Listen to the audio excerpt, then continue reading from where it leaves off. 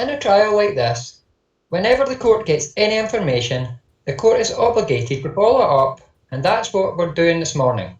Okay. There was a report that was received yesterday that was passed on to me yesterday involving a citizen providing information about a juror. And that's what I'm going to be talking to you about. Okay. The incident happened, reported, was at the Manitowoc Eagles Club on Friday, March 2nd, which would be the Friday before this past Friday. All right. For a fish fry, I think, in the evening. First, were you there? Yes, I was. Okay. Can you tell me who you were there with? My mother and my husband. Okay. And do you know about what time you were there? Like from when until when? I'd say approximately. I'm going to guess 5:30 to 9. Okay. During the time that you were there, would you have said anything to anyone that would have given them any impression that you are a juror in this case? No, I didn't. A lot of them that I belonged to the auxiliary with knew I was on, but they don't question me about things. Okay. They do know I'm a juror and they make comments like I wouldn't want to be in your shoes. Okay. And I just shrug my shoulders and say I can't say anything. Okay, was there anything said to you, or was there any mention that you heard from anyone at the Eagles Club that evening involving the guilt or innocence of the defendant in this case? I have to think about that. I don't recall anybody saying something to me because I have my own opinion. I don't want to listen to anybody else. And no matter what they say, I don't listen to them. Okay, did you discuss the case at the Eagles Club with anyone that evening? No, I didn't. Did you give any opinions or say anything about your feelings about the case so far? No, and that's I just refuse to because I don't want somebody telling me what to think. Okay, can you think of anything that was said or that happened that night that would have led to a citizen to report something? Honestly, I don't. We go for fish. I have a couple old fashions. We sit upstairs in the bar afterwards for a couple hours, and I don't make it a known thing that this is what I'm doing. Okay, you are saying though that there were other people there who may have known you were a juror Right. and may have said something? Exactly. I don't know who they were. Okay, They talk amongst themselves. I really don't listen. I have made it a point that I don't want to have any influence. okay, However, you want to take that, that's fine, but I don't want somebody telling me how to think, and I have always been that way. okay, thank you. I'm going to have you step outside with the sheriff. Sure. Counsel, anything else that you would like to be asked? I think I caught this, but we were clear that it was the Manitowoc Eagles Club. Yes, I thought so, but Otherwise, we will retreat to the chambers. You want to ask her point blank the question? It's been pointed out that this comment was attributed to someone meeting your description. That's the only question left. If you think you circumstantially have to. Does she know this woman? But then you out the reporter. I don't think the woman claimed that she knew the juror. I think we can do this in chambers. All right, let's go off the record at this time. At this time, court calls State of Wisconsin versus Stephen Avery, case number 05CF381. We're here today for a continuation of the trial, specifically final instructions and closing arguments. Will the parties state their appearances for the record, please? Good morning, Judge. The State of Wisconsin appears by Calumet County District Attorney Ken Kratz. Also, Tom Fallon and Norm Gahn, all appearing as special prosecutors. Stephen Avery appears in person, Jerome Buting and Dean Strang on his behalf.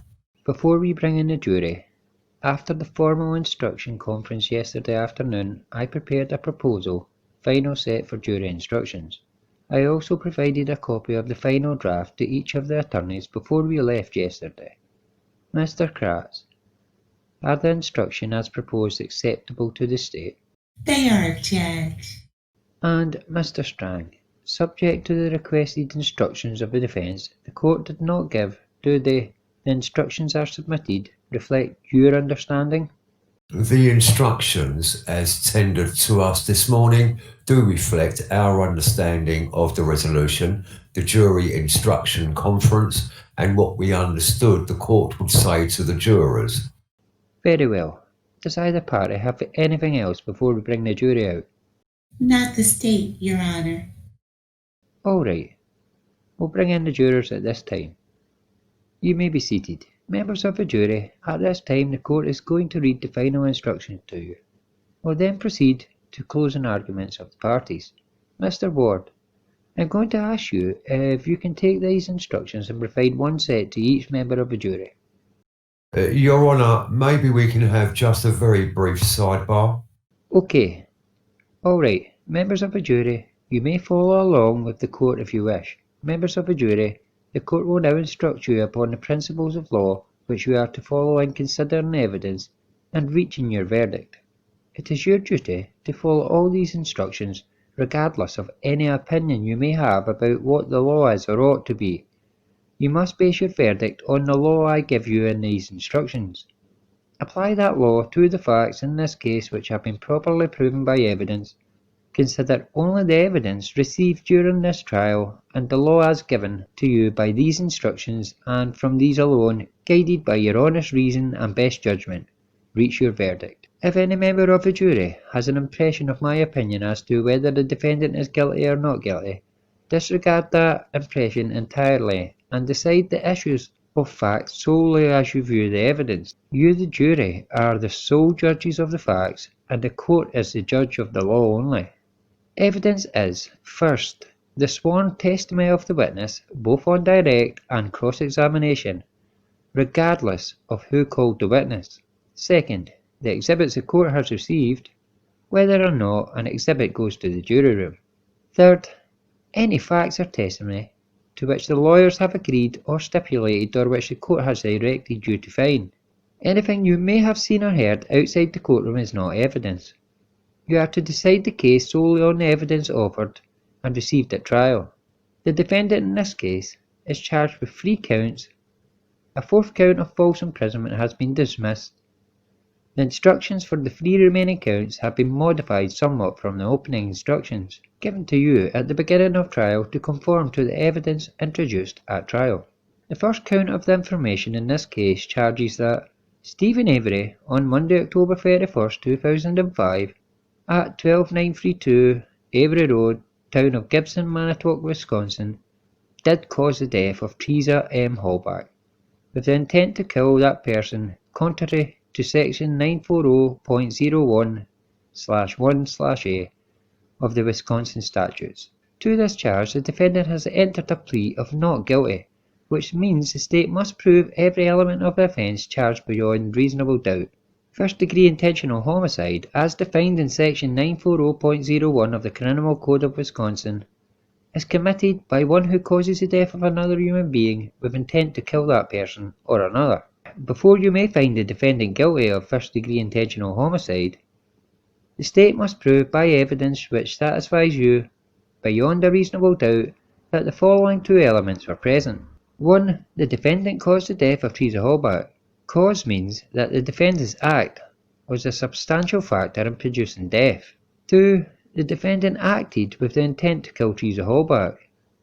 Intent to kill means that the defendant had the mental purpose to take the life of another human being, or was aware his conduct was particularly certain to cause the death of another human being. While the law requires that the defendant acted with intent to kill, it does not require that the intent exists for any particular length of time before the act is committed. The act need not be brooded over, considered, or reflected upon for a week, a day, an hour, or even a minute. There need not be any acceptable time between the information of the intent and the act. The intent to kill may be formed at any time before the act, including the instant before the act, and must continue to exist at the time of the act. You cannot look into a person's mind to find intent. Intent to kill must be found, if found at all, from the defendant's acts, words, and statements, if any, and from all the facts and circumstances in this case bearing upon intent. Intent should not be confused with motive. While proof of intent is necessary to a conviction, proof of motive is not. Motive refers to a person's reason for doing something, while motive or lack of motive is relevant and may be shown as a circumstance to aid in establishing the guilt or innocence of a defendant. The state is not required to prove motive on the part of a defendant in order to convict. Evidence of motive does not by itself establish guilt. You should give it the weight you believe it deserves under all the circumstances. If you are satisfied beyond a reasonable doubt that the defendant caused the death of Teresa Hallback with the intent to kill, you should find the defendant guilty of first-degree intentional homicide. If you are not so satisfied, you must find the defendant not guilty. The second count of information charges that Stephen Avery between Monday, October 31st, 2005 and Friday, November 4th, 2005 at a 12932 Avery Road, Manitowoc County, Wisconsin, did mutilate, disfigure or dismember a corpse with the intent to conceal a crime, contrary to section 940.11, 939.503F of the Wisconsin statutes. To this charge, the defendant has also entered a plea of not guilty, which means the state must prove every element of the offence charged beyond a reasonable doubt. Mutilating a corpse, as defined in section 940.111 of the Criminal Code of Wisconsin, is violated by one who mutilates a corpse with intent to conceal a crime or avoid apprehension, prosecution, or conviction for a crime.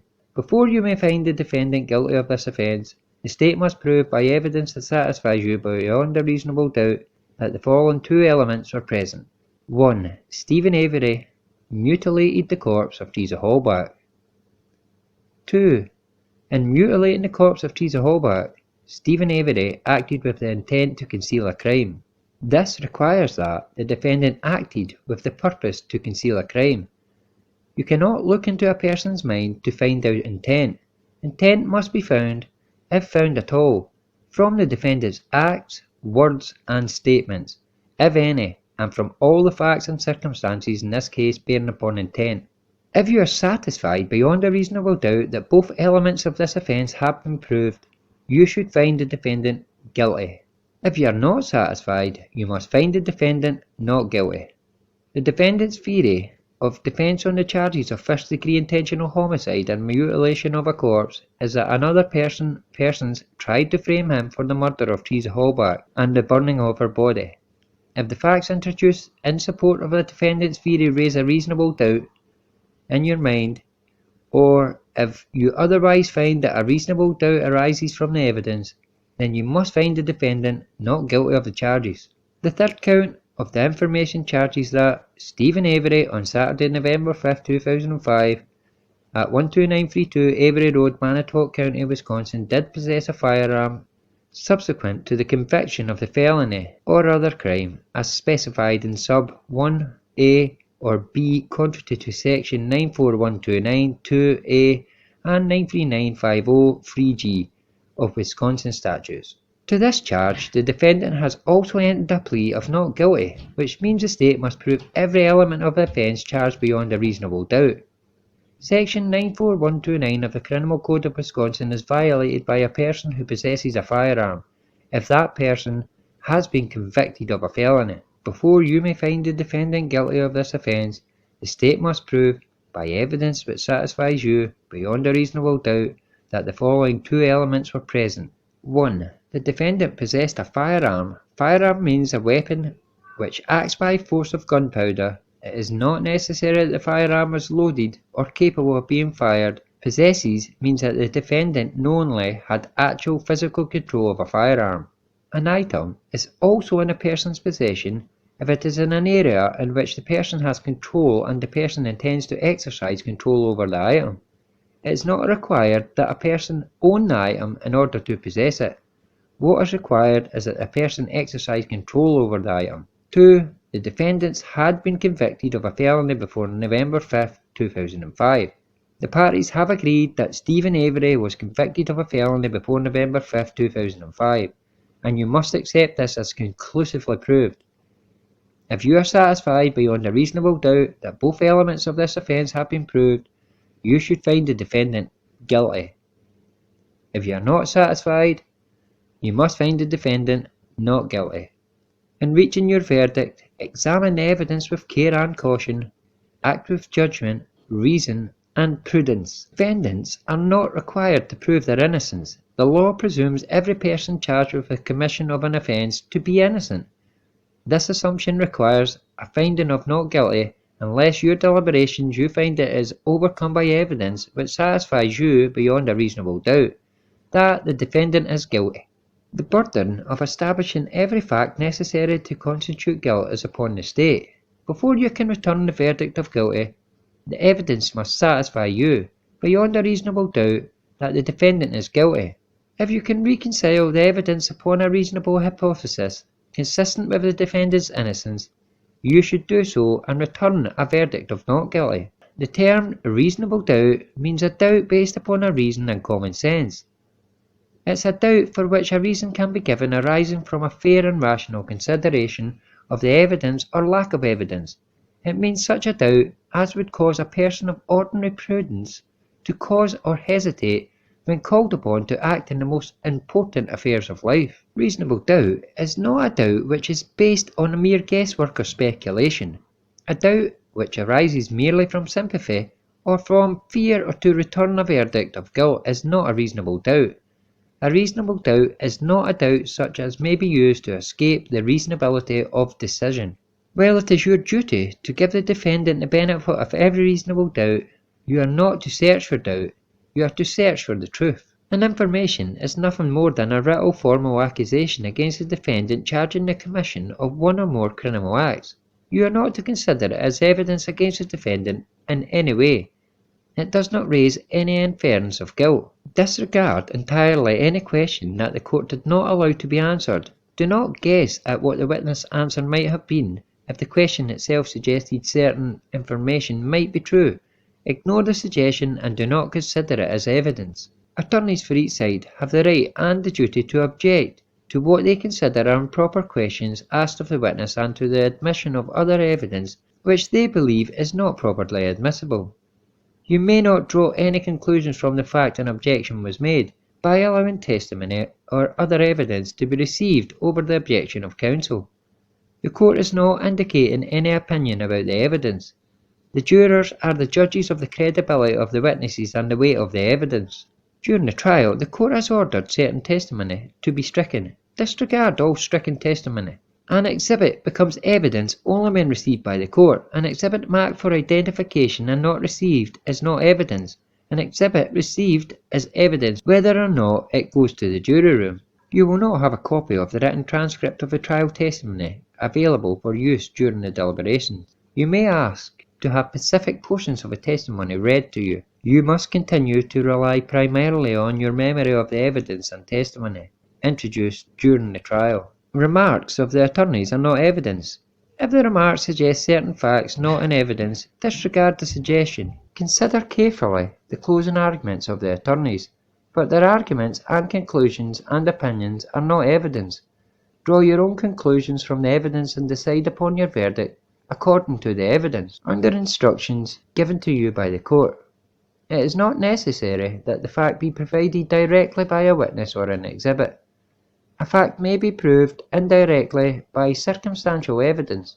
Circumstantial evidence is evidence from which a jury may logically find other facts according to common knowledge and experience. Circumstantial evidence is not necessarily better or worse than direct evidence. Either type of evidence can prove a fact. Whether the evidence is direct or circumstantial, it must satisfy you beyond a reasonable doubt that the defendants committed the offence before you may find the defendant guilty. The state has introduced evidence of statements which it claims were made by the defendant.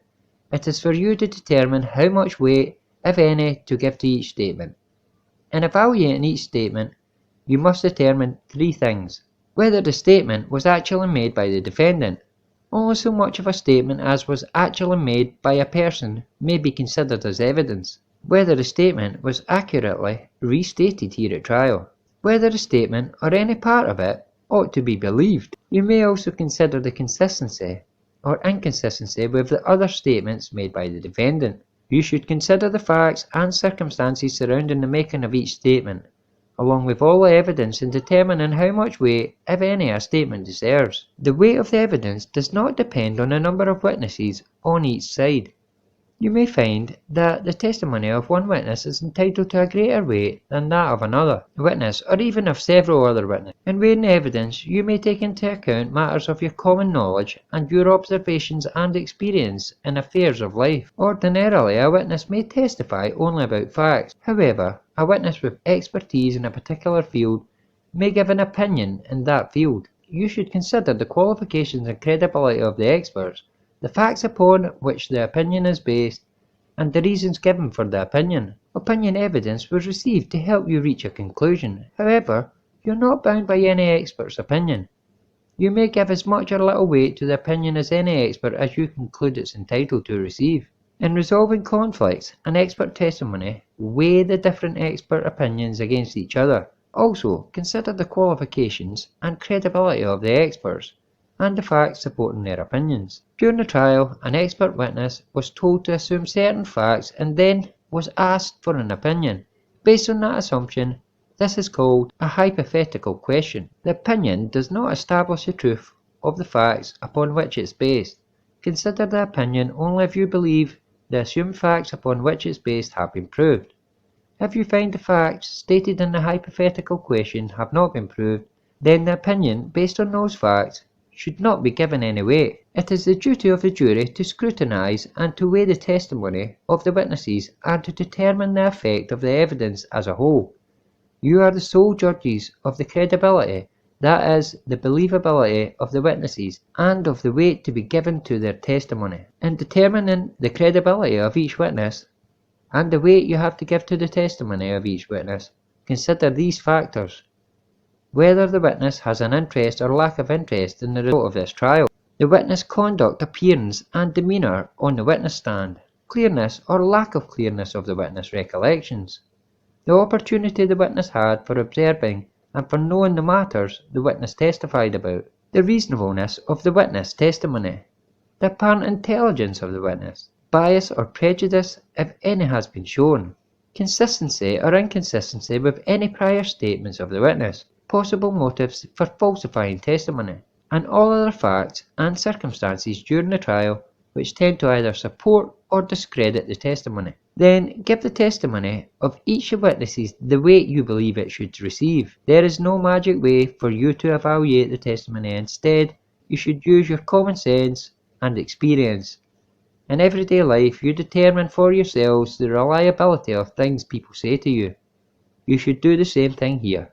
A defendant in a criminal case has the absolute constitutional right not to testify. The defendant's decision not to testify must not be considered by you in any manner and must not influence your verdict in any manner. Now, at this time, the closing instructions will not be given until after the closing arguments have been completed. We're going to take a very short break, not our normal morning break at this time, to allow the parties to get ready to present their closing arguments. I will continue to remind you not to discuss the case until you have heard all the closing arguments and the court orders that you begin deliberating. You may be seated. Judge, one thing that might be helpful just to explain to the jury so they have some idea of how the day will proceed, that the state goes first, then the defense, and then the state actually has a follow-up rebuttal. Otherwise, they may be unclear on how it works. Any objection from the state? No. I should indicate during the sidebar requested by the defence. Well, Mr. Strang, I will let you reiterate what you told the court. I asked for a sidebar shortly before instructions began, but after written instructions had been distributed to the jurors. I raised my concern simply that I did not think the jurors should have written instructions in their hands or with them at their chairs during closing arguments. Although I certainly agree they should have a copy of the written instructions during deliberations. As I understand, without objection from Mr. Kratz on behalf of the state, the court agreed to collect the written instructions again at this point from the jurors and redistribute them again after the jury is sworn to begin deliberations. Mr. Kratz. That's fine. If I understand, I was told that the parties were requesting. I don't remember the part about ordering them being collected. My concern is this. I generally instruct before closing arguments and hand out the instructions because sometimes the attorneys in their closing argument wish to refer to specific instructions. I don't know if either of you intend to do that, but if you do, I generally allow it first of all. I will allow the attorneys to invite the jurors to flip a page so the jurors can follow along what the attorney is reading and not have to take the attorney's word for it. That is the instruction. Let me suggest this. I could tell the jurors, when they come back for closing arguments, to set the instructions down under the chair and only refer to them if one side or another, in its closing arguments, invites them to. Does that address your concern? I think it would. It had been our plan simply to put an instruction up on the Elmo if we intended to use much of it. But I think what the court is proposing would do the same thing. The concern here is for the same reason we don't allow jurors to take notes during the closing arguments. We don't want divided attention. Mr. Kratz. That's fine. All right. Well, also, as a practical matter, don't want them to misplace theirs. I don't think they have written their names on them. I will do this. I will instruct them to place the instructions on the floor and not pick them up to look at them during closings, unless the attorney making the closing invites them to. I'm going to duck out for 2 minutes if we have 2 minutes. All right, we'll do that. We'll take a couple of quick minutes before we start. Members of the jury, before we get started, I have a couple of announcements for you. First, with respect to the format and closing arguments for the state, because the state has the burden of proof, goes first. We will, I believe, take a break sometime this morning in the middle of the state's closing argument. The defence then gets a chance to make its closing argument, and the state has a final chance to make argument and rebuttal after they have heard what the defence argument is. The other thing is, I'm going to ask you at this time to take your copy of the closing instructions, the jury instructions, if you brought them out. Set them on the floor upside down. We do this to make sure that everybody is paying attention to the closing arguments. The attorneys are permitted, if they wish, to make reference to the jury instructions in their closings. If they ask you to take a look at any instruction, you may pick them up at that point, otherwise, set them down. I believe nobody has pens or notebooks, correct? Because you are not permitted to take notes during closing arguments. With that, Mr. Kratz, you may proceed. Thank you, Judge. I don't know how the volume is on this mic. Do you know if you are number 7 or 8? 8. I guess I'm 8, Judge. Okay. Can everybody hear me okay? Is that all right? Thank you. Then I will begin. May it please the court. Let me start, ladies and gentlemen, by thanking you for the time and attention that you have given to this very important case for the last 5 weeks. This is an important duty. It's an important duty not just for the 12 of you that are going to decide the case, but for really all of Manitowoc County. You are representatives of the citizens of Manitowoc County, and I'm going to be highlighting some of the facts in this case that the state believes was important. The last thing I'm going to do is reiterate, or try to reiterate, all of the facts, all the evidence that has been presented. And I don't think you want to hear lawyers anymore talking for you incessantly or hours upon hours. But there are some important parts of this case. We start with why we are here. It would be a natural thought process for a jury to think, we've been sitting here for 5 weeks. There must be a reason. There's got to be a reason why. For 5 weeks, we've had to listen to over 500 exhibits, something approaching 60 witnesses, and there must be a conflict. There must be a controversy that has to be tried in this case. We are here because Stephen Avery pled not guilty. We're here because Mr. Avery has a constitutionally protective right to be tried when he pleads not guilty, like anybody else who pleads not guilty. There hasn't been any question, and I don't want you to sit in that jury box and think that there is any question about who is responsible for the death and the mutilation of Teresa Habach. The fact that we've been here for 5 weeks is because it's my duty, it's my job to prove all the elements of the offenses for which Mr. Avery is charged. Not because there are questions, and I start by saying that for, I think, obvious reasons. Because as jurors, you must be thinking, or you would naturally be thinking, that there's got to be 2 sides to this. And as the state, and as we, I think, have presented in this case, all of the evidence points to one person. That's the one person being responsible. I'm going to argue at the conclusion of this case who that one person is. I bet you can guess who I'm going to suggest was responsible. But again, please keep, before any of the evidence I talk about, please keep that in mind. That we're here because that man pled not guilty and because that man is entitled to a trial. Cases are decided on facts, at least from the state's perspective. We don't present speculation. We don't ask you to perform guesswork when deciding what happens. You know, the funny thing about facts is facts are stubborn. Facts don't change. You can twist them and you can beat them up. You can try to massage, if you will, the facts, but facts don't change. The facts in this case, as presented, and as I will present to you, are very much so uncontested, uncontroverted. At least most of the facts in this case are uncontroverted. But my job is going to be to take you through what I think are the important facts of this case.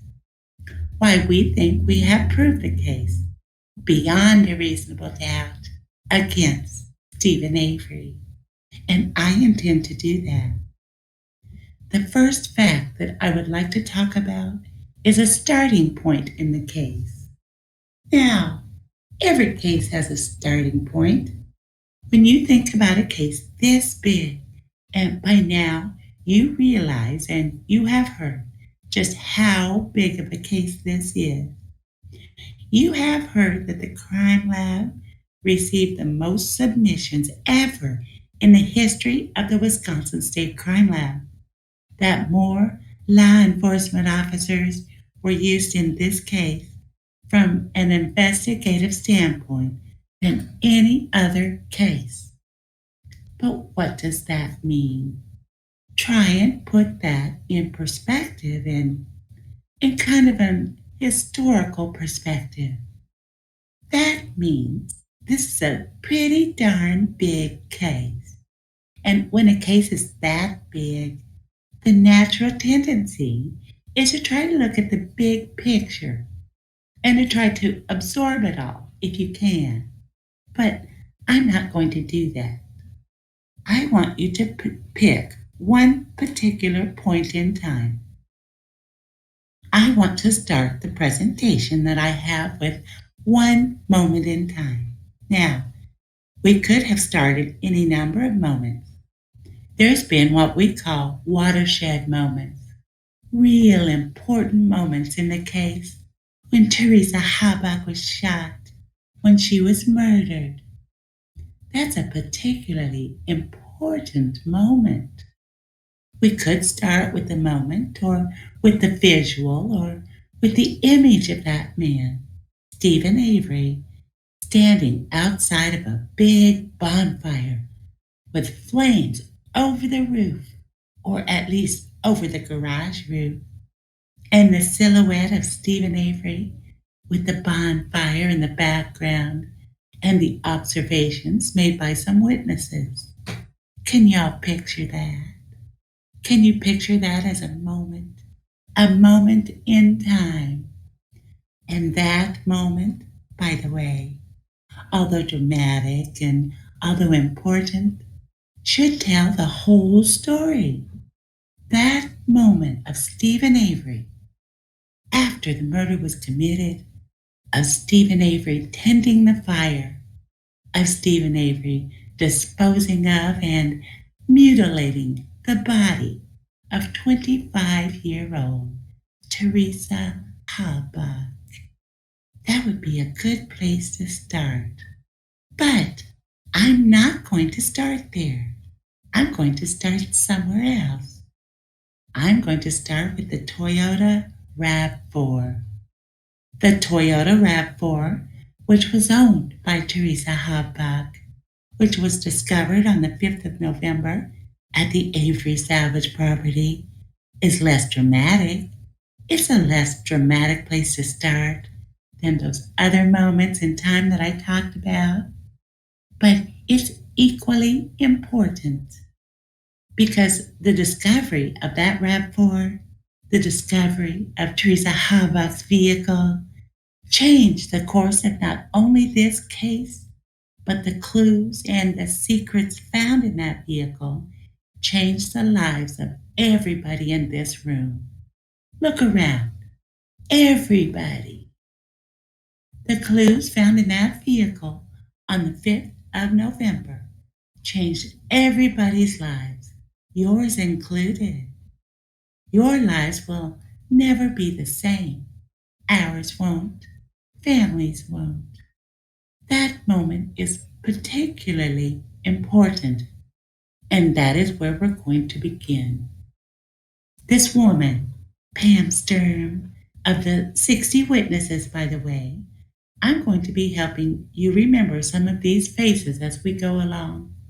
And I don't expect you to remember 60 people and what they look like. And when I talk about witnesses, I'm going to try to help the jury with some photos to jog your memory. But on the 5th of November, Pam Sturm and Ryan Hilligas had a conversation. They had a conversation about where should Pam search for Teresa's vehicle. And importantly, in that conversation, they decided to search the Avery salvage property, the last place where Teresa Halbach was seen alive. Now, as I mentioned, this case dramatically changes at that moment. This changes from a missing person investigation to where something horribly bad has happened to Teresa Halbach. It's also the first opportunity that we hear where we talk about law enforcement bias. And we have heard that a lot from the defense throughout this case. But the perception or the finding of the vehicle on the Avery property, in fact, the very decision to look for this vehicle on the Avery property should tell you something. What should it tell you? Well, if Pam Sturm and Ryan Hilligas can figure it out, if Pam Sturm and Ryan Hilligas, when they talk to each other, say to themselves, you know what? Common sense would tell us that the first place that we should look for Teresa was the last place that she was seen alive. That should put a lot of the defense suggestion of law enforcement bias by Mr. Fassbender and Mr. Wiegert into perspective. But you don't have to be Sherlock Holmes to figure out that that's where the investigation should start. Pam and Ryan figured that out. When Pam Sturm decided, let's go look at the Avery property for this particular vehicle. Now, we also remember that Pam's daughter, Nicole, went with her. Nicole, importantly, did some things at the scene. She took the photograph. She realized that the doors were locked. She realized that it was too dark to see inside or to see any blood inside. She realized that there was no plates on the vehicle. But importantly, both ladies never took their eyes off of that vehicle until the law enforcement arrived. Now, photographs that were taken from Pam are important. They are important in this case. It was a camera lent to them by Scott Bladorn, as we understand. But what do we find is that there were obvious attempts to obscure the view of this car. There's no question that this car was found by the car crasher. Doesn't take a great leap of interpretation to suggest that Steve and Avery intended to crash this car. But you don't have to make that finding in this case. I'm just saying that parenthetically for you. In other words, that where it was located was not an accident. There was no accident where Teresa Habach's vehicle was located. Think also, if you will, about how important this particular event was, finding this car. Pam Stern described it as divine intervention, or words to that effect, that it was the hand of God, I think was the term that she said, as to where she should look at the 4,000 cars that were on this property. Pam Stern looked in that one place. She never would have gotten through all those cars. But on that Saturday morning, or going into that Saturday afternoon, think of what would have happened if this car wouldn't have been found. Think about what would have happened if this car was crushed, like the other 54 crushed cars that were there.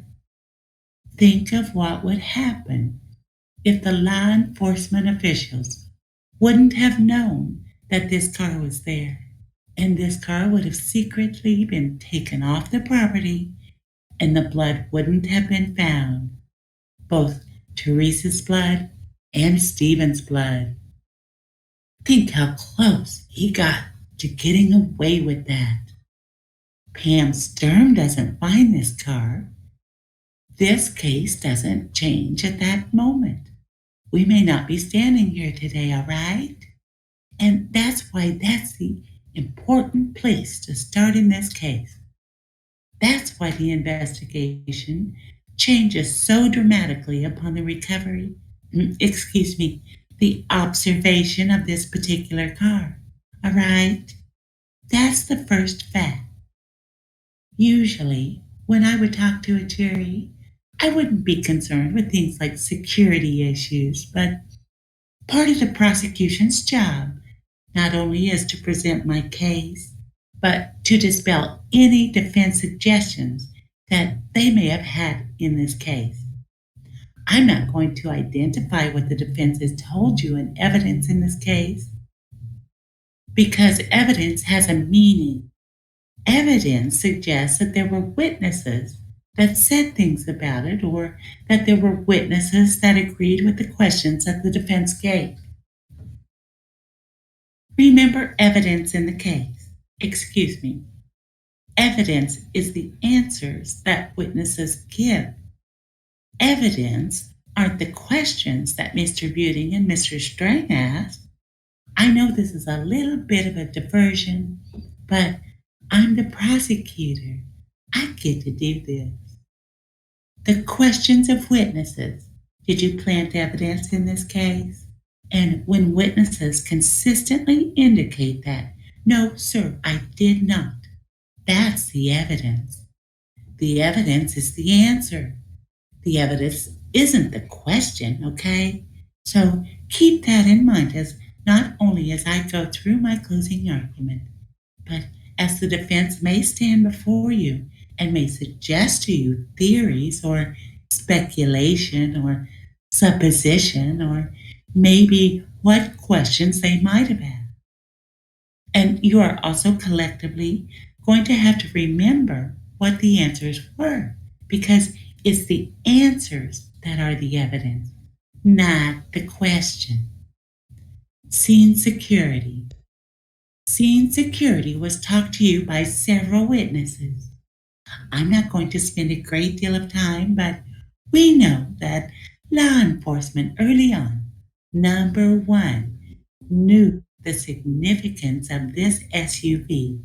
Number two, knew the, at least perception of Manitowoc County being involved in the case. But as importantly, number three, knew the importance of something called scene security, of making sure that nobody was allowed to have access to that car. Nobody was going to tamper with the SUV after it had been located. We first heard from Deputy Pete O'Connor. Deputy O'Connor was the perimeter security guy. Deputy O'Connor, as you recall, and as we come right off of Highway 147, was stationed right at the entrance to the Avery salvage property.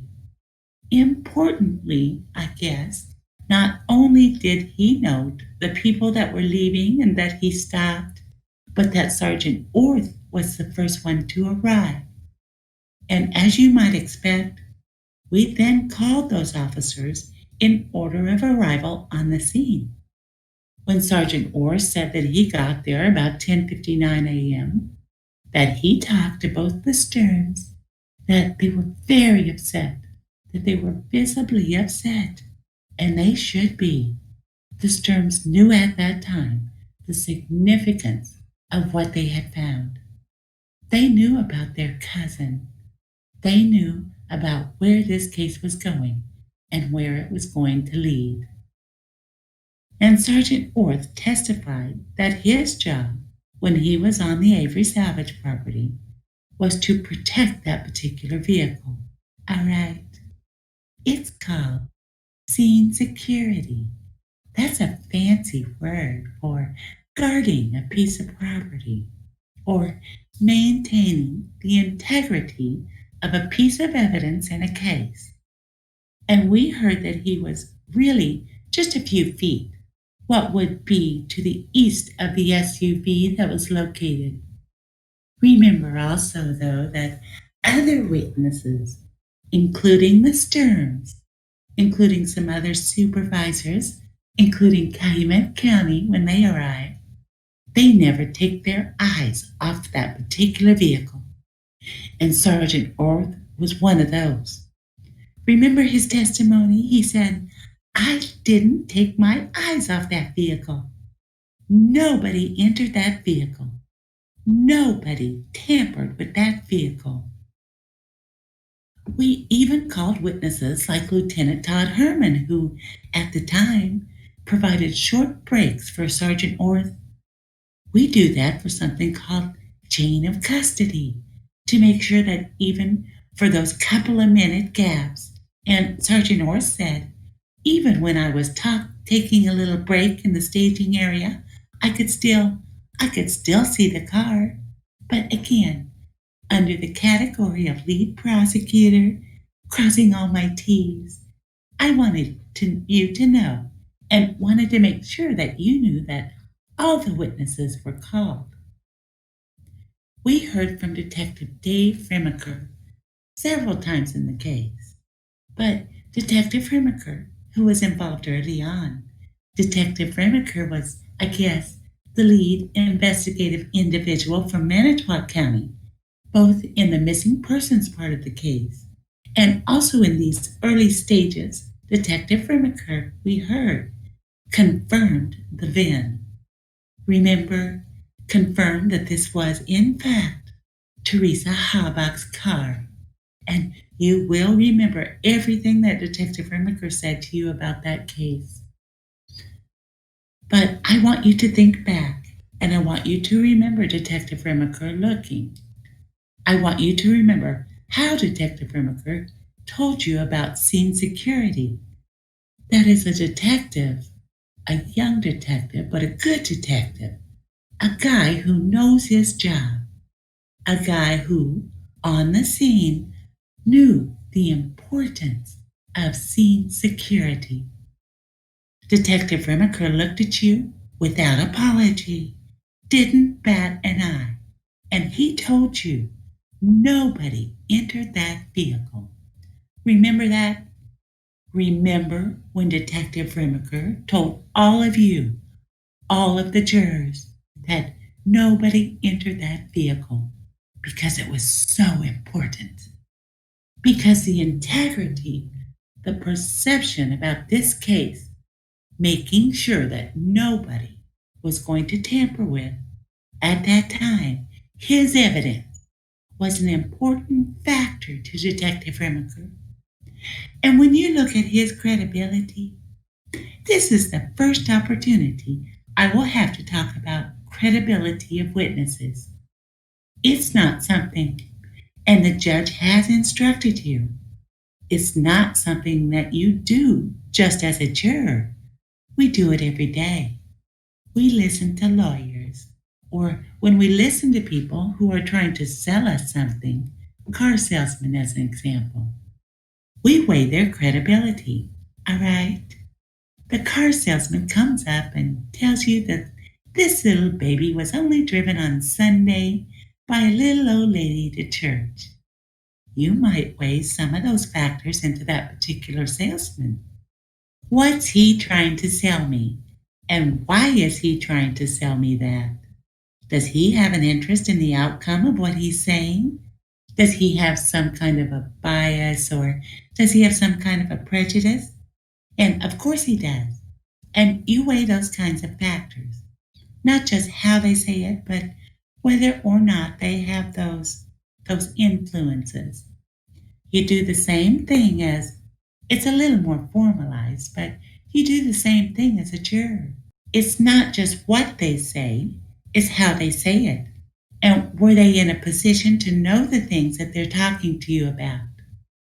And my suggestion to you, my argument to you as the lead prosecutor, when the guy who's in charge of the case points to you and looks at you without apology and emphatically says, nobody entered that vehicle and nobody tampered with that vehicle. That's something that you should give great credibility and great weight to. We finish what's called the chain of custody, or the transfer of, from Manitowoc to Calumet County with Sergeant Tyson. You have heard from Sergeant Bill Tyson, who completes, if you will, the chain. That is, who watched the vehicle and who took over. And about 3 o'clock, and at least from 3 o'clock on, we learned then that Calumet County takes over. Calumet County takes over then with not just perimeter security, but takes over security of the SUV, of that particular part of the scene. It's the transfer of management control about this case. That's why Calumet County and DCI got involved. Let me just spend a couple minutes about that. Manitowoc County Sheriff's deputies were never precluded from being involved in this case. The resources of Manitowoc County law enforcement officials was critical, was crucial. Mr. Fassbender never apologized for that. And think about why. Because we're in Manitowoc County. It's the Manitowoc County Sheriff's deputies that are going to know if we need a record, where are we going to go? If we need some tarps, where are we going to go? If we need some ropes, where are we going to go? If we need some bodies to do some searching, if we need trained evidence techs, it's a logical place to find them. And that's why Manitowoc County remained involved in this case. You heard the testimony from Mr. Fassbender that it was the management decisions, that it was the control decisions over this particular investigation that was removed from Manitowoc County. Never, ever, ever the resources. Never that we couldn't or shouldn't use Manitowoc County law enforcement officers. All right. I hope you all understand that. I hope you understand the difference then between decision making, how a case should be directed, and whether or not a Manitowoc County law enforcement officer should have been used in this case. All right. Fact number 3. The vehicle is locked. We learned at this time the weather is worsening. It's getting dark. The crime lab is called in. And so our third uncontested fact, my third fact that I want you to consider when deciding this entire case, is something called a recovery process. The SUV recovery. And for the first time, I guess we learned, and it's the first example of the diversity of agencies that are involved in this investigative effort, this largest criminal investigation that we have talked about, of the resources that need to be allocated. We have civilian searchers, like canine handlers. We have law enforcement officers, like from DCI and Calumet County. We have scientists that are brought in, like people from the crime lab. We have, as you heard, other civilians brought in to help, like the wrecker operator and the tow truck driver and the driver of the trailer in this recovery effort. But this is a good place to really kind of get your mind around the expanse of this investigation. And remember, we're an hour into it. We're only an hour into the investigation, and already the resources are being called in because the enormity of this investigative effort is so apparent to everybody. I told you on my opening statement about what I called a four-legged hero. That may have overstated Brutus a little bit, but Brutus is certainly a qualified asset that you should be considering in this case.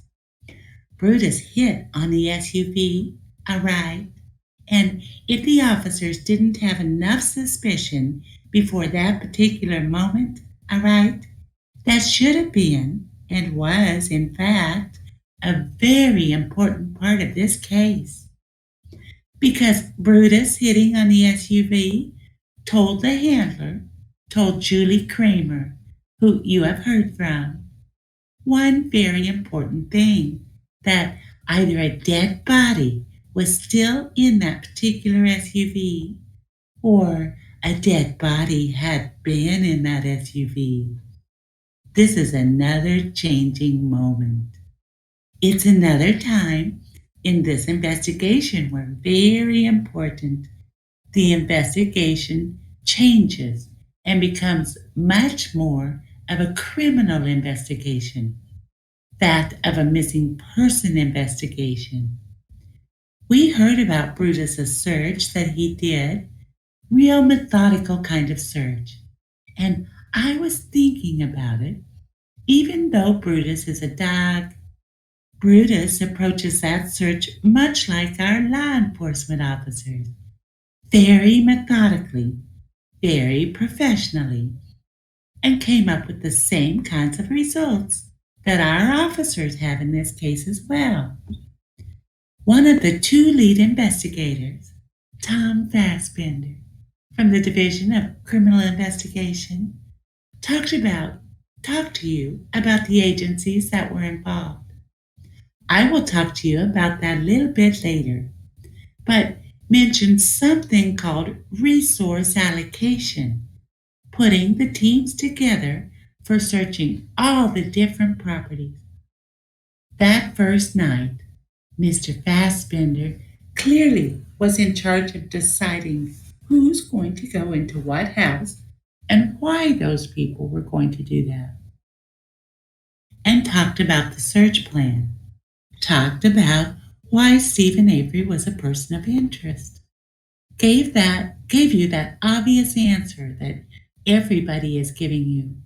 It's because Stephen Avery was the last person to see Teresa alive. And Mr. Fassbender knew that first afternoon what an overwhelming task this was. He knew what an overwhelming job the coordination of this largest investigative effort was going to include. And again, without apology, Mr. Fassbender told you at that early stage, all the early clues pointed to one man. They pointed to one person, even early on. Who's the last person to see her alive? Where was the vehicle that was found? Was there an attempt by Mr. Avery to lure or to invite, if you want to use a more polite term, this woman onto the property? It all pointed to one person. And although Investigator Fassbender said that he had other irons in the fire, he was looking at other individuals. He was looking at other family members. He was looking at possibly old boyfriends or people that might have had contact with Teresa or who else she might have seen that day. Mr. Zipperer or Mrs. Zipperer or Mr. Schmitz or where she might have been going. And all those things are important. And a law enforcement officer does all those things. But law enforcement officers aren't stupid either. Law enforcement officers understand that when you have limited resources, when there is just so many officers to go around, you better direct your resources to where this thing is likely going. And that night, the likely place that this was going was towards Stephen Avery. And so a team was put together to search Stephen Avery's trailer that very first night on the 5th, subject to a search warrant. Getting ahead of myself a little bit. I apologize because we're still talking about the recovery of the SUV. The scientist, Mr. Erdl, who himself is a DNA analyst, that's what he does during the day. But on weekends, like many other crime lab employees, Mr. Erdl volunteers to go on field responses. He volunteers to go to crime scenes and look at evidence and things just like this. So Mr. Erdl gave his opinion, gave his expertise to, and opinions to Mr. Fassbender. Made the decision that because the weather was becoming progressively worse, I think Mr. Erdl used the term dramatic weather, had occurred on the evening of the 5th after he had got there. Mr. Erdl verified, if you remember, and importantly, verified that the vehicle was locked, that all the doors were locked in the vehicle, and decided that although they were going to process the outside of the vehicle, that the real processing of this car was going to take place in Madison. But the SUV was going to be transported, as it was, to a more pristine type of location, to a place where the climate could be controlled and where they could control the processing of the vehicle. Mr. Erdl also told you that this vehicle was obviously obscured or attempted to be obscured. You couldn't see it from, as an example, an airplane. Mr. Drum told you that they couldn't see a car like that from an airplane when they did their air search a day or two before. Mr. Erdl also told you, and if you remember, Will, We'll to go to a picture of Mr. Earl, who is standing right here with Mr. Fassbender and some one other crime lab person. Mr. Earl told you that right on the other side, see this? Right on the other side of the SUV, running all the way along this ridge, was this berm. Mr. Earl talked about this being 15 to 20 feet high.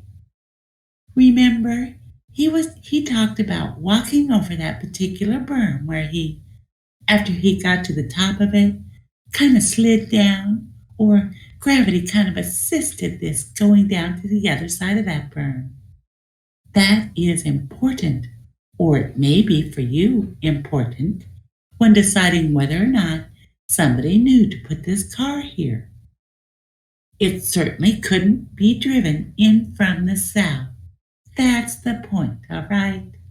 The point is that it couldn't be driven into that property unless somebody knew that property, unless whoever put that car there knew how to get the car into this location. Again, it's near the car crusher. It's near a place where other cars are to be crushed. It's near cars that have been crushed. The 54 cars that we talked about. But Mr. Earl's job, primary job at this location, is to process the outside of the vehicle and then to get a wrecker, to get a tow assembly set up, and to put this on an enclosed trailer and take it to Madison for processing. And so we move to our next uncontested fact. Fact number 4. We move our investigation to Madison. Your Honour, excuse me. Excuse me, Mr. Kratz. I think it's unwise and improper to be describing facts necessarily as uncontested. Mr. Kratz. Well, however unwise it may be, this is argument, Judge. And if the jury decides that they are, in fact, contested, they can make that conclusion as well. All right, members of the jury. I think I will simply remind you about one of the instructions that you read, and that is that the closing arguments are just that, arguments. They are not facts. You should take anything that is said by either party as argument. The fact, for example, that one side said something is uncontested may not necessarily make it so. It depends on your interpretation of the evidence, and the other side will also have a chance to respond in its argument. Mr. Kratz, you may proceed. Thank you, Judge. And the judge is absolutely right. And Mr. Strang is absolutely right. And if you remember one of the defense attorneys putting on some evidence that this car wasn't taken to Madison for processing, then you should adopt that. You should adopt your memory. I'm calling it uncontested as an argument. I'm saying because we haven't heard any evidence to the contrary, we haven't heard any answers from a witness to the contrary, that's why I'm characterizing this as uncontested. But as I mentioned, I would like to be heard about that at an appropriate time, as if now. I am sorry, I didn't hear the last part of your comment. I would like to be heard about that at an appropriate time, as if now. Very well, you may proceed, Mr. Kratz. The evidence in this case was that this particular SUV was taken to Madison, that it was taken to a garage in Madison. It was taken to the crime lab, where this vehicle could be processed. And we heard from Mr. Graffy and Ms. Culhane and Mr. Riddle. And in fact, we heard and we'll talk about a fourth individual, Mr. Stockey, about the processing or the looking at this vehicle in a more controlled environment. Mr. Graffy testified that after the vehicle was initially looked at, that when the vehicle was opened, that Mr. Graffy started photographing. But importantly, photographing from the outside of the vehicle, not from the inside. And that's why his testimony included that he photographed both on the 6th, that's Sunday, and also on the 7th.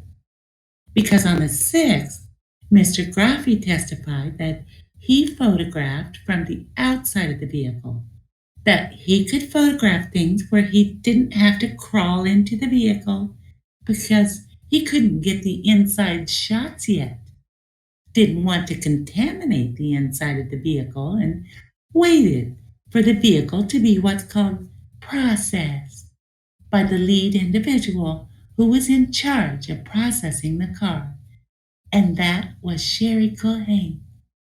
Now, Miss Culhane has lots and lots of involvement in this particular case.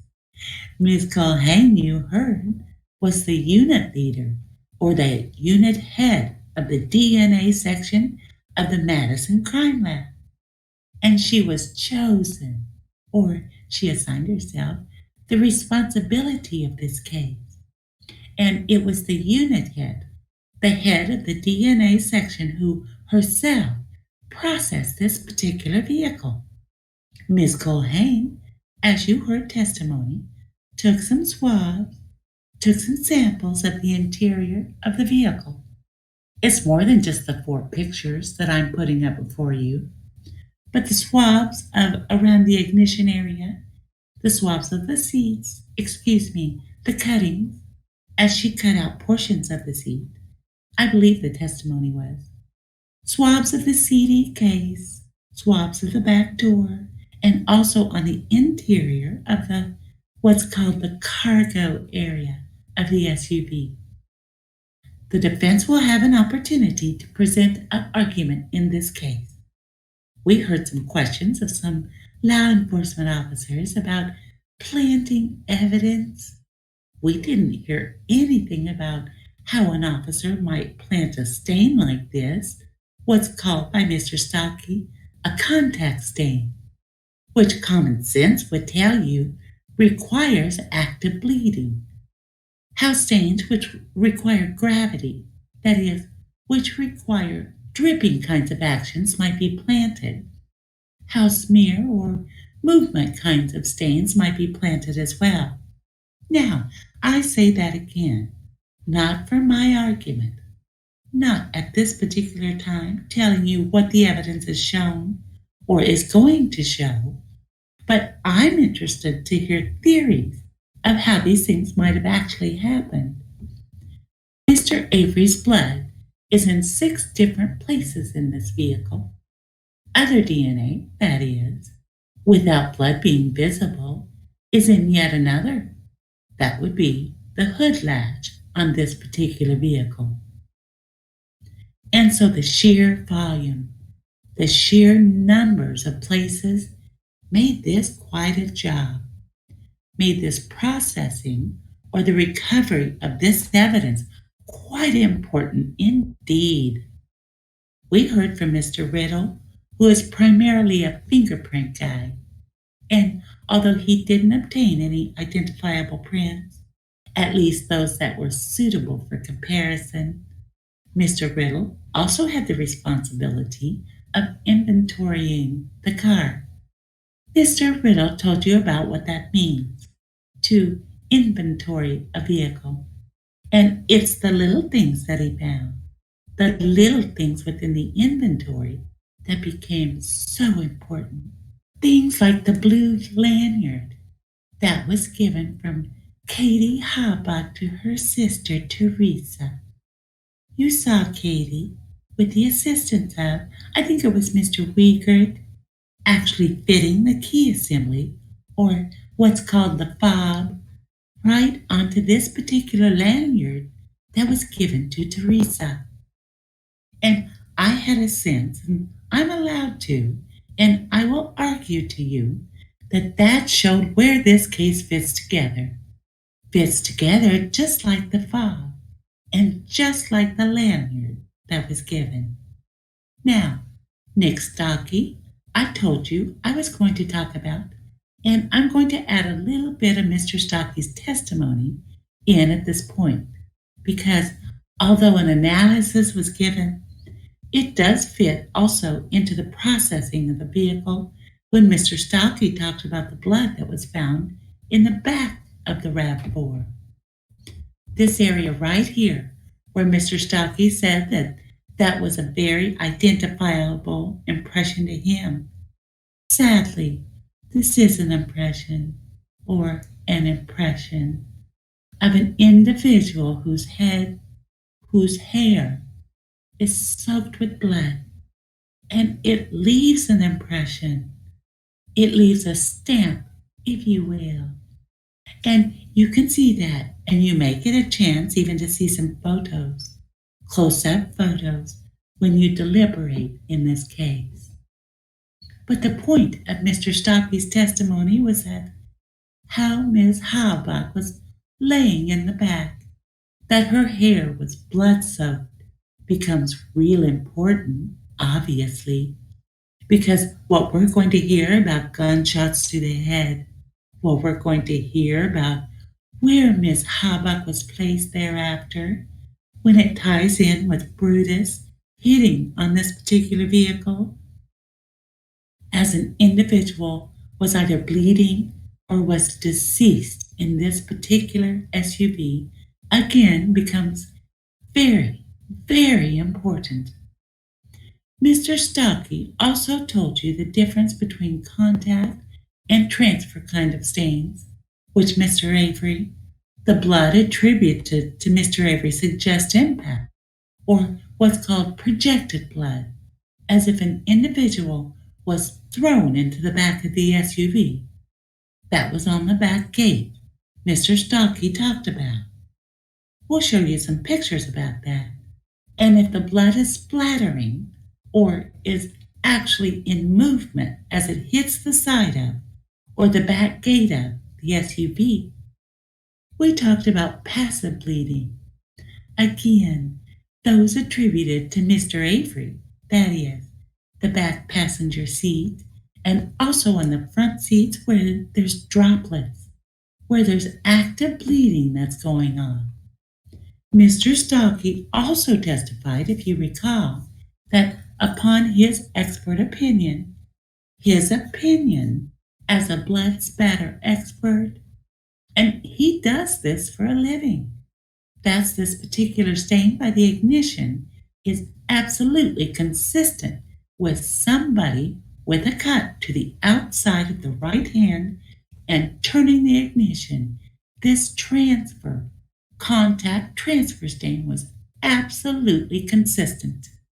Now, the judge promised you a break, and you're going to get one right after fact number 5. So, I want you to know that I'm not just going to drone on and on. I'm going to provide you a break after this next section, because you probably, since you've been sitting for about 45 minutes now, probably not more than an hour should go by before you get a break. Fact number 5. We go back to the salvage yard. Fact number 5 becomes a critical or critically important piece of evidence the state is referring to as Mr. Avery's burn barrel. And we've heard about the discovery and the recovery and the processing of this burn barrel. But all of the aspects of this particular burn barrel, again, became very, very important. It is important because of the obvious evidentiary value that we have had. But it's also obvious, it's also important for what we haven't heard. What we haven't heard about explanations, if you will, about how some of this evidence gets in there. But again, I'm jumping ahead. I will talk about that in just a moment. Deputy Siders was the individual that you heard found or discovered the burn barrel on a sweep of an adjoining property of Mr. Avery's on Monday, the 7th of November. Deputy Siders finds the burn barrel with the tire rim being inside of the vehicle. And he, as you recall, takes the tire rim out. Tires, again, you have heard by later witnesses are accelerants. They can be used to keep a fire going. It keeps it certainly going hot enough to destroy, or what should be, destroy most of the things that come in contact with it. Deputy Siders, we hear, turns over responsibility for the photography and the taking control of this piece of evidence to Special Agent Kevin Heimerl. Mr. Heimerl takes some pictures of the inside, but even Deputy Siders told you, upon looking at the burn barrel, it was obvious that a Motorola cell phone was inside there because you could see the M, the very distinctive M, from inside of the burn barrel. Mr. Ertl, again, another one of his responsibilities later, I think, it was at the Calumet County Sheriff's Department, processed the contents of this burn barrel, which was anywhere between a third and a half full. But Mr. Ertl didn't identify those components. He doesn't identify the obvious electronics that are found within. He leaves that to the FBI. Now, Mr. Thomas, although a very young-looking individual, is in fact an expert, here to provide you with expert testimony. These components were sent to Virginia, and these components, we heard, were all laid out and were all identified by Mr. Thomas.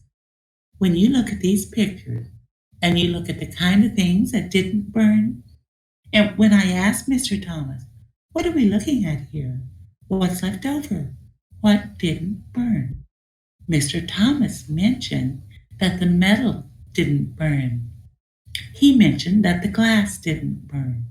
And I said, well, what does that leave?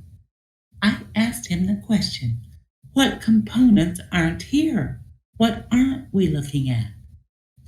Mr. Thomas told you plastic. He said it was the plastic components of the camera and of the cell phone and of the PDA, the personal data assistant, that were missing from this constellation of things. Mr. Thomas was able to positively identify 3 specific things. Obviously, the cell phone. He talked to you about the large circuit board for the PDA, the Palm Pilot type thing, and also the components for the digital camera, the Canon A310. Didn't just say it was any camera, said it was a Canon A310 digital camera. I showed you a blow-up of this particular exterior of that camera, and it says, PowerShot A310 on it. So you probably don't have to be an expert to determine what kind of camera that was. Not surprisingly, the state tied this up as well, as you might expect. We meticulously, I think, matched the recovered item and showed you that Teresa Halbach owned all of those items. So at least the 3 items that Mr. Thomas was able to positively identify. Teresa owned a Motorola V3 Razr cell phone. She owned a PowerShot A310 digital camera, and she owned a Palm Sire 31 PDA. We saw the boxes that Teresa had kept her or had purchased her Palm Pilot.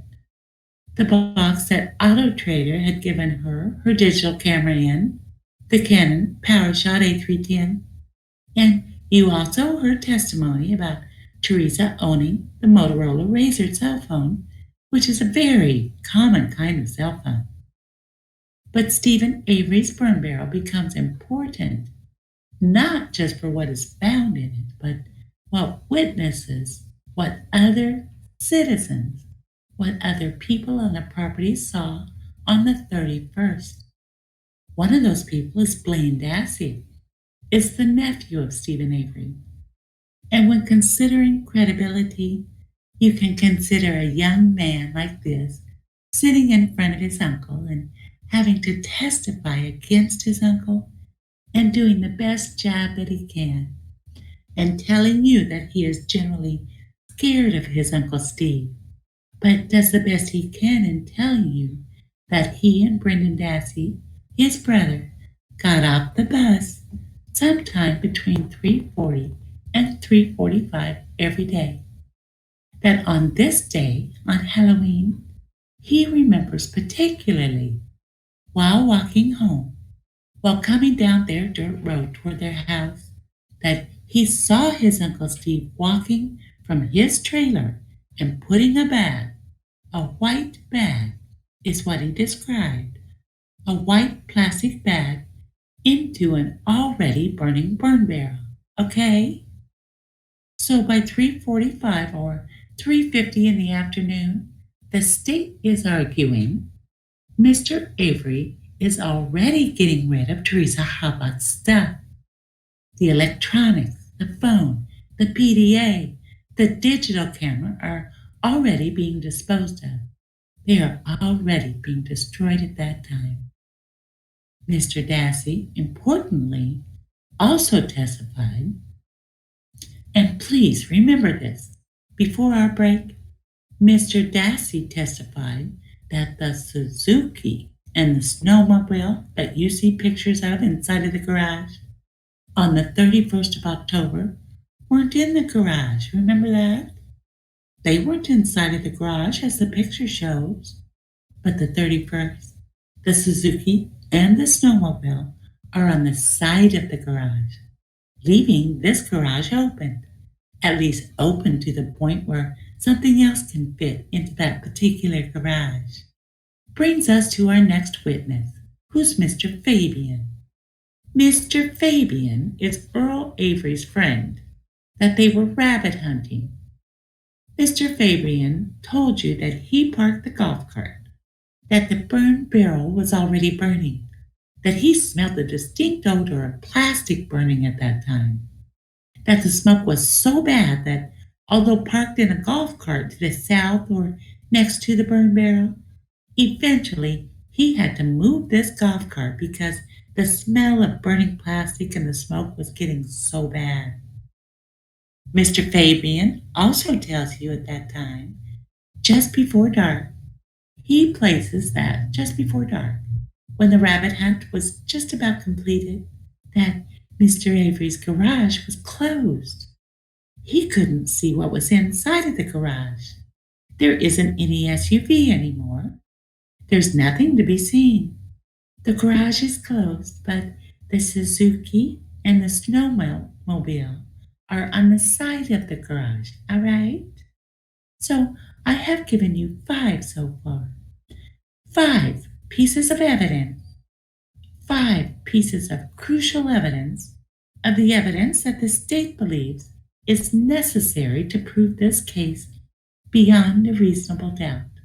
When you return, after whatever break the judge may give you, I will conclude then with the other pieces of evidence and instruct you, or at least argue to you, what I believe that you should do after considering all these pieces of evidence. It's a good time for the break, Judge. Thank you. Alright, members of the jury, what we're going to do at this, we're going to take a break in 10 minutes or so, at this time, then come back and have the state complete its closing argument. I have informed the lunch people to bring in lunch at 1:45, so because we'll be eating lunch later than normal, if you want to have a snack during the break, go ahead and do so. And again, I will remind you not to begin discussing anything about this case until all the closing arguments have been given, until I tell you to begin deliberating.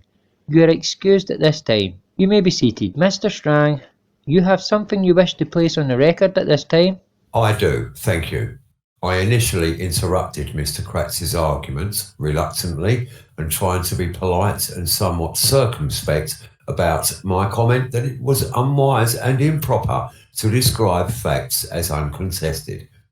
I waited until we got to the PowerPoint slide that said fact number 4, and by my recollection, that was the 4th time that the counsel for the state returned to the theme of an uncontested fact. As I say, I was trying to be circumspect, but the concern, of course, was that this comes too close to commenting on the decision of the defendant not to take the stand, or, for that matter, not to offer witnesses that he did not. Mr. Kratz, in responding to my interruption and objection, I think made the problem substantially worse. I don't have committed to memory. We could go back to the court reporter's notes if we need to, but the rejoinder from counsel for the state was that, if you remember a witness being called, or if you remember someone saying this didn't happen, something to that effect, well, then that's fine. But of course, the suggestion was that the witness was not called and no one did speak up to contest the fact. Doesn't warrant a mistrial, but comes way too close to commenting on the Fifth Amendment privilege not to testify, and I think warrants some curative step, either by counsel himself or by the court, or both. Mr. Kratz. That's absurd, Judge. I get to, on closing argument, suggest that Mr. Strang is going to place a theory of defense into play in this case. There's absolutely no evidence that would suggest that. If there are facts that I believe have not been contested, either by cross-examination or are not contested through the defense calling its own witnesses, that's fair game for me to comment upon. I have not and I will not comment on Mr. Avery's decision not to take the stand. I understand, and the jury has been instructed that the defense, or the defendant, I guess, is how the instruction reads, has no burden in this case, but certainly, if something is not contested, if there is a fact that I believe has been proven, or is an important part of the state's theory of the prosecution, and there hasn't been a challenge, at least through evidence in this case, I feel very much so entitled to comment upon that. Anything else, Mr. Strang? Well, it's certainly fair game to argue that the state, or for that matter the defence, thinks the evidence shows. It's fair game to argue, a little bit more dangerous for the state, I suppose, but fair game to argue what the evidence does not show, draw conclusions from the evidence. But describing something as uncontested or, we could go to other cases. This word hasn't been chosen here, but we could go to other cases where unrebutted or unchallenged comes, I think, way too close to commenting, not on the strength of the evidence or the conclusions, affirmatively. The state wants drawn, but on the decision of the defendant not to testify to something himself or not to call a witness on a point. And I don't think the suggestion was absurd at all. But that's at least for this court, in the first instance, to decide. All right, the note I took down at the time of the objection was made that the specific alleged fact was involved and I believe had something to do with the vehicle being transported to Madison for inspection. Frankly, that wasn't something that struck a chord in my mind, that somehow there was a relationship with the defendant's decision not to testify. I appreciate the fact defence counsel has alerted the court to the possibility. I agree that there is a potential when you start using the approach that's been used as the undisputed facts. I could see where it could lead to that. I do not know what the rest of the state's argument is going to be. At least based on what I have heard so far, I do not believe it relates in any way to any suggestion to the jury that somehow they should take the defendant's failure to testify into account in evaluating the state's evidence based on the facts that have been discussed. And I want to add, I will go one step further. I agree with the court that the particular fact described, where actually Mr. Kratz quite acceptably is using fact number 1 and fact number 2, fact number 3, really, to describe a constellation of facts around some single event. I agree that, and I haven't moved for a risk trial, that this was not a topic on which a juror would say, boy, the one who probably has the best knowledge about that is Mr. Avery. And that's something exclusively within Mr. Avery's knowledge. I agree, and I will go one step further and say that facts 1, 2, and 3, similarly, were not matters that immediately would suggest whether the defendant is in the best position to know. I used the term, initially, unwise and incorrect, because I wanted to alert counsel and the court that if, we could get to a point where this would become a real serious concern. Unfortunately, the response made the concern more immediate, still not rising to the level of requiring a mistrial, in my view, and perhaps the court's admonition now will be enough. But if we go much further down there, I will be heard again. I'm assuming that both parties are aware there is permissible and impermissible ways of suggesting the same thing. If the state says no evidence in the record to show this or that, then that's generally okay. But if the argument relates to something that might implicate the defendant's decision not to testify, and the language, whatever it may be, is construed as something that somehow the defence should have produced, then that danger arises. I am assuming that all counsel for the state understands that. I haven't heard that yet, and I'm trusting Mr. Kratz we're not going to have to go there. Except on the planting issue, Judge, where the defense has affirmatively put that into play. The state didn't. And as to, have we heard anything about planting? I do intend to go into that. And that may be on rebuttal. I may wait to see what the defense does. And with the court's comments, I may, in fact, do that. But I at least want the court to understand that since the defense has asked for the theory of defense, and since the defense has intended throughout this trial to discuss planting of evidence as its theory, I think my comment on the lack of evidence, at least on that issue, without mentioning Mr. Avery, without mentioning his decision to testify or not, is certainly fair game in my argument, or whether I choose to do it now, or whether I choose to do it in my rebuttal. Well, and you'll know when we get there. I simply would point out now that planting and being framed is not an affirmative defence. It's not something on which the defendant has a burden of production or going forward, let alone a burden of persuasion. So this would be different if the defence here were self-defence or involuntary intoxication, something like that. It's an affirmative defence. I too trust counsel is aware of the boundaries, and now I have elaborated my concerns. But I do want to be clear, the defence that's been presented here is not an affirmative defence. So we'll... Alright, I'm sure now that this matter has been brought to the parties' attention, and the parties will be careful about it. We'll take a break at this time. I guess we'll be resuming in 10 minutes. The jury gets a little longer. Mr. Kratz, I understand you are now on mic 7. I am. I switched mics, Judge. They couldn't hear me in the back, so I don't think the jury was having a problem hearing. Alright, you may resume. I appreciate it. Thank you, Judge. Fact number 6. We talked about the instrumentality of the murder, and here we talk about the .22 caliber rifle. Remember both the felon in possession of a firearm charge, the instruction that was given to you. It's not ownership of the weapon, it is possession of. You heard the judge give you the instruction that it is the exercise of control, especially in an area where an individual would have control of that weapon becomes important. Mr. Johnson, although an entertaining fellow, also provided important information for the jurors that he certainly knew of the .22 caliber rifle, owned the black powder rifle as well, and knew that they were hanging just a few feet above Mr. Avery's bed, also knew of the ammunition. We've seen photographs and we have actually seen these rifles.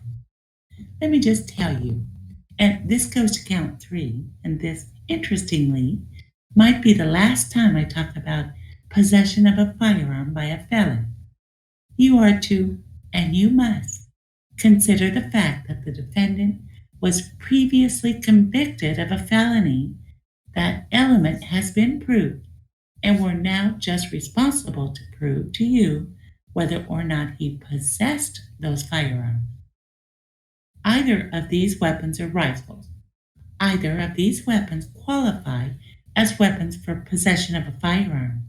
We were, of course, claim in this case that the .22 caliber Marlin not just was what's called constructively possessed, that is, over an area of which Mr. Avery had control, but he will actually be arguing to you that Mr. Avery held that weapon in his hands when Miss Halbach was killed. Some quick testimony, or at least a review of some testimony on these issues. Mr. Tyson, although he didn't seize the guns, observed the guns that first night on the 5th. Mr. Kaharski is the gentleman who actually seized the weapons on the 6th. So there was some further evidence about the dog's demeanor being vicious, and that is further testament as to why the burn pit, or the burn area, wasn't searched before it was. Mr. Austin was kind enough to provide us, the trooper reconstruction expert, was kind enough to provide us with some diagrams and things that have helped us throughout this case. And I think they have been very helpful to the jury. Deputy Kaharski also, however, found 11 shell casings in the garage on the 6th of November, obviously in plain view, obviously something that you should consider. When we move to March, though, when we move to March 1st and 2nd, when there's been additional search warrants being executed in Mr. Avery's garage, an important discovery occurs that you heard about, and that is 2 separate bullets. A bullet up in front here, where we have tent number 9, and a bullet underneath this compressor, actually having to move these items by tent number 23, which is the bullet which later we'll find has Teresa's DNA on it. Remember the different kind of search that this is in March compared to November, when the agents and the other officers talked about taking all of this junk and moving it one by one piece by one piece, and doing that kind of a search? In March, the officers, pursuant to their search warrant, did, in fact, just that. Mr. Newhouse, we heard from the firearms expert. I think the kind of expert that you might hope and expect to find from the crime lab, talking about shell casing matches and also bullet matches, at least the bullet that had Teresa's DNA on it. All of these photos and all this evidence is in evidence in this case. The bullets that were taken from Mr. Avery's bedroom, you will be able to see, no pun intended, bear the same letter as those that were identified by Mr. Newhouse. That is, as having been shot from that specific gun. That is, the Marlin Glenfield 22 hanging over Mr. Avery's bed. That's important. That's important stuff. That the shell casings that are found in this case are from that very same weapon.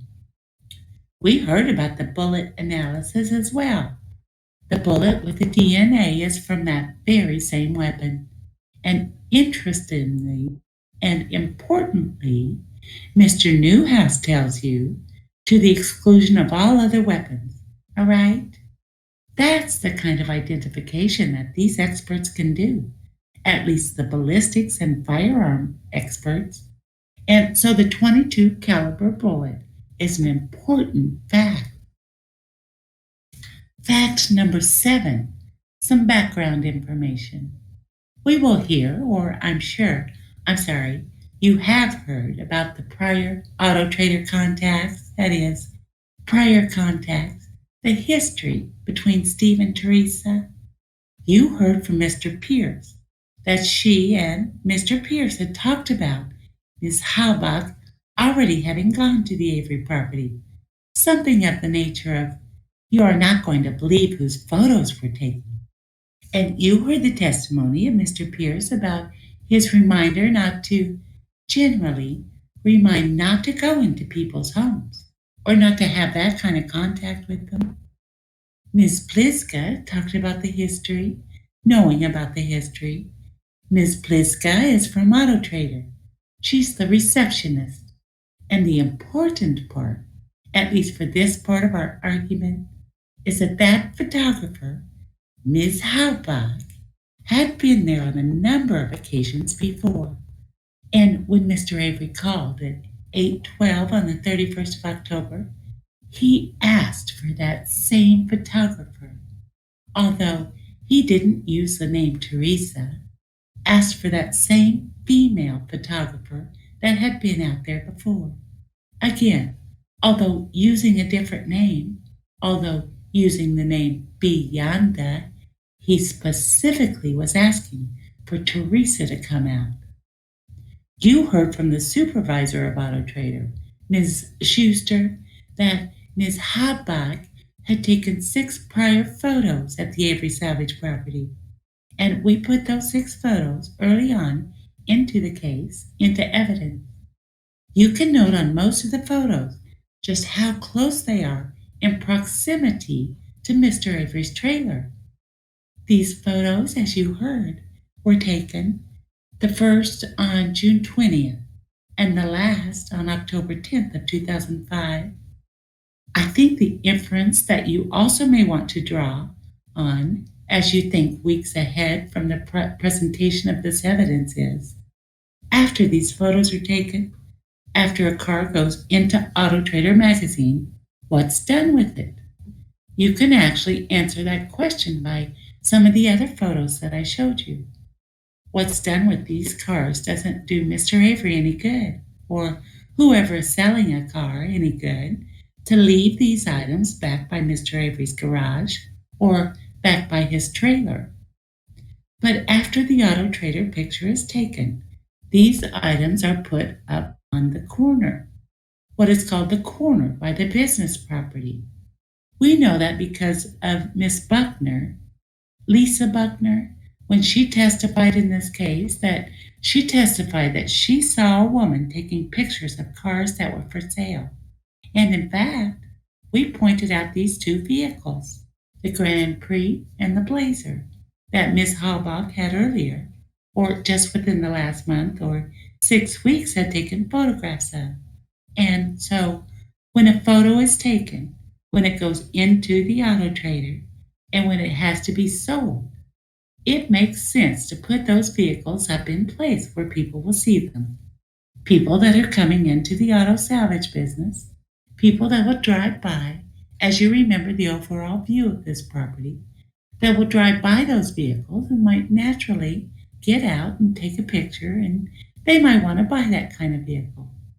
Now, we've also heard, and I will argue importantly, that the van that Ms. Habach took a picture of remained in exactly the same location, remained there from the 31st, when Ms. Habach took the picture, at least through the 5th, when the officers took control of the scene. Now, I'm going to argue, and you should ask yourself why. You should ask yourself why. What inference can I draw by that? I will argue that the inference is that Mr. Avery knows that the van is not going in the Auto Trader magazine. Mr. Avery knows that that picture is never going to make it to Auto Trader because he's taken the camera and he's burned it. He's put it into the burn barrel.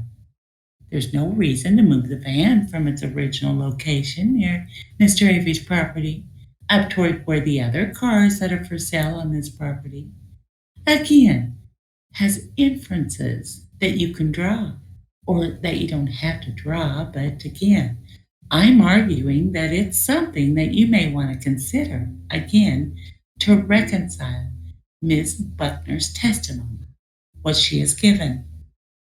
Fact number 8. We're able to piece together some of the history of Teresa for the 31st. It's what's called a timeline for Teresa Habach, and we were able to do that through all of these particular witnesses. Ms. Pliska, of course, the 812 call from Mr. Avery triggers Ms. Pliska's 946 voice message to Teresa. Remember Ms. Pliska's testimony again. That is hard because it's 5 weeks ago. Her testimony was she left the voicemail that there's a person who who wants you to come out and do a shoot. There's a phone number that's been left. You will hear later on in my presentation that at 11:43, Ms. Halbach calls that number. It's the voice message that we hear to be Rhonda, to Barb Rhonda's house saying, I'm able to come out today and to take that call. But it's this 9:46 call when we're setting the timeline for Teresa. Where was she? At all these times that become important. The most probably important thing that Miss Pliska talks about is the call at 2:27. Excuse me.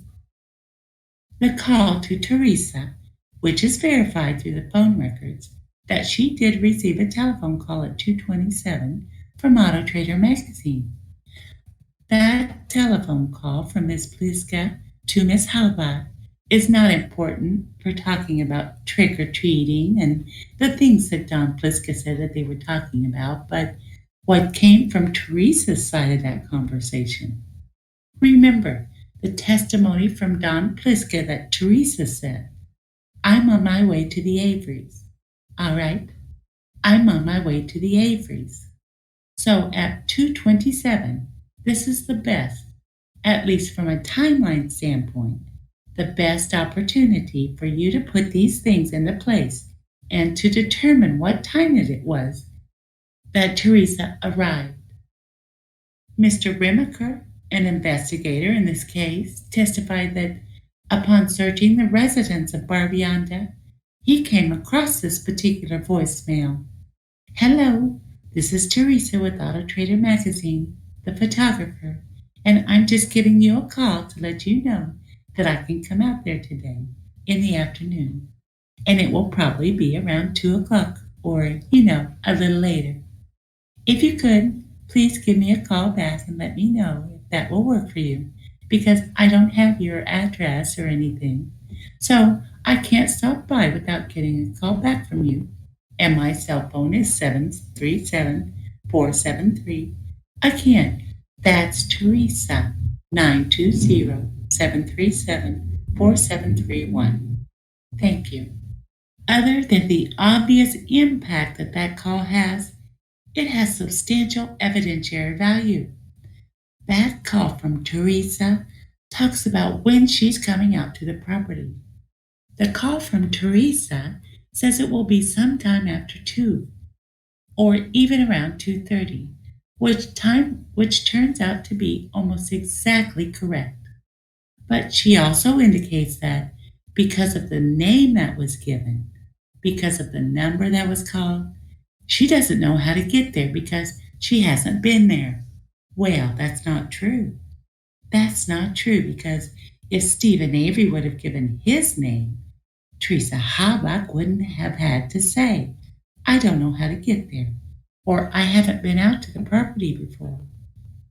And so the purpose, what I argued, or at least the opening statement that I gave, was that Mr. Avery lured Ms. Halbach out to the property, I think is a valid inference for you to draw. But more importantly, it's the timing. More importantly, it's when Teresa says through this voicemail message, when it is that she's planning to come to that location. Mr. Schmitz at 1:30 testified.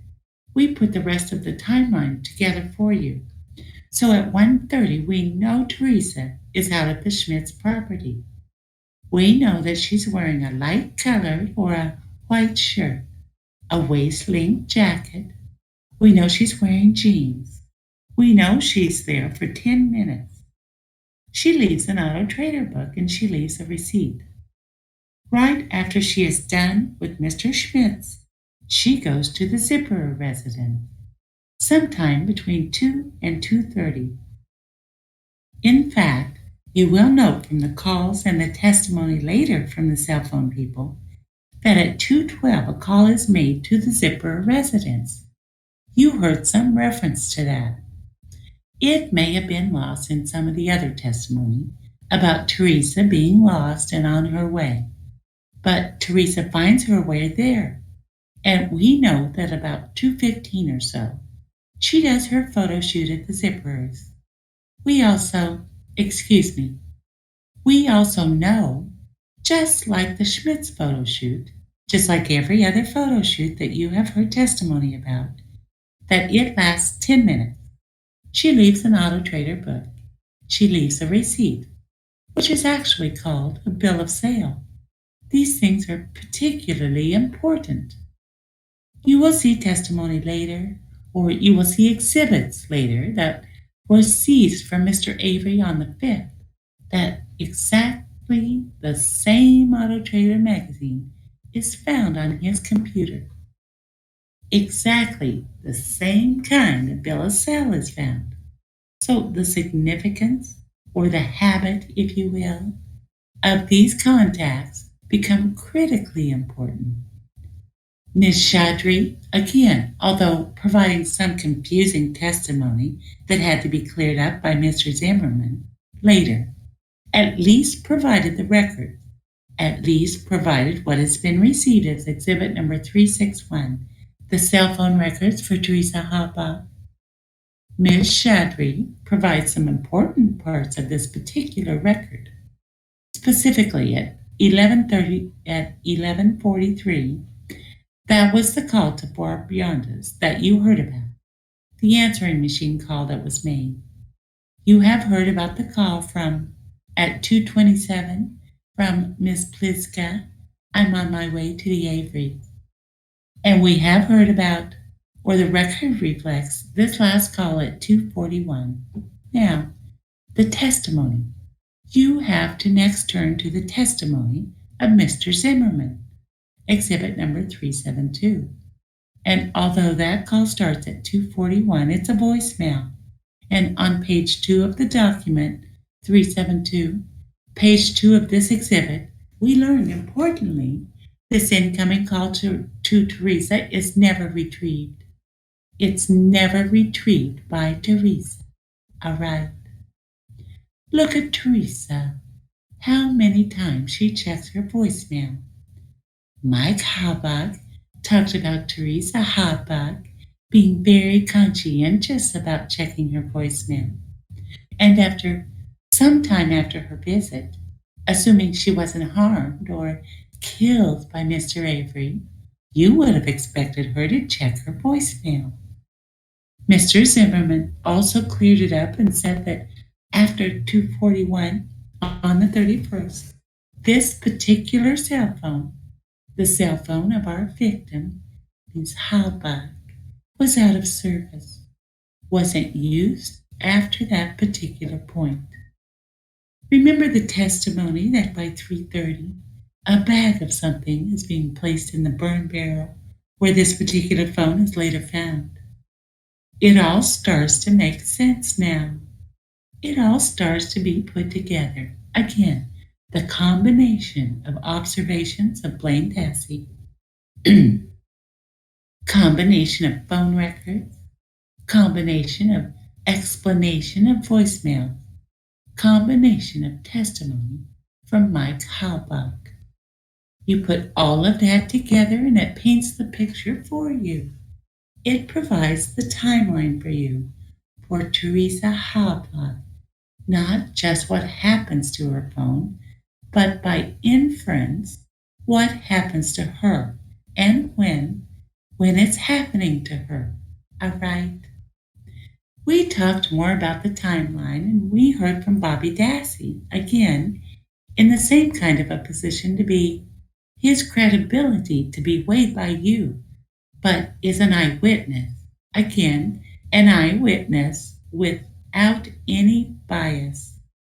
It's an individual that deserves to be giving a lot of credit because sometime between 2:30 and 2:45, he sees Teresa Halbach. He sees her taking photographs. He sees her finishing the photo shoot. And he sees her walking up towards Uncle Steve's trailer. Now, we heard about taking a shower. And we heard about him leaving for hunting. That all becomes important and becomes more important when, after leaving for hunting, he sees Teresa's SUV still parked next to the van, next to his mom's van that's for sale. But Teresa is nowhere to be found, all right? If this event, if a photo shoot is only supposed to take between 5 and 10 minutes, and you see the habit, and you see that that's how long it does take, this is a longer period of time. Teresa, although we don't know, that is, we don't have an eyewitness seeing her going into Mr. Avery's trailer, that's the inference that the state is asking you to draw. She's walking toward the trailer. She's walking towards Mr. Avery's property after doing the photo shoot. Mr. Dassey is looking out his window. A clear view, sees the pictures being taken of the SUV, a clear pathway, and that as she walks toward Mr. Avery's, and that's the last Miss Habach is seen. That's the last she's seen alive. All right. So that's the timeline. That's the pathway, if you will, toward what happens to Miss Habach. Now, the state has done the same thing with Mr. Avery's timeline. That is, through conversations and through observation. The same thing with Mr. Avery, from the other side of the coin, if you will. What's Mr. Avery doing on the 31st of October? We hear at least at 8:12, Mr. Avery is making a call, asking for that same female photographer to come out and visit him at his property, although he uses a different name. And from the timing standpoint, although we don't have Mr. Avery on the phone, we do have Teresa on the phone. But Miss Dorward helps from that perspective. Miss Dorward, who is a witness for Cellcom, Mr. Avery's cell provider, provided you with those records and provided you with testimony of those records. She's a tech support person. She's a technical individual who can tell you more about those calls.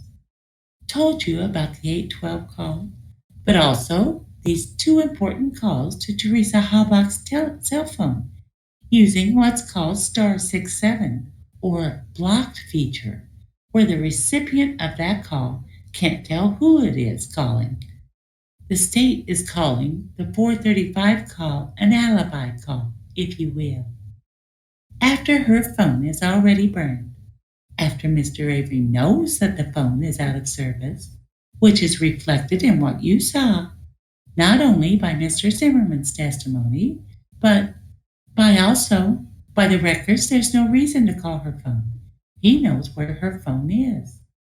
Mr. Avery knows where Teresa's phone is, but Mr. Avery has the ability to think ahead, has the ability to know that these phone records may in fact be gleaned or may in fact be reviewed at some point in the future. And so, although he doesn't block, because there's no reason to block the 435 call, he still calls Teresa Habach. And you can see, or you can ask for those records if you need to. The rest of the application, or putting together of Mr. Avery's timeline, comes from eyewitnesses, comes from people like Blaine Dassey at 3:45, seeing him in the burn barrel. You have to skip ahead, I guess, to about 11 o'clock, when he sees that image that I talked about, where he sees this large fire behind Uncle Steve's garage. Again, the date of the fire, the time of the fire, becomes ever so important. There shouldn't be any question, at least anymore at this time, regarding the place of the investigation or the direction of the investigation. Blaine certainly adds to that. Mr. Fabian provides nothing other than around at dusk, plastic is being burned, and he sees that. But Mr. Toddick, who at the time was the boyfriend, is now the husband of Barbianda, provides testimony that between 7 and 7:30, the fire is already going. Mr. Avery already has a large fire. Again, the testimony was flames above the garage roof. Already has a big fire going at that particular time. The state will argue and will ask you to adopt the inference that between 7:30 and 7:45, Teresa Halbach is already killed. We know that Mr. Avery is planning to, or in the process after dark, which is between 7:30 and 7:45, of destroying, mutilating, and burning her body. Fact number 10. Although the fire is included in the aspect of the timeline for Mr. Avery, I have made item number 10, or fact number 10, its own fact. These two witnesses, again, I just wanted to reiterate, from Mr. Toddick in a position where he is parked. Remember his testimony that he was parked in the Circle Drive and could clearly see the fire at the time. And the same thing for Blaine Dassey at 11 o'clock. After he gets back from trick-or-treating, there isn't any obstruction to the view of that particular fire. Remember the later evidence as to the amount of time that's necessary to destroy or to cremate a body. This is going to come later from some experts in the testimony, or at least when we talk about that later, but at or about 1600 degrees, which actually was the defense expert, Mr. Fairgrieve, when talking about BTUs and 300,000 BTUs per average tire. That's the amount of heat that's thrown off by a tire. Plenty of fuel, plenty of solid fuel to burn or incinerate or cremate a human body. That would take between an hour and a half and 2.5 hours at that 1600 degree level. If it starts at the very latest, 7:30 or 7:45, and it's still going at 11 o'clock, that's plenty of time. That's an amount of time through the timeline and through the fire and through a combination of witnesses for you, the jury, to conclude that, in fact, that body was incinerated, was mutilated, was cremated as a way and for the reason to hide a crime that had already been committed. The crime is obvious. It's a crime of homicide. After the burning event, we ask ourselves what's left, what's in the burn area. And we talk now about some highly specialized experts. We talk about and we hear from Mr. Sturdivant, who's an arson investigator who found the zipper, which I guess is important. But more importantly, he found the bones, the small bone fragments intertwined or mixed in with the steel belt tires, all right? The bones being intertwined and mixed in is the state's, or one of the state's, strongest argument for this being the primary burn site. Mr. Sturdivant also talked about the dog being vicious. This particular picture, I think it's exhibit number 50, is probably all you need to see. It's all you need to know as to why officers were reluctant to kind of check out and investigate this particular area.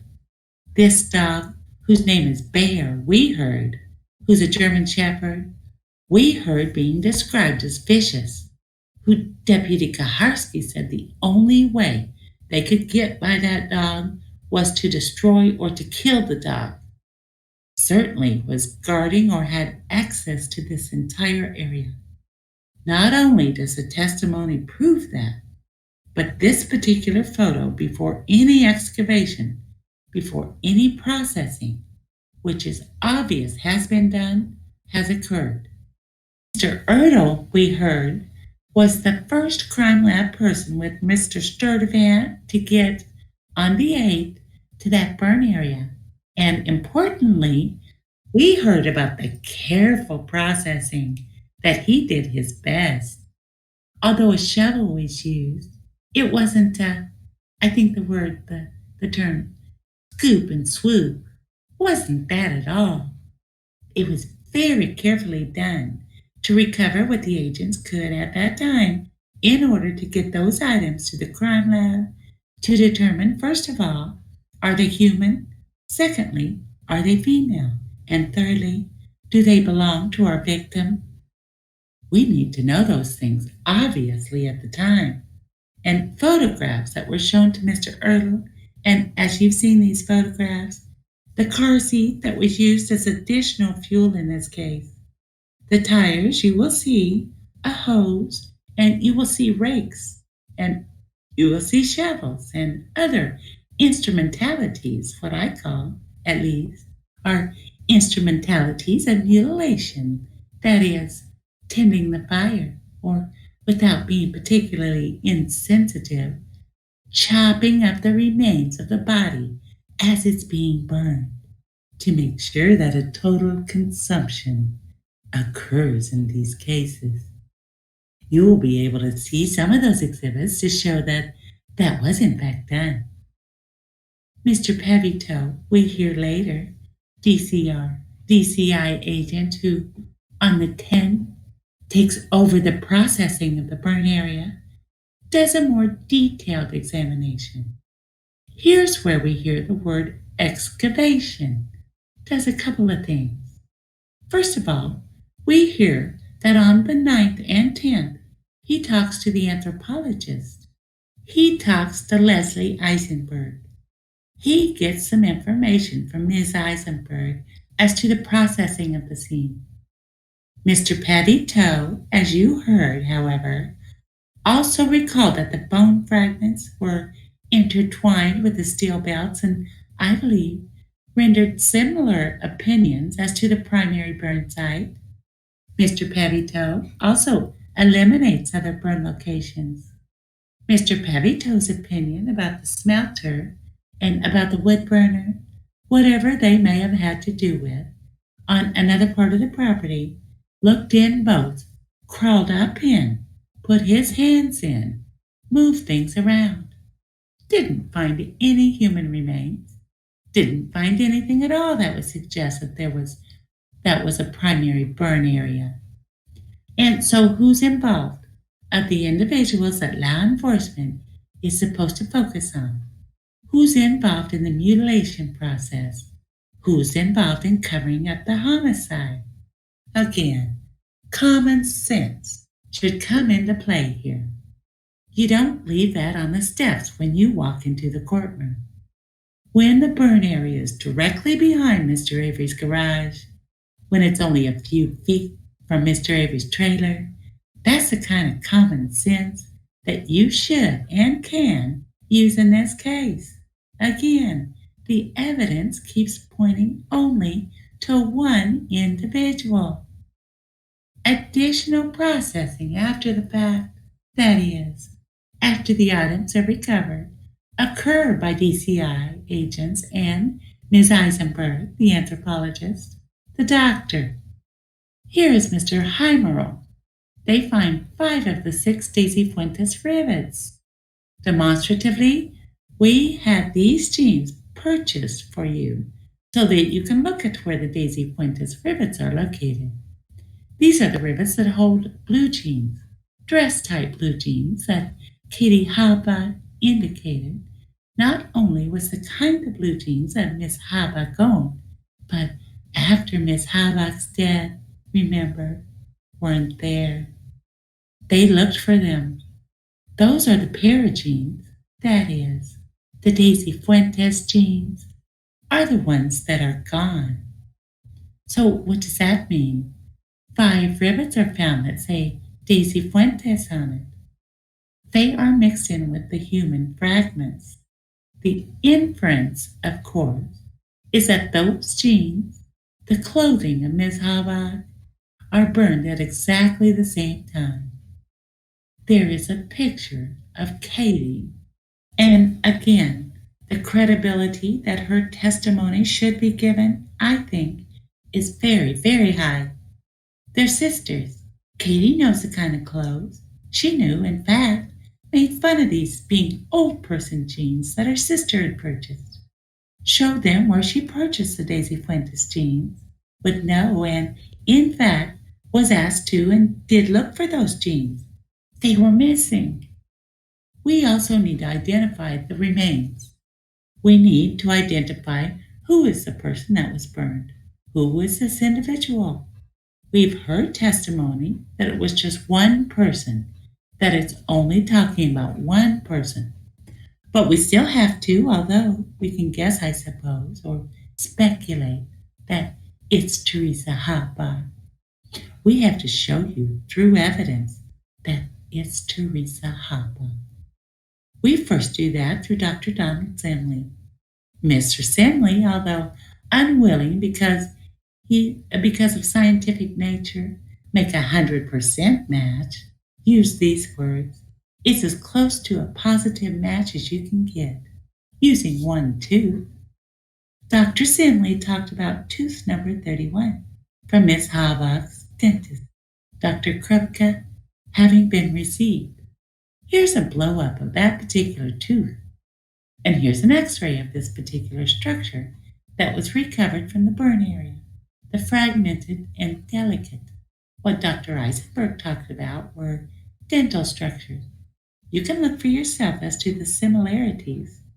Dr. Simley's used in disaster relief efforts and disaster kind of identifications, and I think can help you with that particular process. The charred remains, one piece of bone and tissue were recovered. One piece. One piece was not completely burned up, was not completely charred, to the point where a nuclear identification by Ms. Halbach could be made. And although she made a partial profile, that is, in 7, they are called loci. 7 of the 13 areas that all labs look for to make a positive match. 7 out of 7 match was made. She gave you the frequency number, if you recall, that being 1 in a billion. That's with a B. That's an individual would randomly have this DNA. So the state believes and the state argues that there isn't any question that it is, in fact, Teresa Halbach and her bones and her remains and her teeth that are recovered just a few feet behind Mr. Avery's garage and trailer. Leslie Eisenberg, the state argues, is an amazing expert, an amazing person, one of only a handful of board-certified forensic anthropologists in the entire country. She happens to live here in Wisconsin. Leslie Eisenberg, you heard, was brought on early in this case, and she says a lot about this case and says a lot about what is important. Her expertise, again, she talks about being one of these people that goes to disaster scenes and helps make these identifications. But she didn't just look at some pictures or some reports. She was actually involved in the sifting and the sorting of these bones. She was handling these bones. You could tell how fragile they were, how very delicate some of the dental structures was. She was able to identify these bones as having come from an adult female, no older than age 35, finds these entrance wounds that we'll talk about in just a minute that happened before the burning episode. Dr. Eisenberg testified that there was a clear attempt to obscure the identity of an individual. By the way, that's evidence. That's an opinion. That's important to the mutilation count, right? Obstructing or obscuring the identity for the purposes of covering up a crime is the essence of mutilation of a corpse. And that was the testimony of Dr. Eisenberg.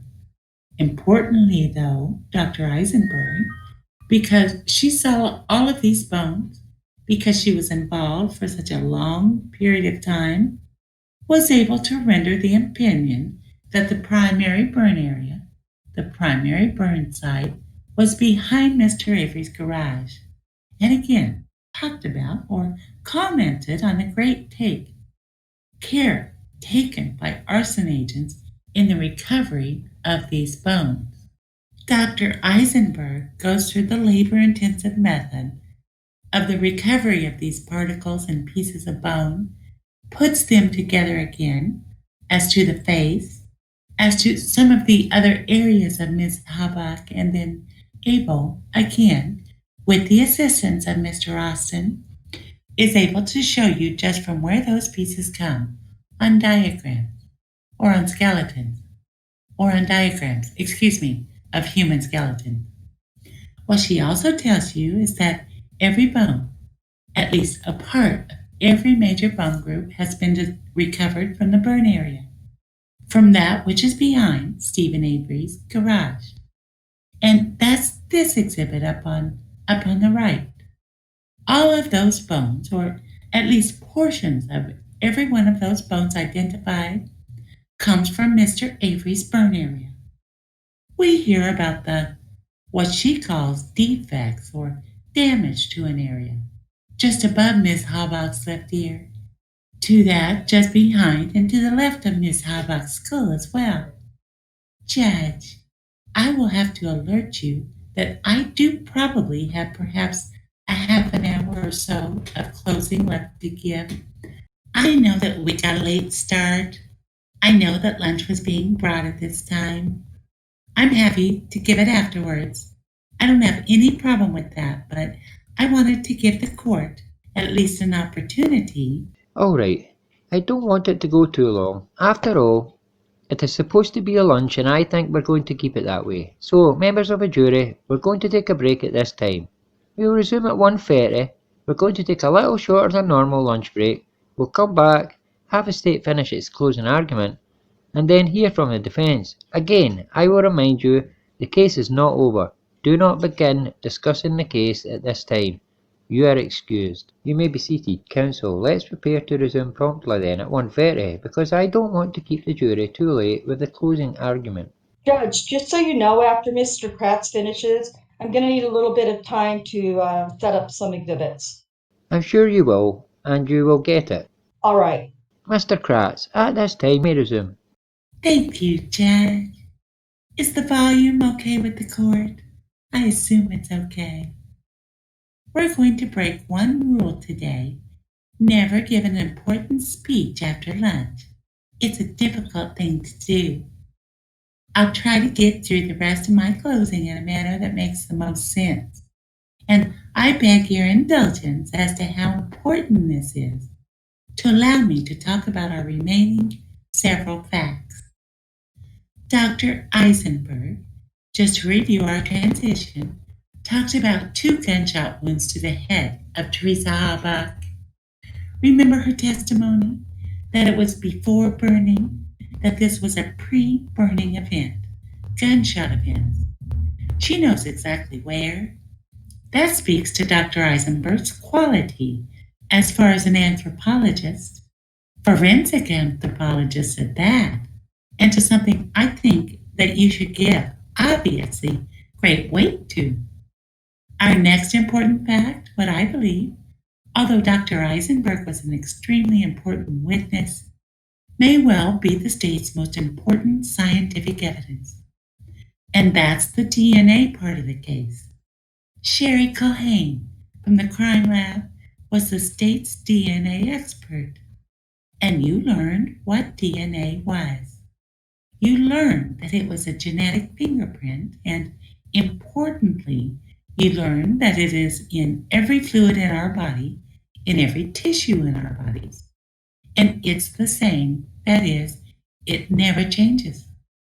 Never changes, not only throughout our body, but never changes throughout our lives. And so DNA is stubborn as well. I talked about the fact that it's stubborn. DNA is stubborn in that sense, in that it doesn't change.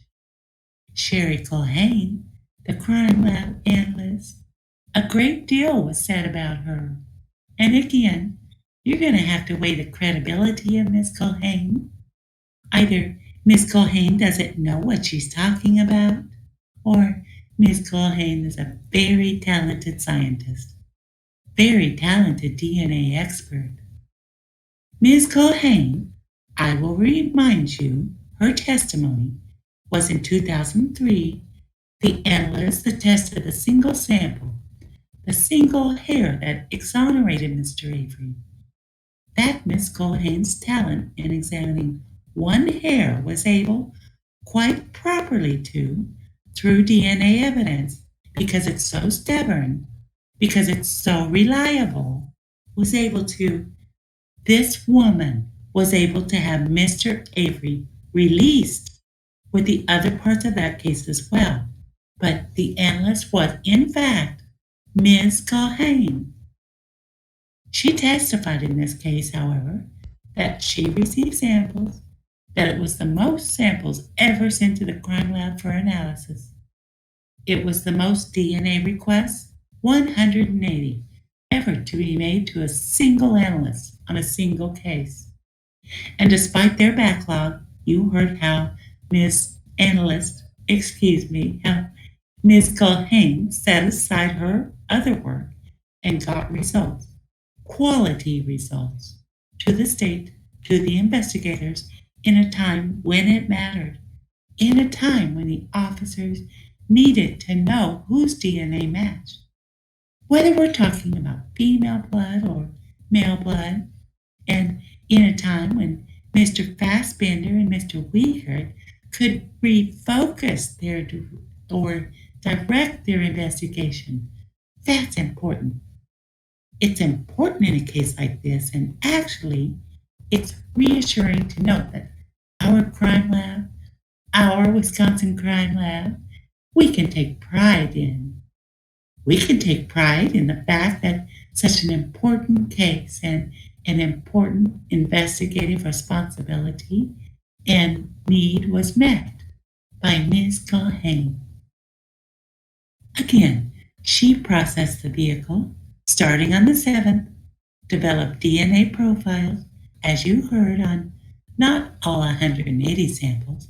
I don't mean to mislead at all, but she received 180 and developed many, many, many profiles, all the exemplars, all the evidence samples in this case, and then compared the profiles of the evidence samples to what are called known samples or exemplars. We're going to go through her findings because they are so critically important in this case. And again, the state will argue that this is a very talented lab analyst. Again, she's the head of the unit. She's the head of the DNA unit for the Wisconsin Crime Lab in Madison. Her experience should speak for itself, and certainly the quality work that she had done within human boundaries should speak as well. We first start with Teresa Habach's DNA. And what we start with is a known sample, her pap smear. You heard about at Bell and Health that Ms. Habach a couple years ago had a pap smear done.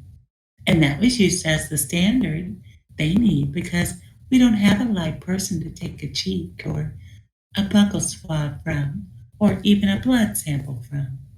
We need something that we know is Teresa Habach. And the best sample you heard was this pap smear, and this analysis and profile is developed. All of these different markers, as you heard, are different places on a strand of DNA that analysts are trained to look. And they, in fact, do look for and assign values, or actually, the machine that's used assigns values at each of those places. And what's important, and what you heard from Mr. Gahn asked Ms.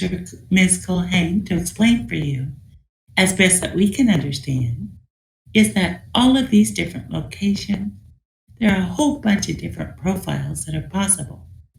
You heard at least some examples of at the D3S13 location, how many variations. This is a 1618 profile, but how many possibilities are there?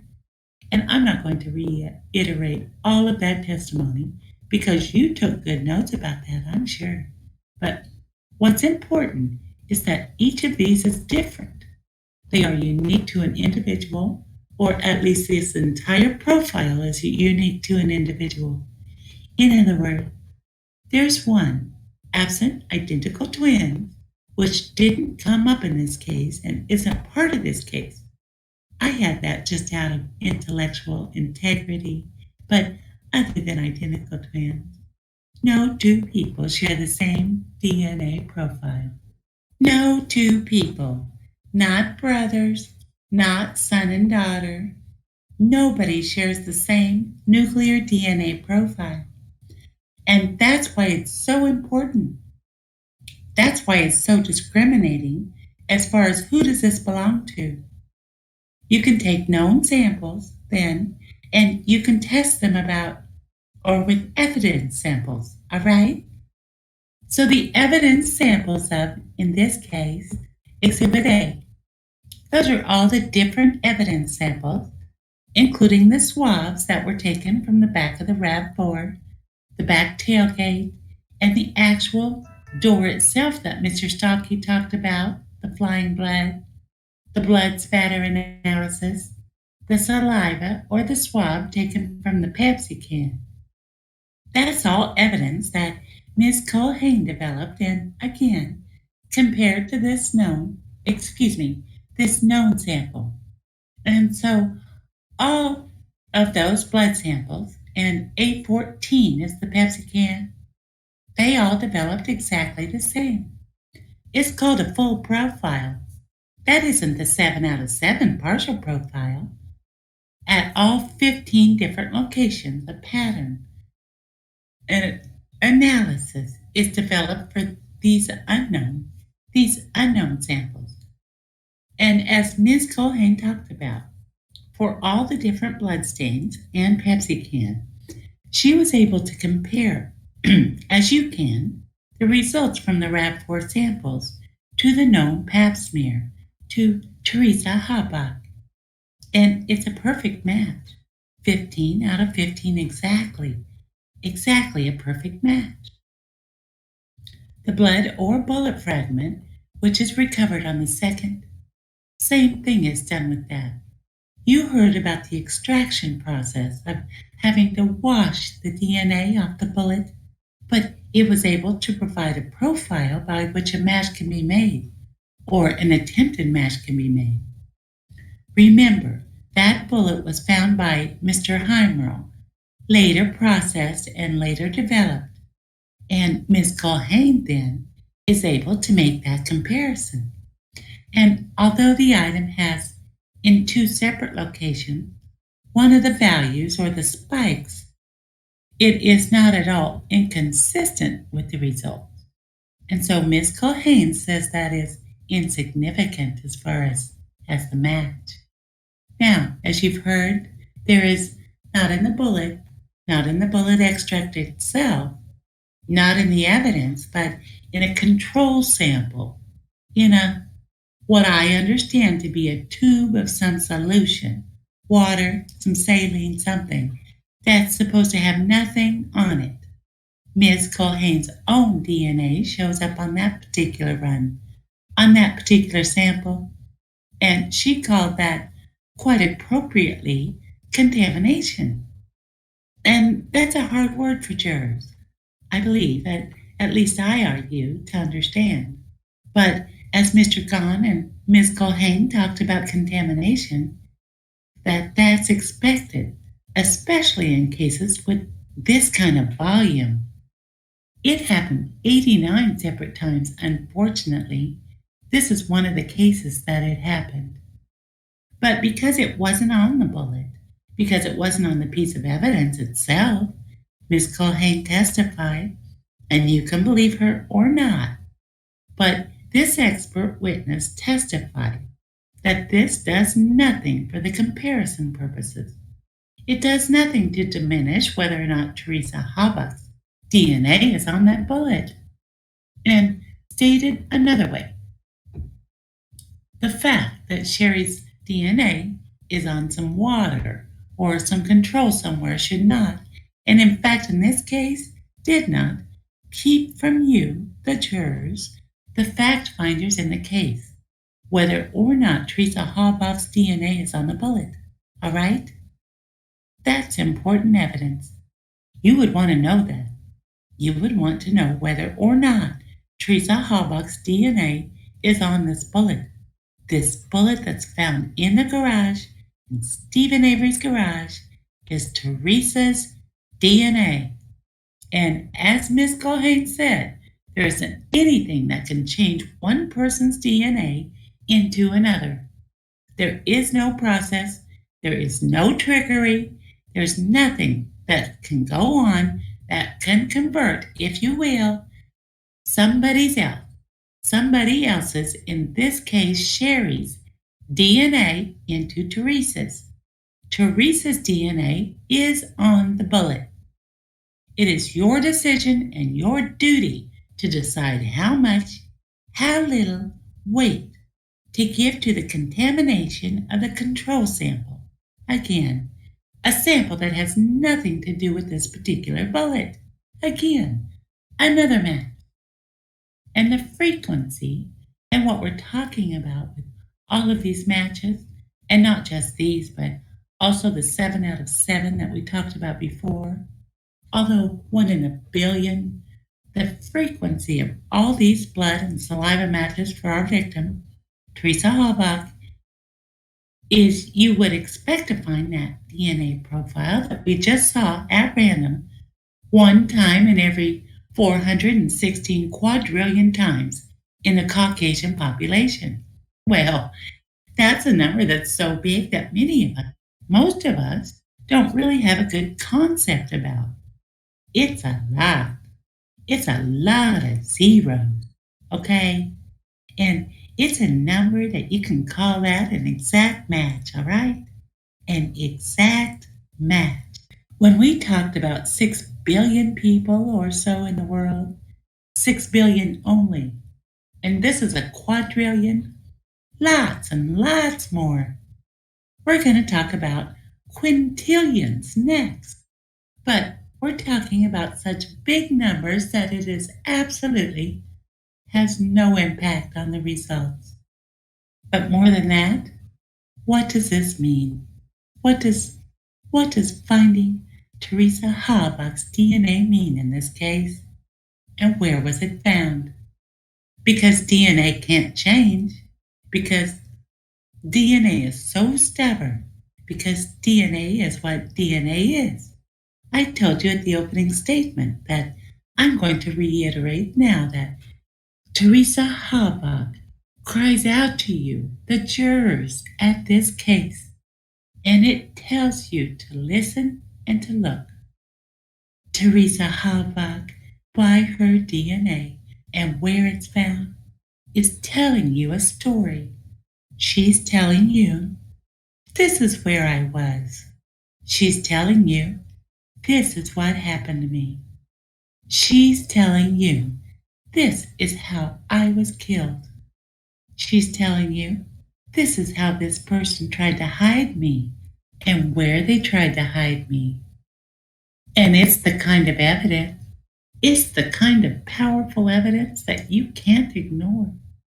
I told you at the opening statement, and I'm telling you now, that Teresa Halbach left this evidence for you to see, and left this evidence for you to hear about this evidence.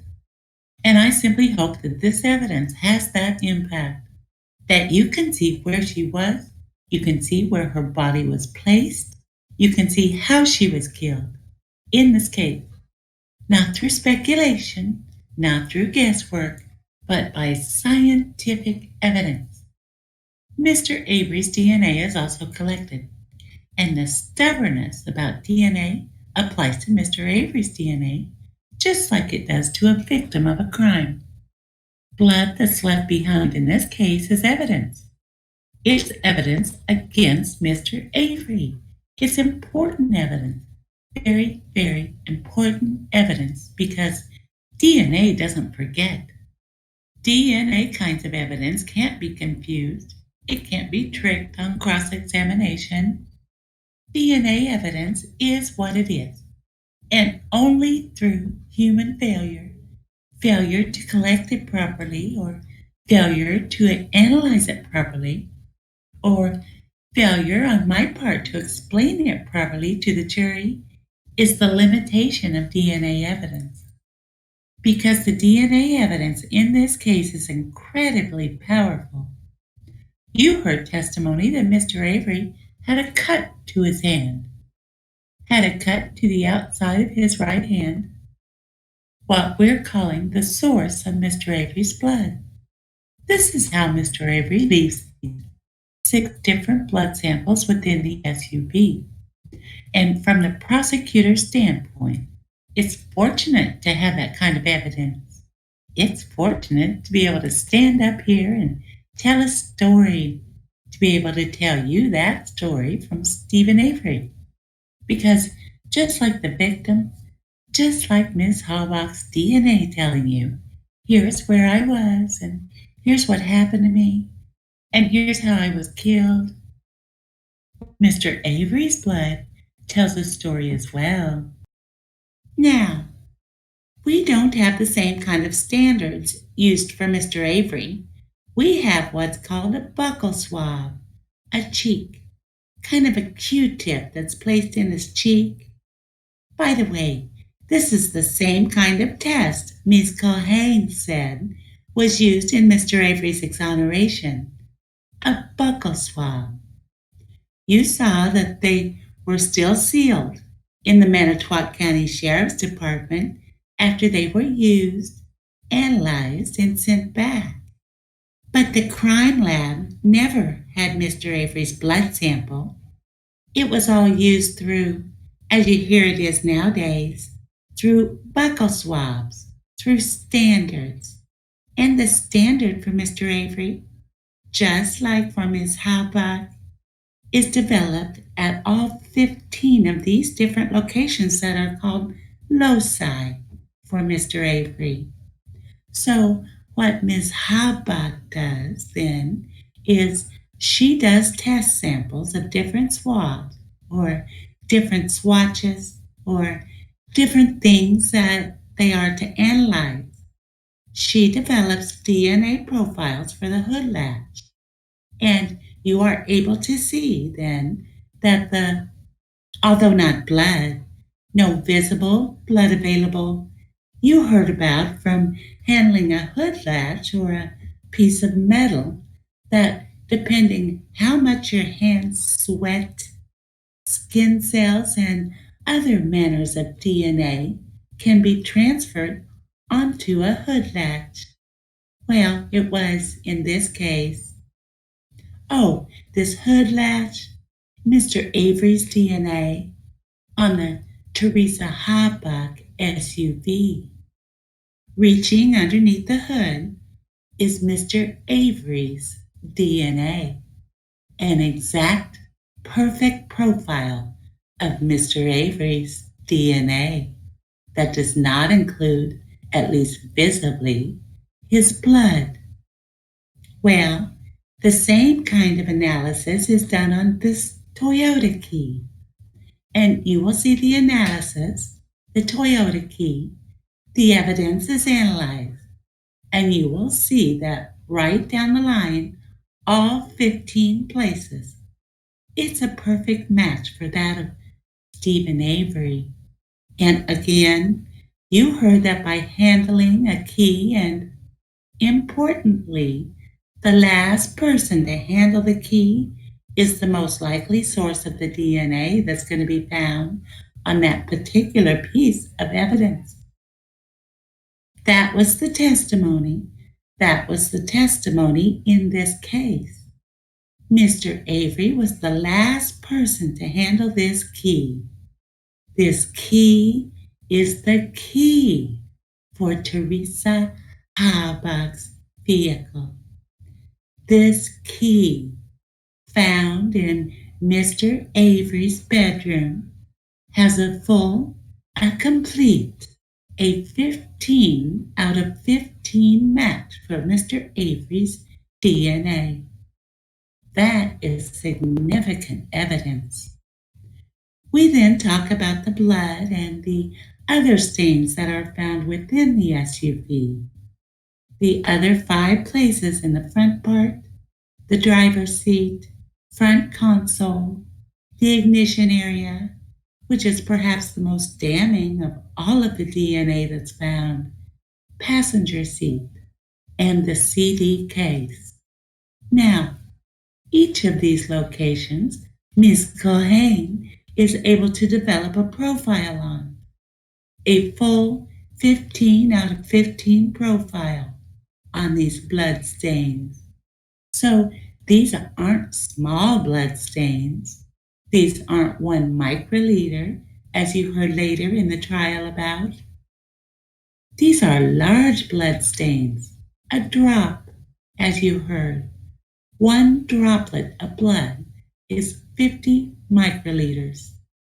And so these stains, although we do have a 1 droplet stain of Teresa's, all of these stains are much, much larger than that. So in the front, that is, from the front seats forward, 5 different blood stains left by Mr. Avery in Teresa Habach's vehicle. Again, we are pointing to 1 person being responsible for Ms. Habach's death. In the rear, that is, on the rear passenger door, that blood stain is left. And we hear that it is, in fact, Stephen Avery's. Again, a perfect match for Stephen Avery. Now, each stain, Ms. Gahn testified, she's able to develop a frequency. Again, how likely is it in the Caucasian population that you would find randomly that exact DNA profile? And she said 1 in 4 quintillion. Okay? This is a number that is absolutely huge. People can't even really picture how much a billion is. Finding a billion, 1 thing in a billion, finding 1 thing in a billion is hard enough, but I'm going to take 45 seconds and I'm going to tell you what a billion is. All right? To get to a billion, you first have to know what 1 out of 100 is. Pick up 1 white marble and think of 99 black marbles. Can you picture that? You put them together, and if you randomly drew the 1 white marble out, it would be 1 out of 100. Well, if you take 5 times that, you're 1 out of 500. 1 white marble in 5, 499. 500, if you will, black marbles would be like a shovelful or a coal shovelful of marbles, and you kind of throw them out onto the floor. 1 of them is going to be white, and the other 500 are going to be black. And that's 1 out of 500 black marbles, okay? You can kind of picture 1 out of 500. A billion is such a big number that if every day, let's say you had a reservoir of black marbles and you had 1 white marble in there, all right? And every hour of every day, you took your coal shovel and you got out 500 marbles and you threw them onto the floor and you said, is there a white marble there? To randomly look for that match, and you don't see it. And then the next hour comes and you do the same thing.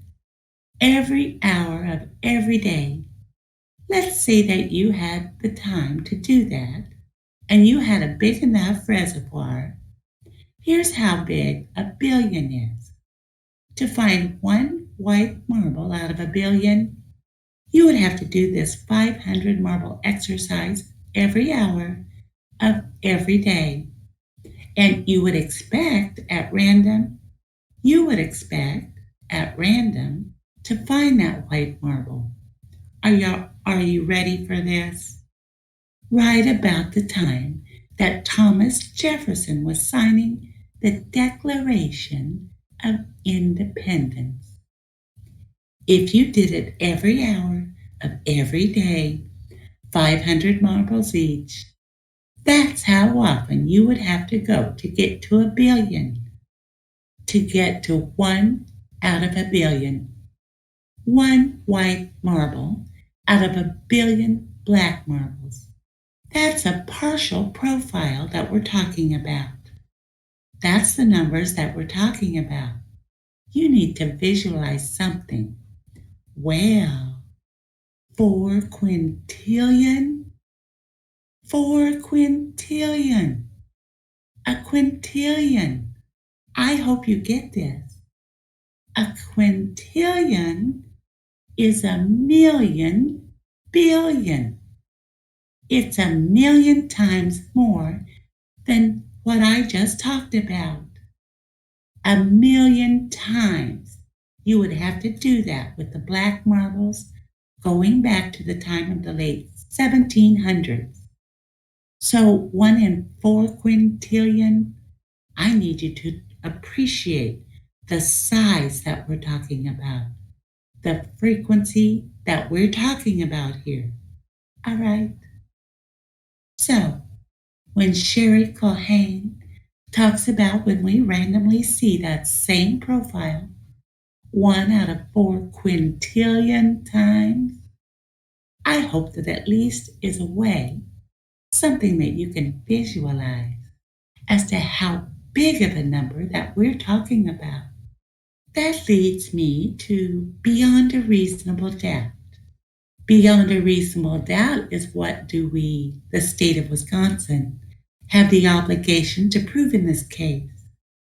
The judge has already instructed you that a reasonable doubt is a doubt for which a reason can be given from a fair and rational consideration of the evidence. That means a fair and rational consideration of all of the evidence. Not just some of it, but considering all of the evidence. Do we have a reasonable doubt in this case? Doesn't mean beyond all doubt. In other words, from a percentage standpoint, doesn't mean 100%. Because the human system that we have, it's a human justice system. My burden, which I fully accept, in proving the defendant guilty beyond a reasonable doubt is something that I think clearly all of the evidence points to in this case. I told you at the beginning of the case that there were agencies that were involved. Mr. Fassbender talked about DCI and Calumet County Sheriff's Department and Manitowoc County Sheriff's Department and Manitowoc Police Department, Marinette County and Two Rivers Police Department, New Holstein Police Department, Brillion Police Department, Kiel Police Department, Manitowoc Sheriff, and FBI and State Patrol, and all the volunteer firefighters and everybody else pitched in this case who did their professional job to find out what happened to Teresa Halbach. Law enforcement looked at the possibilities, looked at all of the possibilities that were presented to them, submitted results. They didn't know what the results were going to be. They didn't know the evidence was going to come back to Stephen Avery, but it did. They didn't know that the bones were going to come back as matching Teresa Halbach's DNA, but it did. And so when they submit evidence, again, they are not looking for a particular answer.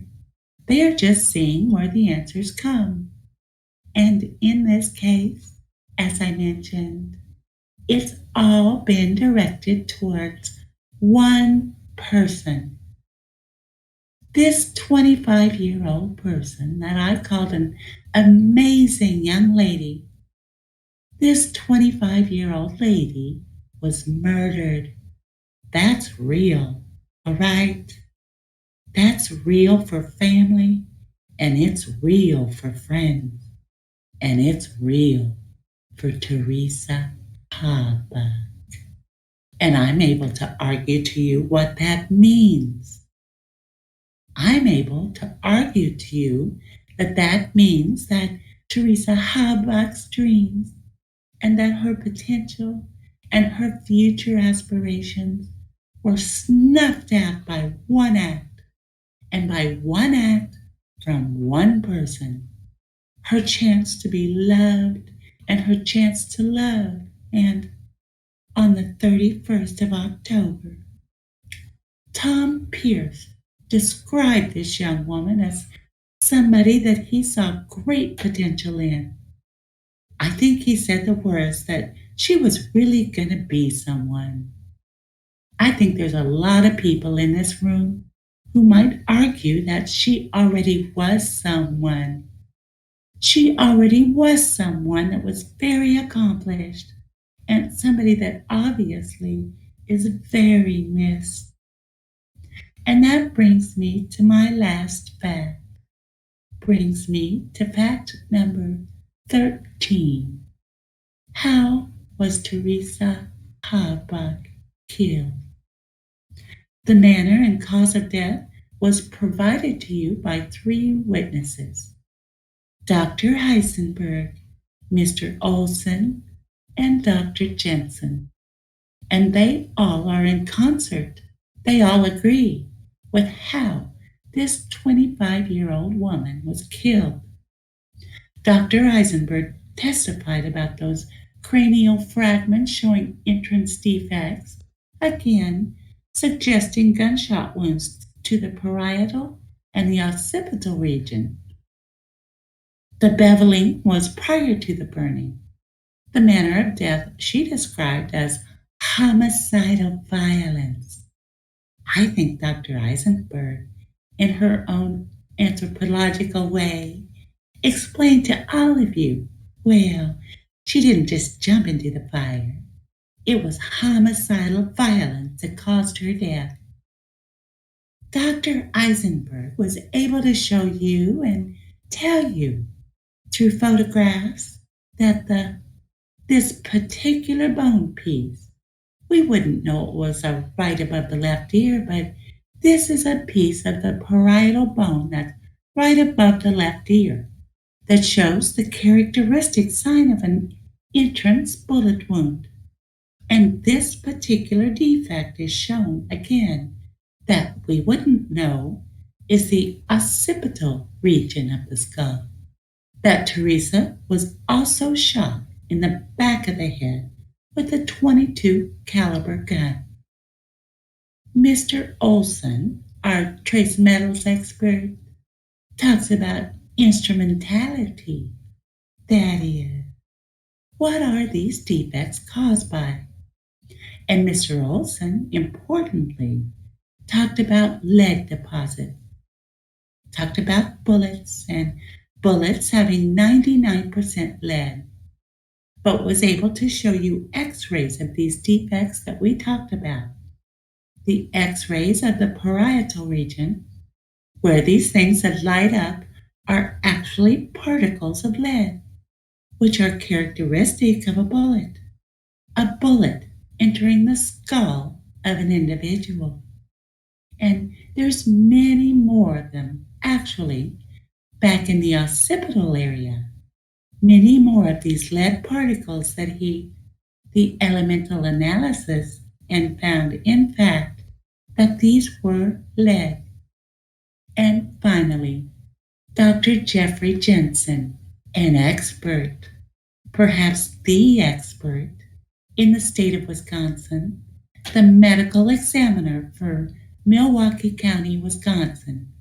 Hundreds of gunshot wounds he reviews. He was asked by Mr. Gahn to review this case and see if he could render an opinion as to both the manner and the cause of death. Dr. Jensen didn't have any question at all about either one, that there was a gunshot wound to the parietal region, agreeing with Dr. Eisenberg it was a gunshot wound to the back of the head. Manner of death is homicide. Cause of death is gunshot. There's 3 charges that you are going to need to consider in this case. Homicide, first-degree intentional homicide, mutilation of a corpse, and the felon in possession. And it's the state's obligation to prove to you several things with those. They are called elements, but what we really have to prove is what and when and how, and finally, who. What is clear that a homicide and mutilation occurred when the 31st of October, sometime after 2:45 p.m., when Ms. Habbach makes contact at the Avery salvage property. How? The doctors and the trace metal and other experts tell you, by gunshot. And so, when it comes down to the role of the jury, when it comes down to you as the trier of fact, searching for the truth, not speculating, not searching for doubt, but searching for the truth. It's that last answer. It's the who that you have to decide. And you have got to decide whether or not the state has satisfied you beyond a reasonable doubt. Who killed Teresa Habbach?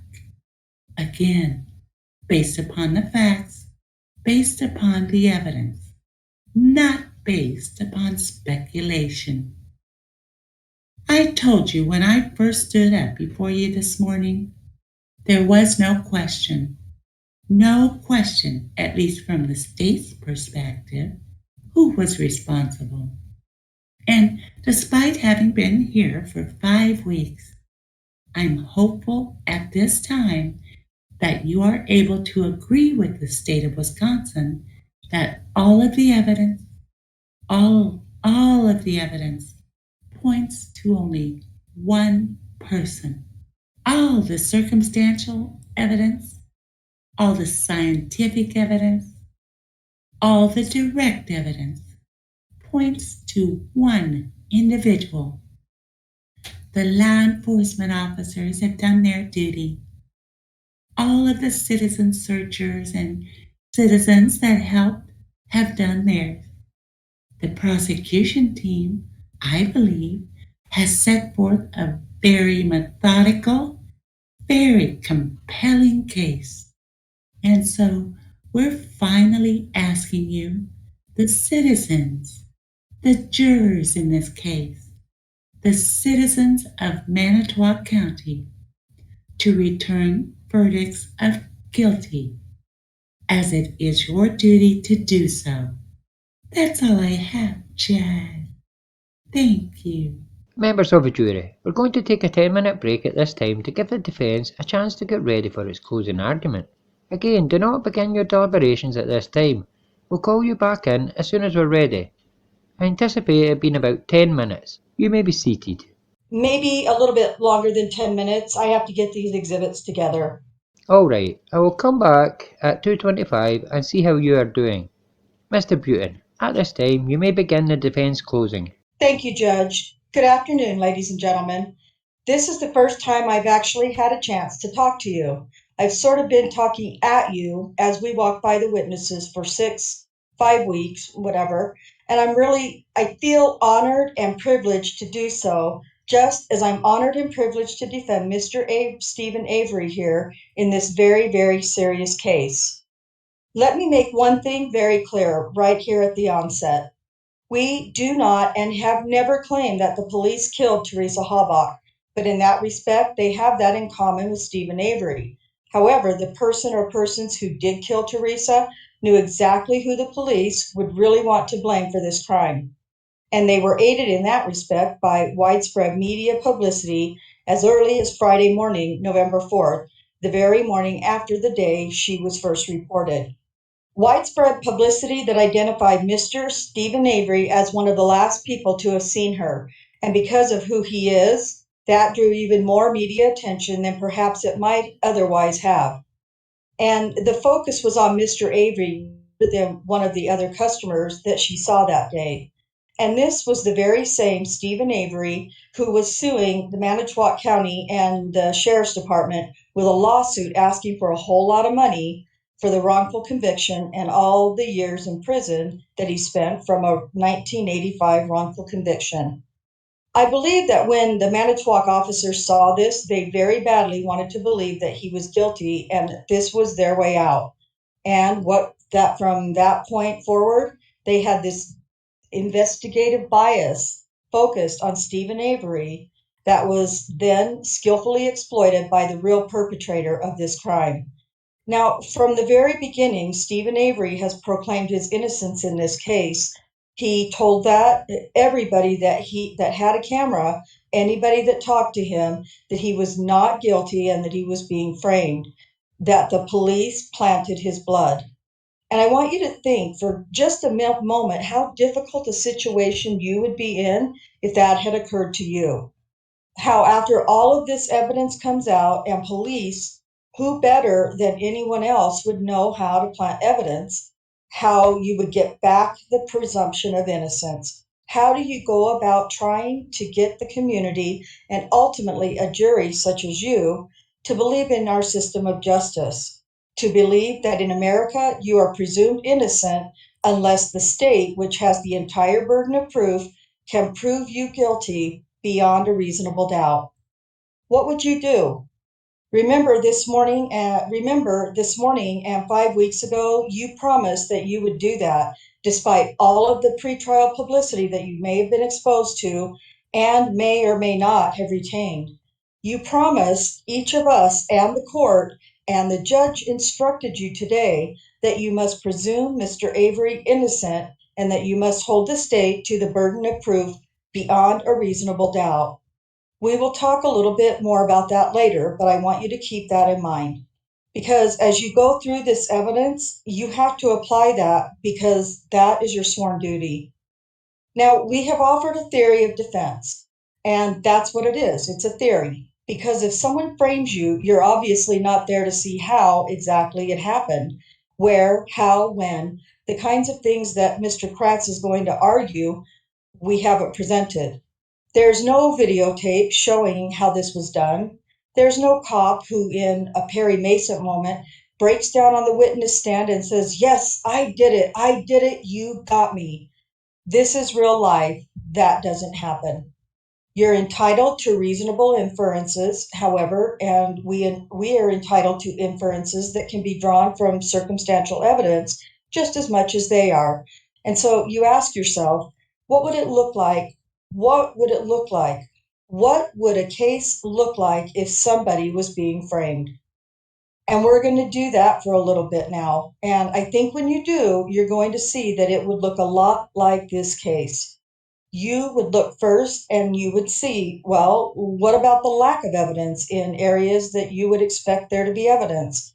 And then you would look at the areas where there appears to be evidence linking the person to the crime and ask yourself, why does all of that evidence appear suspicious or unreliable? And we're going to go back and forth on that a little bit. But those are the two main areas I want to talk about first. Evidence that's not there that should be, and evidence that is there that appears suspicious or unexplained. And let me return to that first. In fact, let me turn to what probably is, at least on its face, the most damning piece of evidence in this case, and that is Teresa Halbach's remains, found in the burn pit outside Mr. Avery's garage, trailer, whatever. We'll look at the what the evidence shows first. We know not all of her remains have ever been found. I believe Dr. Lisenberg said only 40% of her skeletal remains. We're not talking the rest, obviously, that you would expect might be gone, but skeletal remains only 40%. Not because the other 60% is burned up. No expert has ever came into this court and said fire would consume bone completely. What fire does, according to these experts, is it goes through these phases of charred to ultimately calcinated, I believe the word was. 60% of it is missing. Oh, all right, that's peculiar to begin with, but then, well, before I move off that, there's something else that's missing, and that is Mr. Kratz, as Mr. Kratz points out, well, the jeans. We found these rivets in this pair of jeans here, but they only found 5 or 6, assuming that these are the same jeans and these are just a representative example. But what did they not find? The biggest item of all, the button that closes the waist. They have got magnets they are using through all this dirt. They're sifting through everything and they don't find this button anywhere. They don't find her house keys anywhere, her work keys anywhere. They find one single key, which we'll certainly talk about. But most importantly, all the experts agree these bones were moved. And I've got to tell you, we've been here now for 5 weeks and we have still not heard any explanation from this side about how that happens. In fact, we haven't heard any explanation about a lot of things. We have heard manner and cause of death, but that's not really how Teresa Halbach was killed or even where Teresa Halbach was killed. Unfortunately, from my standpoint, on this point anyway, the state gets to go last. This is called sandbagging. This is where we don't get to respond to the theory or the argument that they have been harboring all this time and haven't told you folks either. So they're going to get up here after Mr. Strang and I are done, and they're going to say, hey, this is the explanation. Take our word for it. And we don't, of course, we don't have a chance to respond. Well, I'm going to trust that between the 12 of you, ultimately 12, you will be able to answer those questions that they raise. You will be able to pick apart, as well as I can, whatever theory they come up with, because we have not heard any yet. The bones were moved. The question is, were they moved to Mr. Avery's burn pit or were they moved from Mr. Avery's burn pit? The state would have you believe that the original site of burning was the burn pit behind the garage, but they have offered no explanation for why bones, human bones, would be found in the yonder burn barrel some 150 feet or whatever it is away in the other yard. And Dr. Lisenberg told you, by the way, I can't believe I forgot this, there's a third site. There's actually 3 different sites where human or possible suspected human bones were found. Clearly identified human bones were found in the burn pit, and clearly undisputed human bones were found in the burn barrel.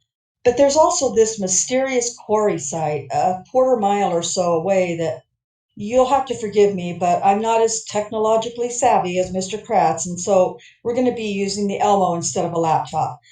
But this is the map that was shown to you. This is the diagram that was created by Mr. Austin with the assistance of Dr. Eisenberg. This flag down here is the third site where pelvic bones were found, according to Dr. Eisenberg. They were sent to the FBI to do mitotyping. We did a stipulation that nothing could be determined from them. But what she said was all 3 locations where bones were found, or possible human bones in the case of the quarry, were all burned to the same degree, same amount of calcination. So there is a similarity here that continues forward through all of them. And very important, no evidence of more than one body. I don't know if there are other bodies missing in Manitowoc County or other people missing, but in this instance, Dr. Eisenberg concluded and Dr. Fairgrieve agreed, no evidence of more than one body. So we've got these bones in 3 different locations. Now, curiously, you have never seen a photograph of what this site looks like or what the bones look like, and neither have I. And neither has, I assume, any of the prosecution team because, for some curious reason, no photographs were taken of that site. The method of recovery in this case was not skillfully done, as Mr. Kratz tried to argue, by these experienced arson experts. This investigation needed a forensic anthropologist to be called to that scene before anything was touched, and Dr. Fairgrieve explained why. Dr. Eisenberg admitted that by the time she got the bones, she was unable to determine some of the important information about its location, how it was sited. And not only was nobody called to the scene, but no photographs. Have you seen one photograph of any of those bones in the burn pit in this location before it's picked up? One photograph? No, you see boxes of bones, tables where they are thrown out. You don't see them in their site. And Dr. Fairgrieve explained to you why that's important, especially important if you're going to try to answer the question of, was that the burn site? Dr. Fairgrieve is probably the expert in the world, or at least in this North America, on the forensic identification and interpretation of cremains, much more experienced than Dr. Eisenberg is in this area. I don't have a problem with Dr. Eisenberg. She's a fine person and a fine anthropologist. But Dr. Fairgrieve has much more experience in the field dealing with cremains. He's written a book that's coming out soon. He's worked for the Crown all of his life. This is the first case he's ever testified for the defense. So this is not some paid defense expert that we've just brought in here to try and do a smoke screen or something. This is a world-renowned expert. And what he says, he's had a lot of cases, or he's been called in, and that very question has been presented. The bones were moved. Where is the original site? Was it over here? Or was it where the bones were found? Dr. Eisenberg says you have to listen carefully to her opinion. She concluded, first of all, she could not rule out other possible burn sites, but her opinion was that it was most likely the original site was behind the garage. And that was based on the fact that most of the bones that were recovered were found in that location, that she would have expected more breakage, and that she found a lot of small, delicate type of bones in that area. And so, therefore, she concludes this must be where the burn took place. But Dr. Fairgrieve told you that from his own case experience, real world case experience, he has found the tiniest bones in the human body, the little bones in your middle ear. He's found those moved into the secondary site, not at all the original burn site. And he told you something else that, frankly, just makes common sense. In his experience, where the majority of the bones are found, that's the location where the bones were moved to. Why? Why does that make common sense? Well, because if for whatever reason you're trying to disguise the original site where the burn took place and you're going to plant them or put them someplace else, of course you're going to move as many of them as you can to the second location. That makes common sense. It would make perfect sense, and it fits with Dr. Fairgrieve's own real life experience. The other thing Dr. Fairgrieve said is that had an expert been called to the scene, a real forensic anthropologist, you can determine things about that. I believe he talked about a case where he was able to tell that this was the original spot of burning because there was some anatomically connected bones. Even though burned, they're close together anatomically, so you can tell that's where they were burned. If you moved them, they would fall apart and they would be rearranged. Unfortunately, Dr. Fairgrieve, again, he didn't go out on a limb. He said, I cannot tell you for certain where the original burn site is, Nobody can because of the collection effort. And I'm not faulting these officers. There's nothing deliberate going on here. They probably never encountered a case like this before. And what they should have probably done is put a tarp over it. Instead, Agent Sturdivant recalls, I think it took 5 hours before Mr. Ertl to come to the scene. And it's already starting to get dark towards get towards dark at 3 o'clock, 3:30 or something. So they hurriedly trying to get as much as they can, working up to dark until it gets too dark without light. It's not that they're deliberately destroying the evidence at the scene, but by moving it without the kind of knowledge, well, you've seen archaeologists on TV and in movies. You know how they do it, how they move very carefully with brushes. They want to make sure that they can determine exactly where the location of these bones are, because if they're not in any kind of anatomical connection, that tells you something. So Dr. Eisenberg tells us that these bones were found in the burn barrel. Zoom in first so you can read the top. This is Exhibit 401, evidence tag 7964. She told you was bones recovered from one of the four Yonda burn barrels that were located. She finds long bone shafts, metacarpal fragments, vertebral fragments, and a scapula fragment. And the helpful little diagram here describes where you would find these in your body. Now, obviously, these are scattered all over one skeleton. It's not like somebody dismembers an arm and burns that in the burn barrel, and you would expect to find only those items. These were scattered, and we'll talk about that. We'll talk about why in just 1 second. I think this was Exhibit 402, the pelvic bones that were found in the quarry. Now, again, possible.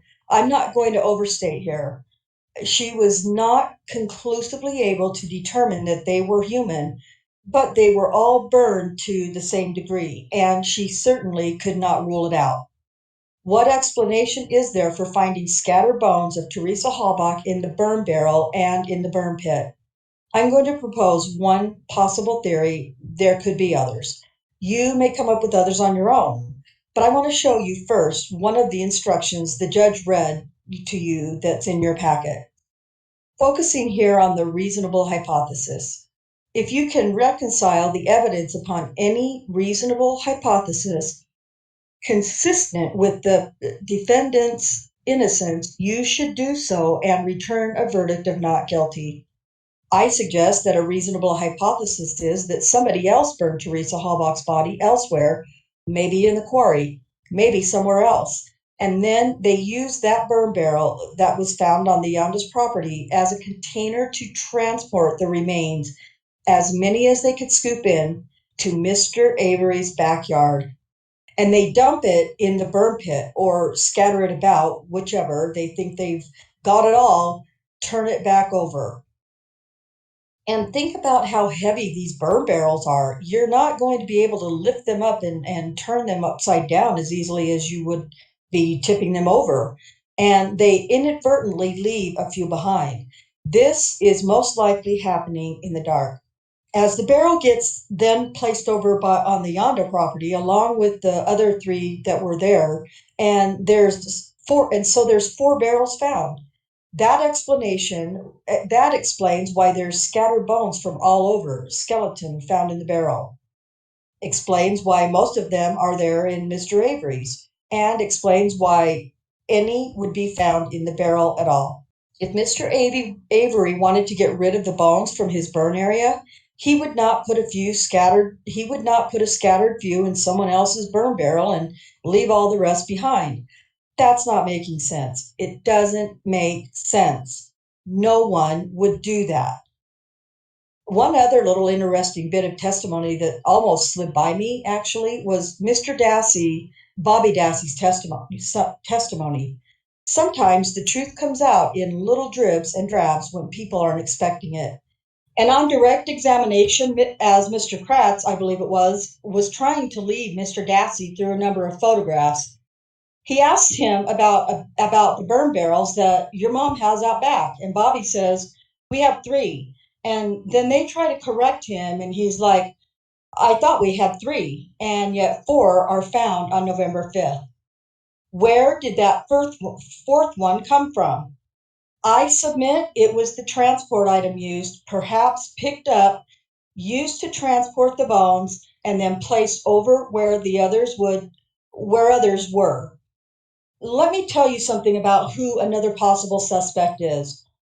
It may not, but it's a reasonable hypothesis to explain the bones the way they are. Now, when you realize the reason I'm spending some time on this is when you realize that this is what may have happened, you realize why it's so important. Because if that body was burned elsewhere and then moved and dumped off Mr. Avery's burn pit, then Stephen Avery is not guilty, plain and simple. Because no one would burn a body somewhere else and then move the remains and dump them in your own backyard. No one would do that. Now, that's why the state has gone to such trouble avoiding the fact that the bones were moved. That's why you heard nothing about it here, because it does not fit with their theory that Mr. Avery is guilty. They know that if you come to believe that there is reasonable doubt about whether those bones were moved to Mr. Avery's backyard, then you're going to find him not guilty. You have to find him not guilty, even if in the end you aren't completely satisfied how it occurred. Because although we offer you a theory of defense, that does not mean that we take on the burden of proof. The state has the burden of proof. They have to answer the questions that come to your mind beyond a reasonable doubt. If someone is framed, they're not going to be there. They're not going to see how exactly it is done, but this is consistent with the evidence I submit. Now, let's turn from the evidence that appears to be incriminating but is suspicious. Let me turn for a moment to some of the evidence that is lacking that you would expect to find if Mr. Avery was really guilty. There was blood identified in the RAV4 that is Mr. Avery's. And I don't know why, frankly. We went through this exercise in statistics and figuring out what a billion means when we're never challenged that.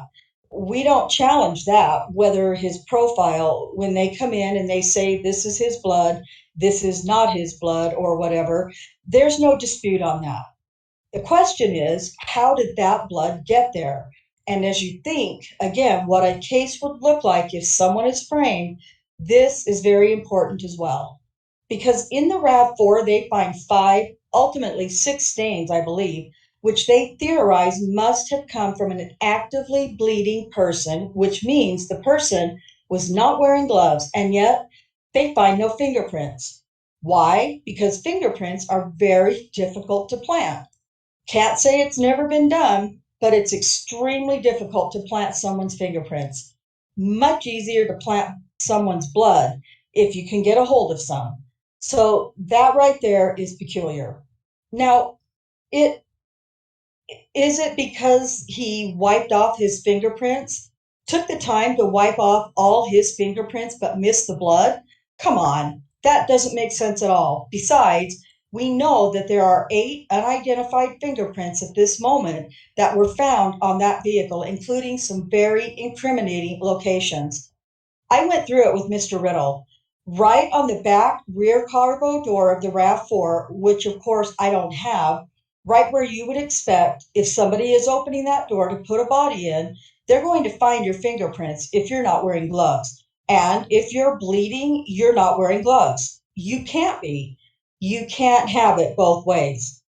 It would also point out Mr. Riddle. I asked him, well, you took the fingerprint standards of Lieutenant Link and Sergeant Colburn. You know what the defense here is. You know that we've been accusing them of for the last month or so. Did they ask you to compare these unidentified latents that were found on Teresa Hallpock's vehicle with Sergeant Colburn or Lieutenant Link's standards to see if you could rule them out or match? The answer, no. Why? Because they don't want you to know. You cannot open this vehicle without touching that latch. And this is where he said he found them, the fingerprints. There, and there. Riddle also found them on the hood. Isn't that interesting? He says the lifting up of the hood has been a big part of the state's case. No one has compared those to Lank and Colburn. The other thing that's kind of curious is that no one at the scene sees any blood in the vehicle. Granted, it's part of the windows are tinted but it's not dark. This vehicle was found at 10:30, 11 in the morning on a Saturday. And I believe Special Agent Fassbender, I believe he was the one that says he came with his flashlight. Maybe that was Earl. Was looking 5 or 10 minutes inside that vehicle and didn't see any blood. Now, maybe you won't see blood on the black CD case, but if indeed the vehicle is locked, you might want to be looking inside to see if there's a key. Wouldn't you think? You're going to be shining your flashlight right there to see if maybe the key is in the ignition. No one sees this rather peculiar looking bloodstain that looks like a sort like you might get if you take a Q-tip and dab it. Doesn't look consistent with the state's theory, as I understand it. And then you looked at maybe the most obvious lack of evidence, and that is the complete lack of any blood or DNA of Teresa Halbach anywhere inside Mr. Avery's entire trailer. And you heard what the police did with that trailer. They peeled off the paneling. They ripped up the carpeting. You heard Mr. Ertl talk about how in one instance he was familiar with, the suspect had cleaned up the carpet with a carpet cleaner and it wasn't noticeable. When they peeled the carpet back, it had soaked through to the pad. Well, the police were at least smart enough to look for that. Here, no blood on that pad, no blood on the carpet, no bloody bedding. Admittedly, you could burn the bedding, sure. You could get rid of the bedding, but no blood on the mattress. And there's no evidence that there was any change in the mattress. And there's no evidence that any mattress or box springs or any of that was burned. No blood spatter on the walls or the ceiling. No bloody trail of a body being carried out of that bedroom into the garage or into the burn pit. Nothing on the carpet. Nothing on the back stoop, the deck, anywhere. No scratches on the headboard. No rope fibers on the headboard. Nothing that would indicate somebody restrained, struggling for their life, was murdered in that bedroom. Why am I telling you this? The state is now saying I believe they're trying to argue that she was killed in the garage, although that's still not clear either. Why do I care about the bedroom? Because the judge has told you that you bring your common experiences too. You can rely on those common experiences. And one of the common experiences that you have all unfortunately been exposed to was the pretrial publicity in this case. Judge, I'm going to interpose an objection. He is commenting on pretrial or out-of-court statements, whether by counsel or by other witnesses. This is absolutely improper. That is not a common experience that they bring to the courtroom. All right, just a second. I'm going to excuse the jury for a couple of minutes. You may be seated. Judge, I'm actually bringing this up only to show them, and my next explanation would be how important it is not to leap to a quick judgment and why it's so important that they disregard all of that kind of information they may have heard before and focus on the evidence in this case. That's where I'm going with this. Okay, I wasn't sure from the introduction comment that if you were going to refer to any information that was not introduced as evidence. As I understand it, you are telling me you are not? That's correct. That's all I intend to say about it. Mr. Kratz. When he starts with, unfortunately, you were exposed to information, he is presupposing, first of all, that they know that. Secondly, Mr. Strang and Mr. Buting, in jury selection, referred in great detail to out-of-court statements in this particular case. But third, and most importantly, the jury has already been instructed not to consider anything that was outside the courtroom. So to highlight something they may have heard on the news or something earlier is absolutely improper, and I'm suggesting that Mr. Beauty knows that. I disagree. This jury was exposed to false, misleading information for months. And it's not until they came into this courtroom that they heard the other side. That's the point. This is the best example I can think of on why a case has to be decided and tried in the courtroom. The courts instructed them. We talked about it in Voir. We couldn't ignore the fact that at least 3 of these jurors who are sitting here today came in saying, I think he's guilty. They promised to put it aside.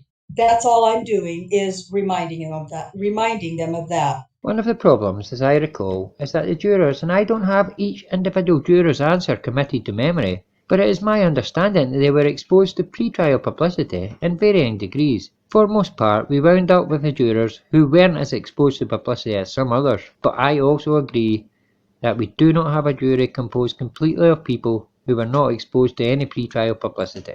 I'm a little concerned that even the reference to publicity, for the same reasons I expressed as one of the reasons for dismissing the false imprisonment charge, is references to it could possibly lead the jurors to talking about it in deliberations, and that's something that I don't think we want. I agree. And that's as far as I was going with it. I wasn't going to draw any more references to it other than to remind them how I think this is the best example now that they have been through the process to understand why it is so important for them to only judge the case on the facts, not speculating. Alright, I'm going to ask you, you can refer to speculation, but I'm going to ask you to phrase it in some other way that doesn't involve referring to pre-trial publicity, in order to avoid the problems with it. That's fine. I'll just finish by saying that this case is an example of why you can't leap to quick judgments and why you should base your decision on the evidence in court. That's fine. Anything else, Mr. Kratz? Well, I'm not sure how to unring that bell, Judge. Well, I wish I could unring it too. Both parties have made arguments about ringing bells. I don't think the comments that have been made thus far get us significantly into the problem to require corrective action. So as long as there's not going to be any further reference to any pre-trial publicity, let's bring the jurors back and allow Mr. Butin to continue. Thank you. You may be seated. Members of the jury, we're hoping that our sound problems are related to a bad battery, so the battery is being replaced. In a minute, we'll resume. All right, where were we? What I think this case is a good example of why it is so important that people not leap to quick judgments about a case, maybe deciding that's not based on the evidence you hear in court. You promised, and I'm confident you all will decide this case based only on the evidence you have heard in court, and this case is a good example why. Let's look at what other evidence is lacking. Now, if the state's theory is that she was shot in the garage, where's her blood? None of her blood is found in that garage. We've heard testimony about high velocity blood spatter that comes when someone is shot from a bullet. There's none on the floor. Maybe even more important, there's none of any of at all, any of that clutter that you saw. When it's high velocity spatter, it can go anywhere. How would Mr. Avery be able to clean up everything, not just on the floor, but every little item? Because remember, at least in March, they picked up and handled and examined every piece of evidence, every cooler, every box, every can, every piece of junk that we all have in our garage, they looked at. And that's where you would expect to find spatter that no one would be able to clean up, even if they tried to clean up.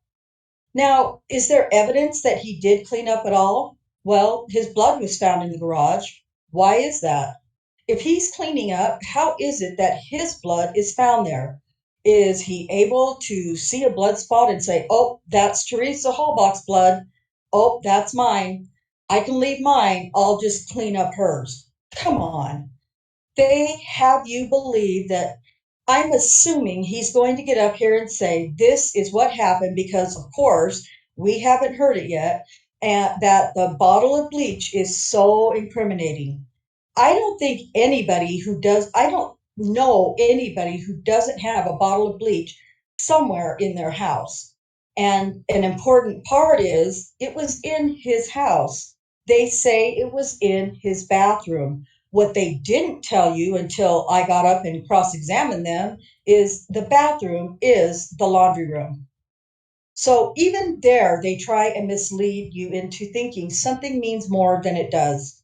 A bottle of bleach found in one's laundry room means nothing, and it means nothing in this case. And by the way, if the theory is that there's no blood of Teresa Hallbox anywhere on the floor of that garage, is that because he is such a good cleaner? Then why are there 10, 11, 22 shells lying all over the floor right in the open? Don't you think if they're going to go to the trouble of cleaning up the blood after you kill somebody, that maybe you might pick up the shells that are right out there in plain view for the police to find? Don't you think that would be what you would do? So those are some examples of the kind of evidence that if someone is being framed, you might expect to find. You might expect to find lacking because it doesn't fit with the reality of what would have happened if the crime actually occurred as the state apparently alleges. We talked about one piece of incriminating evidence and how that looked suspicious. Let's look at maybe the biggest, most glaring suspicious piece of evidence in this case, the magic key, Exhibit A, in this theory that the police planted evidence in this case. Because if you believe that those police officers put that key in his room, that they are capable of planting that kind of evidence to try and link him, then why couldn't they have planted blood? If they go to that extent that they plant Teresa Hallbach's key in his bedroom to try and convict him, then that's it. It's over. Case over, because you can't rely on anything else they have given you. Now let's look at this key. First of all, why would he bring the key in his house and put it in his own bedroom? Why would you do that? If you still got the vehicle and you still wanted somehow to use the key to drive it someplace, by the way, why would you want to disconnect the battery if you're still going to use the key? What good does the key do if the battery's disconnected? So that's a disconnect. No pun intended here. But why wouldn't you just leave the key in the car? Why wouldn't you hide the key underneath the car or somewhere where you know it is? Why would you bring an incriminating item like that into your own bedroom, especially since you know as of November 3rd, when Sergeant Colburn comes to visit him, and November 4th, when Lieutenant Lank and Detective Remiker come to visit him, and all of the television cameras are in there, that you're a person of interest, right? You know you are not going to put the key in your bedroom. Doesn't make sense. And then the key is not found until the 7th search of that trailer. You already had 4 grown men in that little trailer. I'm sorry, in that little bedroom, they had 4 men for 3 hours on Saturday night, November 5th. And they came in here and they tried to tell you that's not really a thorough search. 3 hours in a little bedroom with 4 men is not enough time to do a thorough search. Who are they trying to kid here? And then it's not until November 8th when they have been in that bedroom again with 3 men, Lank and Colburn and Kucharski. It's another hour or more before they find it then. There's a common theme, by the way, that we've been hearing in this case whenever something is mysteriously found much, much later when it should have been, but earlier searches didn't count. Those were just cursory searches, 3 hours cursory searches. This computer rendering of the bedroom is helpful just to show how small this bedroom is. How long does it take 4 men to go through a closet, a dresser that's over here, a desk, a bookcase, or a World War II record album holder, whatever it is. 7 entries. Now, I submit that the reason it wasn't found in the first entry is because there was a watchdog along Sergeant Tyson. The one thing that they did was what they say, it's okay to use these Manitowoc officers for searches because we're going to have a Calumet person there with them to make sure nothing goes wrong. Sergeant Tyson admitted he had never been in a situation before where he had been told to keep an eye on those guys, your fellow cops. Keep an eye on them. What are you doing putting those 3 men into a person of interest? He's a suspect in their eyes. What are you doing putting 3 cops who have that kind of potential conflict in that person's bedroom that you need to have another officer from another agency watching over them, babysitting them? That's absurd. Lank and Colburn volunteered for that duty, and they volunteered for a reason. But in the first search, Sergeant Tyson did his job. I believe it when he says that he watched them. He looked like a watchdog. He was watching them like a hawk, and he wasn't searching. That's important too. They were doing the searching, and he was just doing the collecting. So the opportunity wasn't there for Lank or Colburn to plant the key. And then they're in there again, very briefly the next day, again with Tyson. Note that each entry they are each time they go in there, they're with Tyson, except for November 8th. And they go in with Deputy Kacharski, who tried to make light of it by saying that, the possibility of planting is about as likely as aliens coming down and planting it. But he had to admit he was not told to watch those officers. He was there with Lank and Colburn. He's told to search, and that's what he's doing. He's doing his job, and he's sitting on the bed after 1 hour. In fact, I think he said he was getting almost done and took off his gloves. He's sitting here going through this drawer. Lieutenant Lank is right here with his back to him, like this, crouched down on the floor, so he's not going to see what's going on. Lank gets up, walks out the door, comes back in a minute or so later, and oh my gosh, look at that. There's a key. Lo and behold, it's in plain view. And so they come up with this theory, this absolutely preposterous theory on how this magic key that no one ever finds before suddenly appears in plain view out of this bookcase. They find it right there where those slippers are, right like that.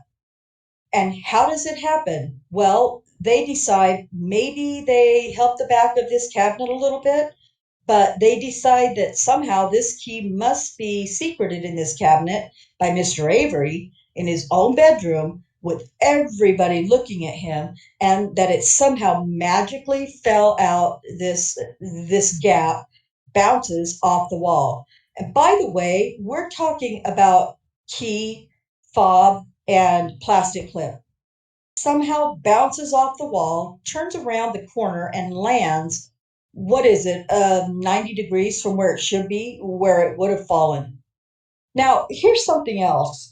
I want you to contrast what kind of evidence the state has given you. In this case, we've been presented with a wooden gun rack as exhibit number 196. This has really been important in this case, hasn't it? This wooden gun rack. It's meaningless. We have got a photograph of it too. We have the real thing and the photograph. What do you need this for? Why do you need this for? Why is this in evidence?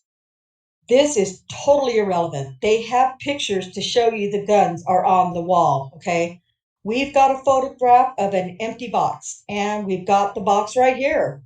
We've got a photograph of another empty box, and we've got an empty box here too. What did they give you on this bookcase that a photograph? Where is the bookcase? Where is that bookcase? Don't you think that's a little more important in this case than that wooden gun rack?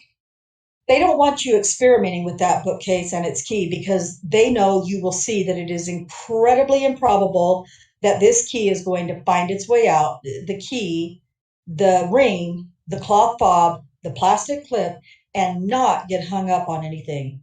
It's going to bounce around like they say it will. So you ask yourself, why haven't you seen that? Right there in the property room. Nice picture of it. Judge, I'm going to interpose an objection. Counsel is suggesting that only the state could have introduced that instead of the defense. State's burden.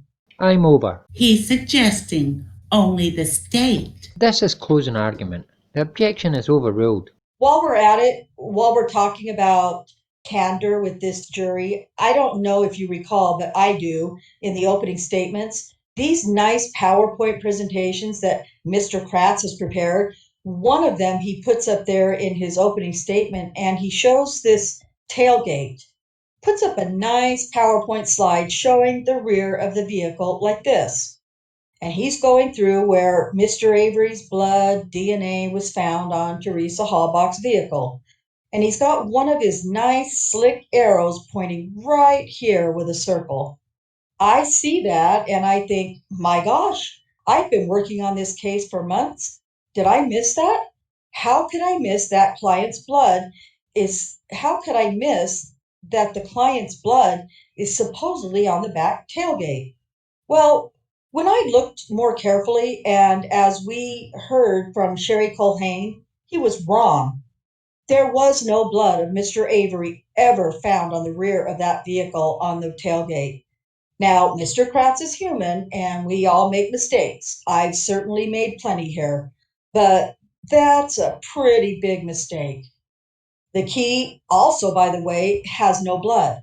Remember, she swabbed it and the stains were clean, and it only has his DNA.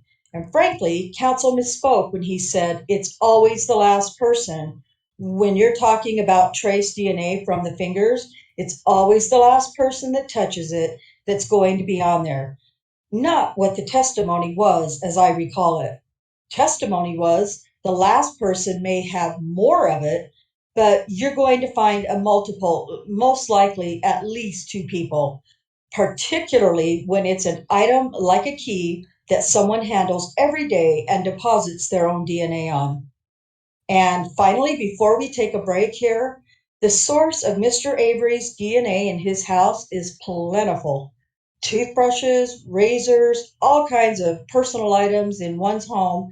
If Mr. Lank and Mr. Colborne wanted to put Mr. Avery's DNA on that key, that was easily available. It doesn't have Mr. Avery's fingerprints on the key, doesn't have any of Teresa Halbach's DNA on the key. Keep in mind also, when you think about the evidence that's lacking and evidence that's suspicious, you came into this case, and as I recall seeing up there on the PowerPoint slides, there were 4 charges. Now there's 3. Think about that while we take our break. Is this okay, Your Honor? Yes. All right. Members of the jury, we'll take a break at this time. Again, do not begin your discussions of the case until all the arguments have been completed and the court submits the case to you. You are excused. Counsel, can I see you briefly in chambers at the start of the break? Sure. Members of the jury, before we resume, I can report to you that I met with counsel during the break. I just want to give you some idea about where we're going to go from here. But we are probably going to go late today in order to finish the closing arguments of the parties. There isn't going to be any time to begin deliberations today. After the closings are finished, we will take a brief break to identify alternate jurors who will not be deliberating, and then we will adjourn for the day and begin deliberations tomorrow morning. We are going to take breaks probably at faster intervals than normal to keep you fresh enough to follow the closing arguments. But closing arguments will be what we complete today. Mr. Bruton, you may resume. Thank you, Judge.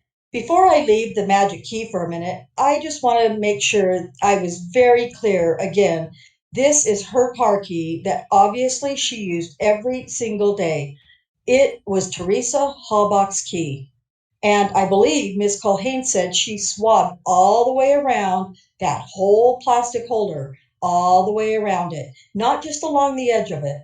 And yet she found none of Teresa Halbach's DNA, not a shred of it, and found only Mr. Avery's DNA, as if somehow the key had been wiped clean and his DNA was placed on it.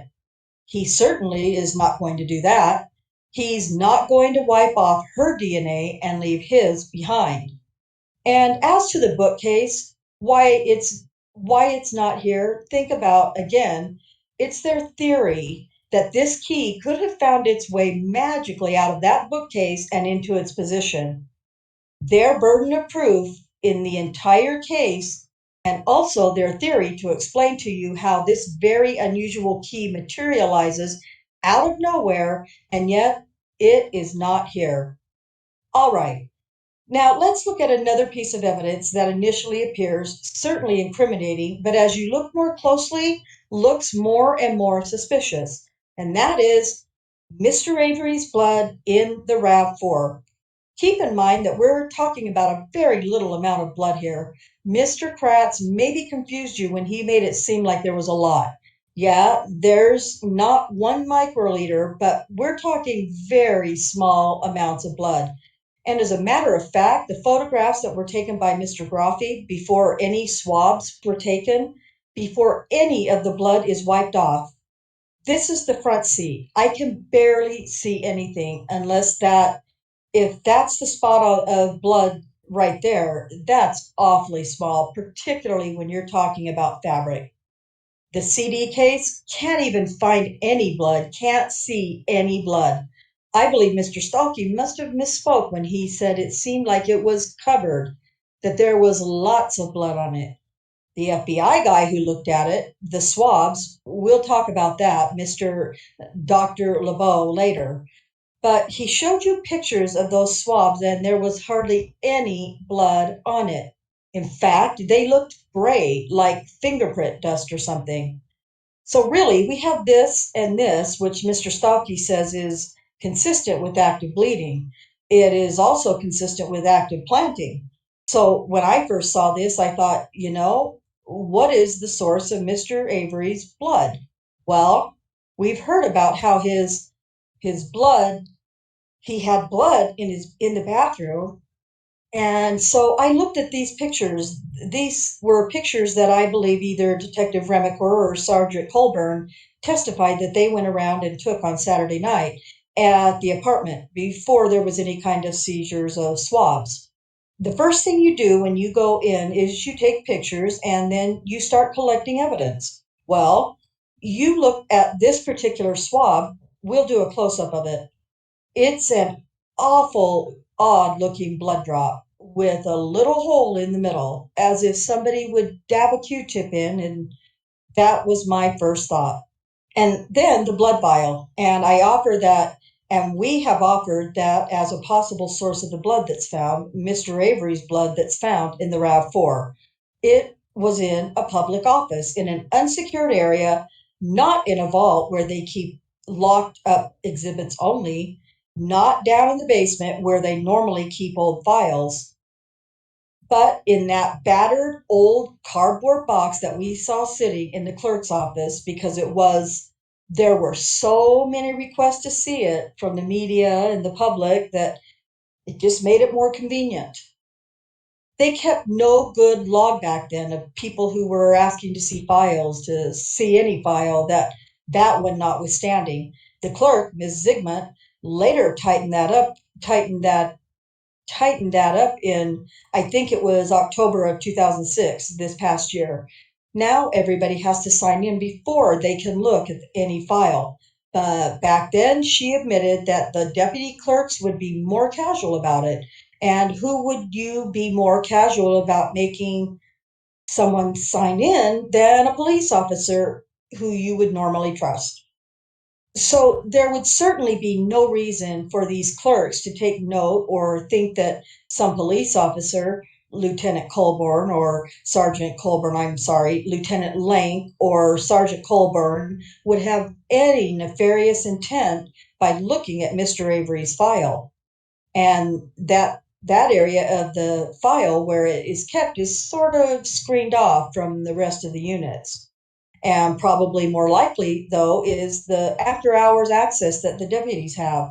The Manitowoc Sheriff's Department is responsible for security in the courthouse, so understandably, they have a master key that fits all the doors.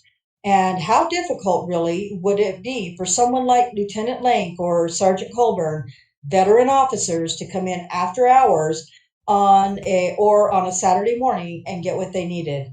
I submit it would be not difficult at all. Now, Mr. Kratz, I can hear him now. He's going to get up here and say, "Where's the evidence? This is all speculation. Where's the evidence?" As if he would expect anybody who was being framed to have a videotape of the officer taking the vial of blood and planting it. Or as if he expects one of the police officers in front of everybody under oath on streaming video on the internet to admit, "Oh, yes, of course, I took the blood and planted it.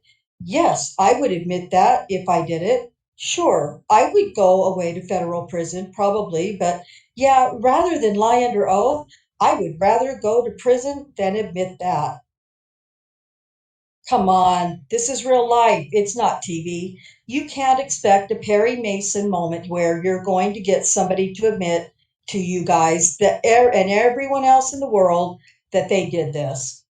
So, what do we have though? We have reasonable inferences that can be drawn and circumstantial evidence, just like they do. The box, you've seen the video. I'm not going to go through all that again, but I want to just remind you to show you the box. Evidence tape is very clearly cut, open, and the box is resealed with nothing but a piece of Scotch tape. This one may show up a little better. Inside the box was the styrofoam container, and it was opened by all of us together, which also had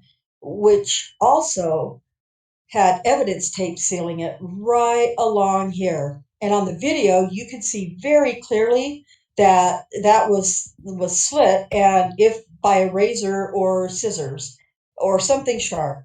So that one would easily open this sort of clamshell styrofoam container, and there is the vial of blood. The vial of blood has a hole, what appeared to be anyway, a hole in the middle, right there, which is where the professionals would gain access to the blood if they need it. But this vial has something more, as even Dr. LeBeau admitted. This vial has blood in between the rubber stopper and the glass, so that the experts who use these things all the time could say, even Dr. LeBeau, I believe, is the one who said this vial clearly, the top had clearly been taken off. So there's evidence that the box was unsecured and the top had been removed at some point, and the blood is still liquid. Can't really show it in there, the way they've got it encapsulated in yet another glass tube. You can't really see it, but you did see, I think, in the video as it was rocked back and forth. The blood was still liquid and therefore easily available to plant. And we're only talking about a few drops. That's all that's necessary to leave the amount of blood that they found in the RAV4. A few drops, that's all. Now, Lieutenant Lank, whose name keeps coming up at every important part of this case, had reason to know that the blood of Mr. Avery was sitting in the courthouse because he was the evidence tech, the whole head of the evidence department for Manitowoc, and he signed in 2000. What's the date here? 2002, September. He signed Exhibit 214 as the transmitting or submitting officer to submit these items to the crime lab. Now, I'm not trying to mislead you here. These items do not include the vial that we're talking about. But they clearly show that these came from exhibits held by the court since the end of the trial. And yet, Lieutenant Lang would have you believe in his testimony that he had no idea that the 1985 court file had any kind of exhibits like that in there. The one thing they did look for fingerprints on, they looked for Lang and Colburn's fingerprints on the blood vial. No surprise there. Second nature with cops when they handle anything like that, a biological piece of evidence, they're going to put their gloves on. So, okay, they look there and they don't find any. But again, they're looking for something that they know isn't going to be there in the first place and trying to present that as if it means something. But so then there's the question of the opportunity to plant blood. And that's why we heard all this testimony about the scene and whether it was secure or not secure. Well, keep in mind that the sheriff's department, even though their bosses said within 45 minutes on getting there that we're turning this over to this investigation over to Calumet, the one item on that 40-acre property that they knew was important, the main piece of evidence was that RAV4. And they kept their officers in control of it for 4 hours. Talk about the fox guarding the henhouse here, ladies and gentlemen. Come on. Is that just a coincidence, or is that Lake and Colburn having some influence here? How carefully was it being watched? Mr. Kratz told you that it was being maintained very securely and carefully. Well, we heard that until Special Agent Fassbender arrived at 225, there was no log at all of who was coming and going, looking at the main piece of evidence that they knew about. They rely on two civilians, Nicole and Pamela Sturm, to be their watchdogs so they can see from this crusher, distance 369 feet, I think it was, Mr. Austin measured. And I don't fault the Sturms. I mean, its revision is history. For them to say that they were watching that carefully the whole time they were there, that far away to make sure nobody, even a police officer, approached. Why would they care? Once they knew it was Teresa's vehicle, the sad news that it was, that's where their attention would be drawn. They weren't watching this to see who approached the RAV4.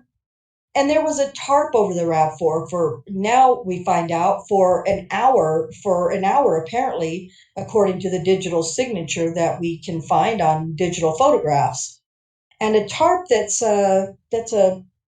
built up in such a way that it's practically a tent. That's not the best picture, but from a distance, this large tented over object, being very careful not to have the tarp touch the sides, with a nice little opening here. Now, maybe that's not when it was planted, but it certainly had an opportunity. Probably more likely is that it's getting dark, and while the officer, I don't believe, by the way, that there was any testimony that Mr. or Sergeant Orth was seated where Mr. Kratz said he was. But even notwithstanding that, what we did hear was that there's other means of ingress and egress to that property. Sergeant Orth testified that while the officers were somewhere in this area, remember this picture was taken after the vehicle had been removed, but that there's ways in and out from the west. I'll show you in a moment if I can find the overhead. A little farther up, one can see how the roads down here, we have lots of ways to get in and put that, first of all, for someone to plant the vehicle, and secondly, for anyone to approach it while it's there. And an even more distant shot that shows all the ways into this plot of land. So while maybe directly to the south of that berm, it is not immediately accessible, there's all these other ways in from here or from here. When somebody who knows the area, perhaps someone who's been a patrol sergeant for many years, knows the county like the back of his hand, is going to know how to get to that RAV. Then we have this whole question of whether the vehicle is locked or not. Well, the Stearns said they thought it was locked, but then when they were questioned more carefully, it turns out that Nicole didn't check the rear tailgate. She checked it with her sleeve, the other four doors, but not the rear tailgate. If it was locked, by the way, who do you go to when you lock your keys out? Most of the time you go to call the cops. Who better knows how to open up a car quickly than police? So the fact that it was or wasn't locked isn't crucial in this case, in my estimation. But on this evidence, it's not entirely clear when it gets to the crime lab, it really is locked. You'll have to rely on your memory for that, but I think the record is unclear, frankly. There is also, I want to point out, all you would have to open, by the way, are two doors to put the blood where it was found. The driver's side, you can reach everything in that front seat, and that one rear passenger door. So you wouldn't have to have them all open and sitting in the car in order to do this. And then we have the interesting circumstance of Lieutenant Lank and his behavior on November 5th and since then, in which he testified in a prior hearing in this case. Lieutenant Lank is the only officer, the only witness in this case who has lied under oath. He gave sworn testimony one day that he didn't get to this site until 6:30 or 7 when it's getting dark, but came in front of you today and says again under oath that it was 2 o'clock. Well, what happened in the interim? He forgot about the logs. And when you look at the logs, he signs out, but he never signs in. Fassbender had those logs starting at 2:25. So lo and behold, Lank now appears on the scene at 2 o'clock to explain why he never logged in. Because otherwise, the alternative is he comes at 6:30 or 7 and evades the guard that's doing the log. That doesn't look good either. So ask yourself what evidence there is, what inferences you can draw from a witness who gives two different versions under oath about a critical point like this. His whereabouts, by the way, that entire day, he never writes a report. So I also expect, again, because they get to go last, I'm having to anticipate, and you may have to answer some other questions that way that they raise. But I expect that they are going to say this would have to be this would have to be this complicated, wide-ranging conspiracy in order to frame Mr. Avery. Not true. Not true at all. This could be done by two officers, really one officer, the one officer who keeps coming up, Lieutenant Lake, whose name is on the evidence transmittal form, transmittal from the 1985 case just a couple of years earlier. Lieutenant Lank, who shows up on November 5th without logging in. Lieutenant Lank, who finds the magic key. Lieutenant Lank, who 4 months later, 4 months after Manitowoc no longer is needed with no legitimate reason, is back at that scene on March 1st, and what's found the next day? The magic bullet, which we'll talk about in a moment. Actually, let's talk about it now. Again, every time they try and every time they find something that they should have found before, it was because, oh, that prior search was just for a missing person. We signed a search warrant affidavit in which we said we were looking for evidence of a homicide, but oh, we were just there looking for a missing person. We didn't know what we were looking for. They are in that garage on November 6th for an hour and 47 minutes, 3 officers. They find 10 or 11 shell casings, but they found, if they saw a bullet, don't you think they would pick up that bullet? Don't you think that might be important? Now, where was it found? Right smack dab in the middle of them. This is the March 1st photo, but number 9, right as you walk in the door, the main overhead door, it's sitting right there in a crack. Now, to you and I, that may not look like much, but to an officer who's looking for, if they found 22 shell cartridges, is going to be looking for a bullet that's going to be pretty obvious.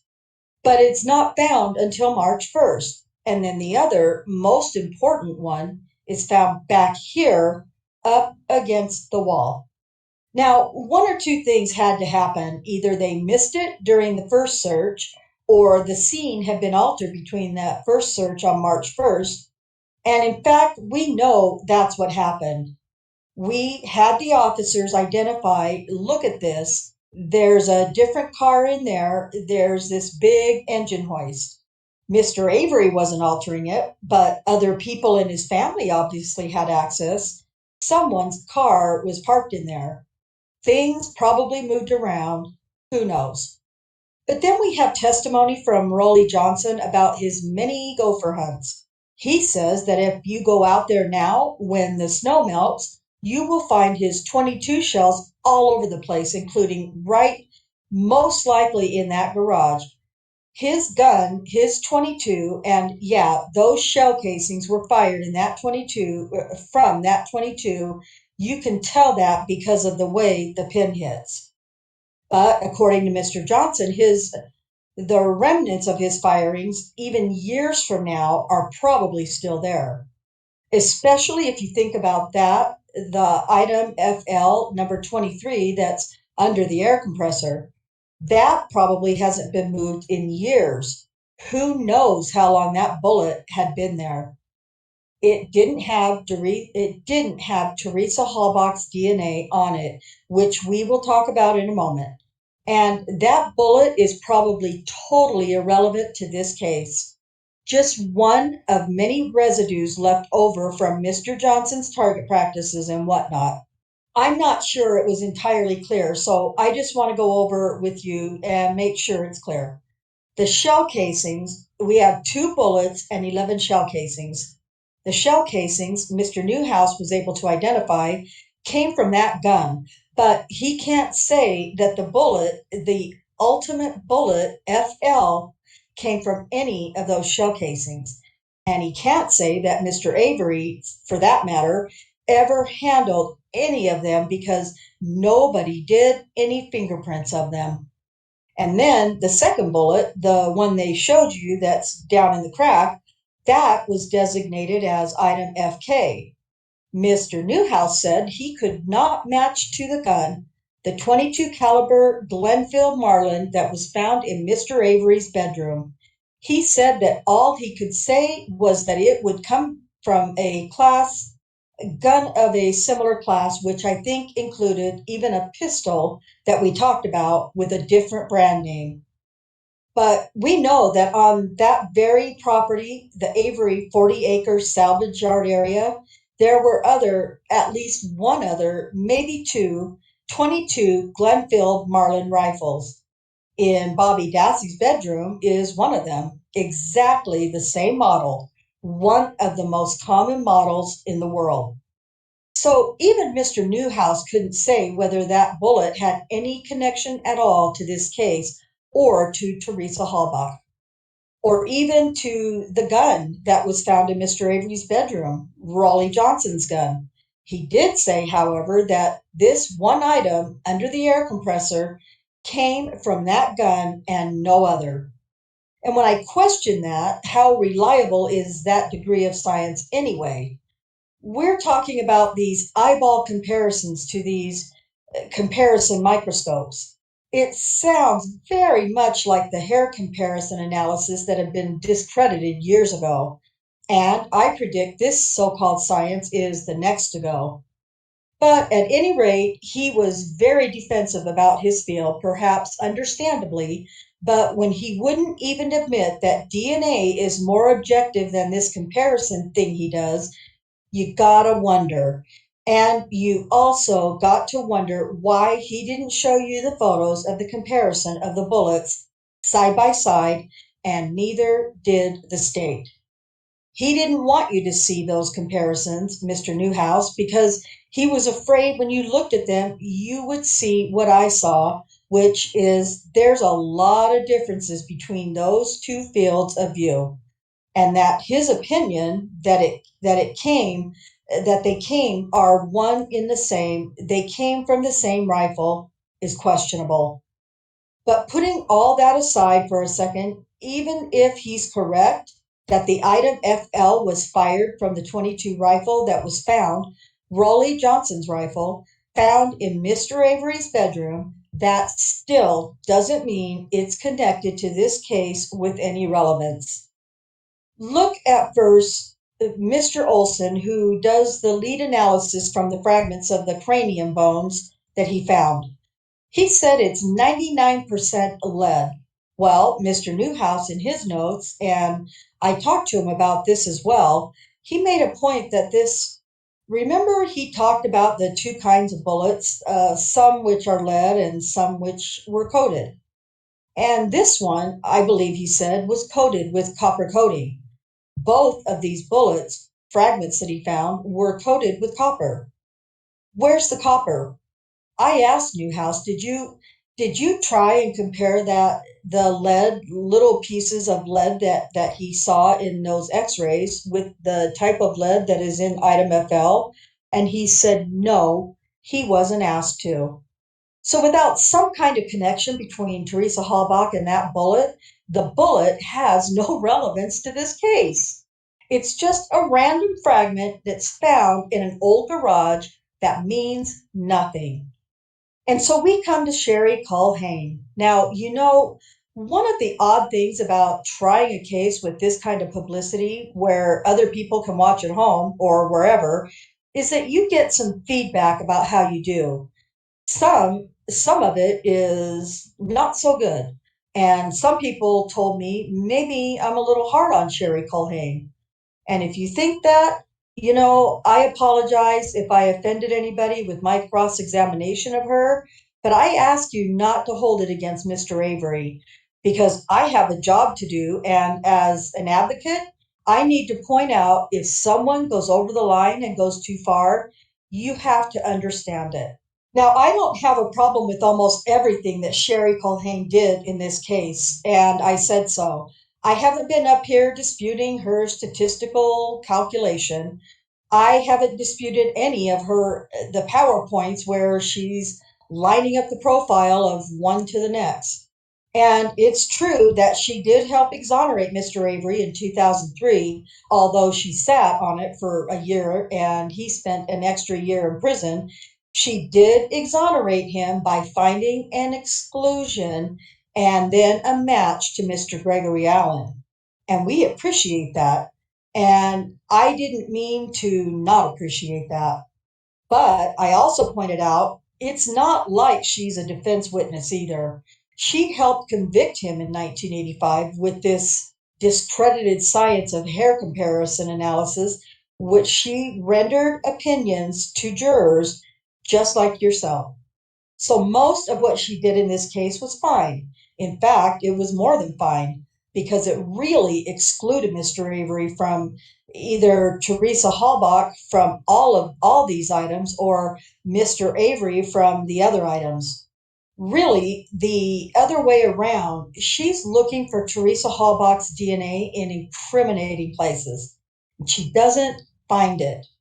So I can imagine how frustrating it might be when you get a phone message that tells you this early on, try to put her in his house or garage. Now, this is not blind testing by any means. These agents are telling Ms. Culhane what they want.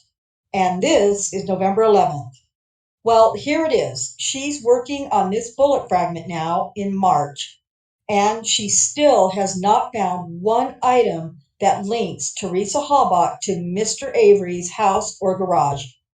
So she's got to feel some pressure. This is the biggest case of her career. The biggest case in the crime lab that the crime lab has ever had. 380 items, 180, I think, submitted just to her unit. It's almost about 5 months late and nothing has been found. So when she gets this last bullet fragment, she recognizes I think she said it's a probative piece of evidence. She knew what it was. And when she gets this contaminated test, the pressure is on for her to go way out on a limb, farther than she's ever gone in her life.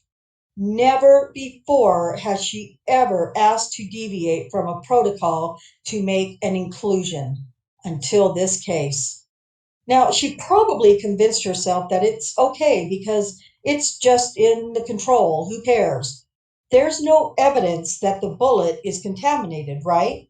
Well, we talked about that, what controls are and what they have them and how they can find contamination in controls very easily because if a control has anything but zero DNA, it's been contaminated. What you can't tell is when a piece of evidence shows up with someone's DNA, you can't tell whether it's there because it has been contaminated or not. And so what you do is you run a control. And the protocol says if that control is contaminated, you toss it out, and that's the end of it. Because they know from their own tests that there's cross contamination that can occur from one evidence item to the next. And they can never rule it out if there's a contamination control. So where is Teresa Halbach's DNA coming from? Ms. Culhane says she's theorizing and she thinks, well, maybe I'm talking too much or I'm too close to the bench, and that's how her DNA got on there.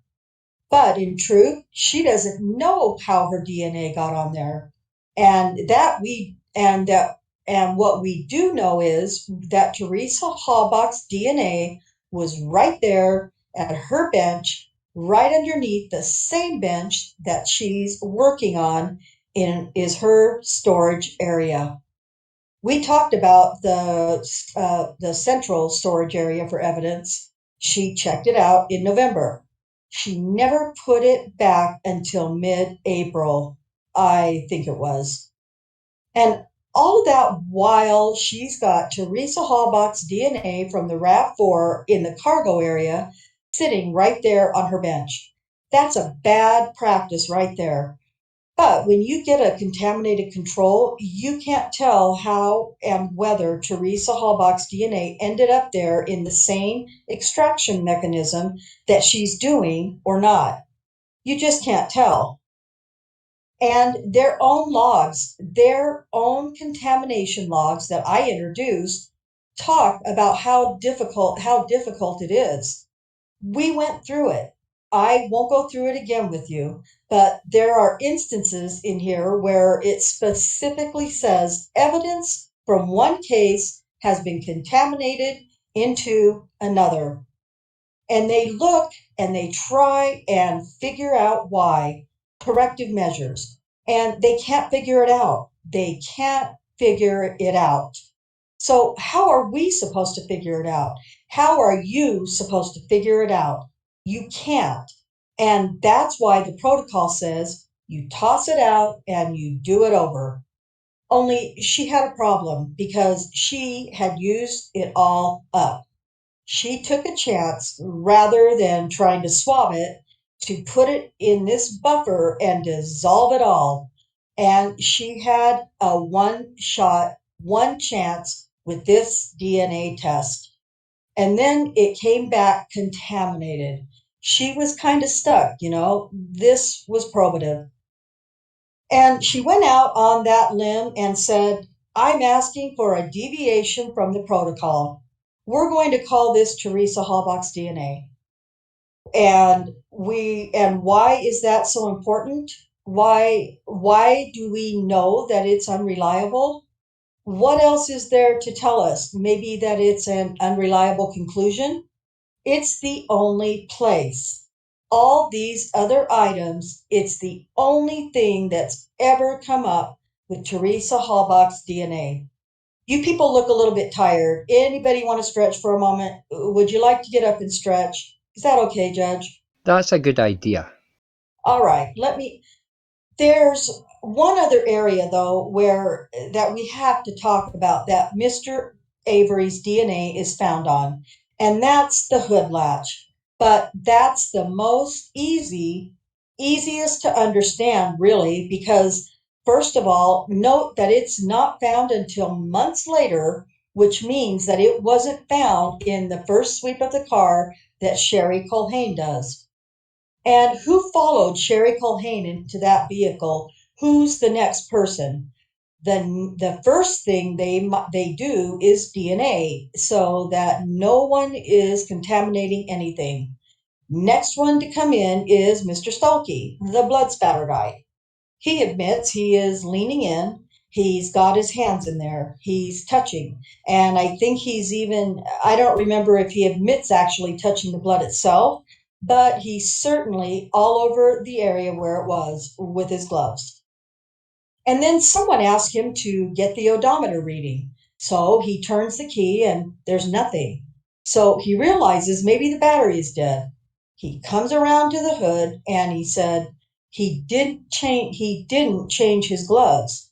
And he opens the hood and then of course sees that the battery is disconnected. And they have to do something else to get the odometer reading. But that's the problem with DNA. It's so easily translated or transferred in the environment. That's why you're supposed to peel off your gloves, and he didn't. Let's move on to some of the other aspects of this case that are really peculiar. How about a complex lack of any motive for Mr. Avery to kill Teresa Halbach? Why would he kill Teresa Halbach? It's a man who's wrongly incarcerated, spent years in prison, gets out, has a good lawsuit pending. He's going to win a whole lot of money in all likelihood. Why would you kill somebody? That makes no sense. First thing that leaps out at you when you heard about this charge, maybe more peculiar, is why Teresa Halbach? Why kill some woman that just comes over and takes pictures of your car for 4 or 5 times? Why her? And just quickly, this theory that somehow he was luring her over by using the name Yonda is completely bogus because the very same day, one of the other customers did the same thing. You give the name of the owner, I may have it backwards, Mr. Schmitz, I believe, called for Mr. Sipple called and left Mr. Schmidt's name because he's the owner and he was the one who was going to be there when the car was looked at. If he's really going to plan to kill Teresa Halbach specifically, why not just call her on the cell phone? Why leave a paper trail? Why call the office? Leave your address. Avery Road. I mean, hello, Avery Road. Doesn't take a rocket scientist to trace it back to him. And where was she killed? In the garage? We still don't know from the state's theory. But think about this. Maybe he's got some explanation he's going to come up with here. But if she's killed in the garage and she's burned in the burn pit, what's she doing in the back of the RAV4? He's put her into the cargo area of the RAV4 so he can drive 20 feet around the other side of the building to take her out and put her into the burn pit? Makes no sense at all. It's another reason to suspect that the burn pit is not the original site of burning because her body was very clearly inside that rear of that RAV4. Why burn the phone and the camcorder and the camera and the Palm Pilot? Why burn those items in your own burn barrel? You're surrounded by quarries. You are out in a rural area. You've got 4,000 junk cars. You have crushed cars you can put it in. Why do you burn it? What's the point? Get rid of it. It's easy to get rid of. Toss it in one of the ponds, bury it. No one is going to find pieces of metal, especially, again, if after November 3rd and 4th, it's obvious the police are looking at you. Mr. Kratz says the location of that car tells us it was going to be crushed. And think what would have happened if Patricia Sturm had not found that car on Saturday afternoon. That car would have been crushed and we would have lost that evidence forever. Well, ask yourself, why wasn't it crushed already? You got a crusher. You got a crusher on your property. You got 54 cars are crushed there. It's obviously used all the time. Why isn't it already crushed on November 5th, especially if you know the cops are looking at you? Common sense. And why try and build this complicated outdoor fire to get rid of a body when you've got something like this on your property that can melt aluminum to liquid? Big enough, easily to do the job you need. It's if that's what you're going to do, you would use that. But of course, that doesn't fit with the state's theory because if you did use the smelter, you wouldn't move the bones back on your property. All right, let me talk about the FBI, Dr. LaBou. I suggest he is not a credible witness, and more importantly, the test for what it was used for the opinions that were given, it's not credible for that. He gets the award for the most absurd expert opinion of anybody that's come into this courtroom and this trial. When he says, I can conclude to a reasonable degree of scientific evidence that when I test those three items and don't find EDTA, these other three items that I never bothered to test, they don't have EDTA either. How can you ever make that kind of conclusion? That tells you how sloppy he is with his opinions and how willing he is to give them what they want. Compare his testimony to Dr. Janine Arvizu, who was forthright, not dogmatic. She gave Dr. LeBou his due. She agreed with him when he was right and pointed out where he was wrong. She said that this protocol is fine, perhaps, the test if EDTA is in fact present. But to then use it beyond that and say that the absence of EDTA by doing this test proves it's not there, goes too far. It even goes beyond the scope of the protocol itself, because the protocol says that this procedure allows for the screening and confirmation of EDTA in the suspected bloodstain. Doesn't say that you can then conclude, if you don't get it, that it's not there. And the reason why is it took Dr. Arvizu to figure out, I certainly couldn't, it's this whole idea of limit of detection. The test that he did, injecting something right into this instrument, this whatever it was, MS thing, that's easy. Yeah, you're going to get a low, you're going to be able to get a low limit of detection because it's pure, put right into there. It's the extraction process where you're taking something out of the fabric or a swab, diluting it, extracting it, and going through that whole process of filtering, that it becomes more difficult. Your level of detection is now much higher. In addition, the protocol was rushed. Think about that. Think about how this whole thing came about. The FBI has not tested for EDTA in 10 years since the O.J. Simpson case. His explanation is because no one asked. Think about that. Why do you think no one asked? First of all, we can't ask for it as the defense bar. Only the prosecution can ask for it. What did they do in that case? They screwed it up. They found EDTA and later argued whether they were right or wrong. We will never know. later claimed, oh, that was just a carryover from a different sample. Well, the jury was told that there was EDTA in that case. Look what happened. What prosecutor is going to trust them to do this same kind of test and not screw up their case? This prosecution team, because they were desperate to try and do something to discredit the defense of planting whatever it took.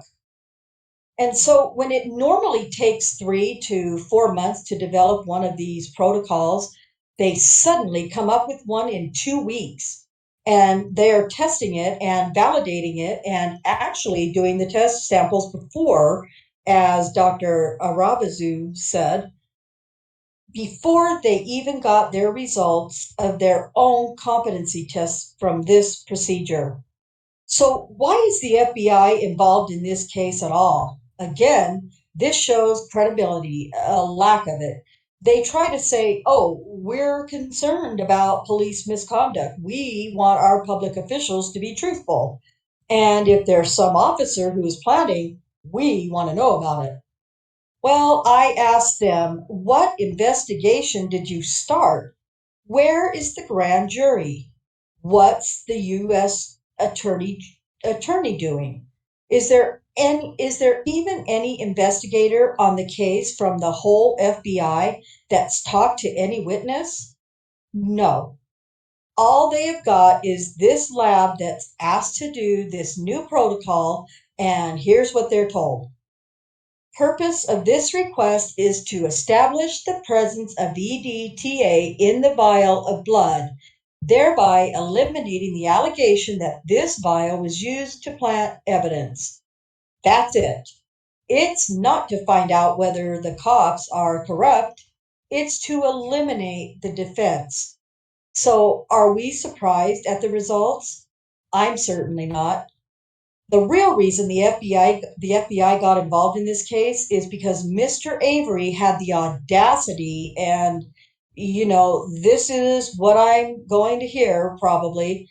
How dare he accuse these fine officers and besmirch their reputations? And when that happens, they circle the wagons. Cops, when they get accused of misconduct, they circle the wagons. That's the code of silence, or that's the bond they have. And that's why Calumet and DCI were so quick to jump on the bandwagon when Lank and Colburn were professing they did nothing wrong. They had nothing to do with this. And Lank and Colburn probably counted on that. Quickly, a couple of other peculiar things about the timeline. Bobby Dassey says that he sees Teresa Halbach at 2:45 and he leaves at 3, and the vehicle is still there, something like that.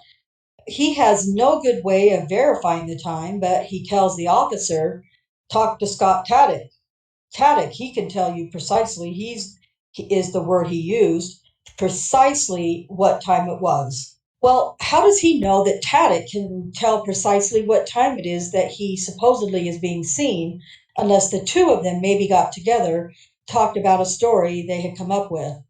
Remember those two people, unlike anybody else that was asked about an alibi and maybe weren't, but those two people alibied themselves with each other. There's no alibi for either one of them. Nobody sees Dassey go hunting in the woods, taking a shower, by the way, before he goes off hunting, like his Irish Spring soap is going to help attract deer. Come on. And he goes there so that he wants to get there before dusk because that's when the deer feed. I'm not a hunter, but we know what time he left and came home. It was well before dusk, and he's home at 5.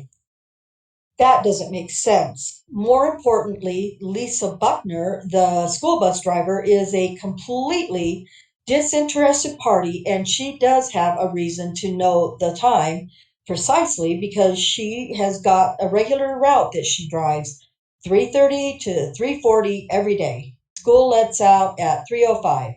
She drives, drops the people off. She's dropping the Dassey boys off at that time. What does she say? She says she saw a woman taking pictures of a van. Now, how many women are out there taking pictures of a van at that time period? She's honest and says, I don't remember if it was Monday the 31st, Tuesday the 1st, or Wednesday, November 2nd. That's what she tells investigator Uyghur on November 7th, just 1 week afterwards now, when it's a fresh mind, when it's fresh in mind. And she's so concerned about it, she went to the barricades on November 5th and said, Hey, I think I saw her. I think I saw her. I don't remember what day, but, you know, that's what she describes, this woman taking pictures. The state, 16, 17 months later, is able to confuse her and say, well, yeah, maybe it was a week earlier. Maybe it was a couple of weeks earlier, but that's not what she said when it was fresh in her mind. The state will argue that the location wasn't right. She said she saw her taking pictures of something down around the turnaround circle. And it's true. That's not where Barbionda's car was or this van was. It was up the roadways. Well, either she's mistaken about that, or, and I submit this is a very real possibility, she is doing a hustle shot because she's been flagged down on her way out and asked to take another picture. By who? We know it's happened before. We have evidence. Angela Schuster said just a few weeks earlier, Tom Yonda had flagged her down and taken a hustle shot on the way out. And John Larriquin, the propane driver, yeah, he's not as certain, but he does corroborate Lisa Buckner in that he sees this green SUV around the same time. He doesn't know who's driving, and maybe it wasn't Teresa Halbach at that point. This person who was hustling a shot, perhaps, was driving away with. But he recalled it because it was different, wasn't the usual regular vehicle that he always sees. So when the state tells you that Bobby Dassey is this credible witness who's the last person to see Teresa Halbach alive, maybe he's right if he's the killer. Or Scott Taddock, his only alibi. He tells him, Judge, I'm sorry. I'm going to interpose an objection on third-party liability. I would like to be heard. I will rephrase that. I will withdraw that. I don't want it rephrased. I want to be heard. I'm going to let Mr. Button finish up. Then I will hear your objection. Thank you, Judge. Police, when they interview Mr. Dassey, just accept his story unquestioningly, and they accept Mr. Taddock's story. They don't go check out his alibi for later, where he says he's visiting his mother at the hospital. Well, where is the proof of that? Why do you believe him, especially when he tells you that when he comes back, he sees this fire and then he knows what time it is because he leaves around 7:45. He wants to get home so he can watch Prison Break. Prison Break at 8 o'clock in Wisconsin. Did they check that out to see what time it comes on? Do you still want to be heard, or? You can continue. All right. I will talk briefly about the other, since Mr. Kratz said that these Mr. Fassbender and Uyghur were investigating parallel these other suspects, including the boyfriends, ex-boyfriends, whatever. But look at what they did.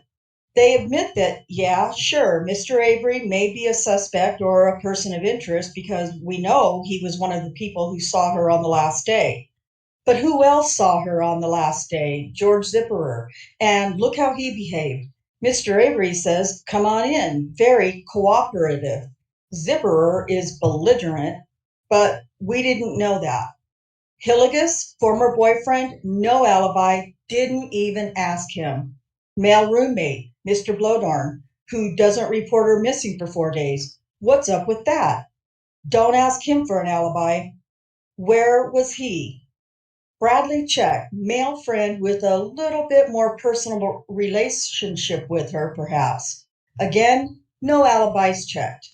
Mr. Pierce, an employer who never bothers to report her missing for 4 days. All of these roles that these people play, the officers admitted would normally, in a normal missing person or homicide investigation, be considered possible suspects that you would at least look at and check out. but not here.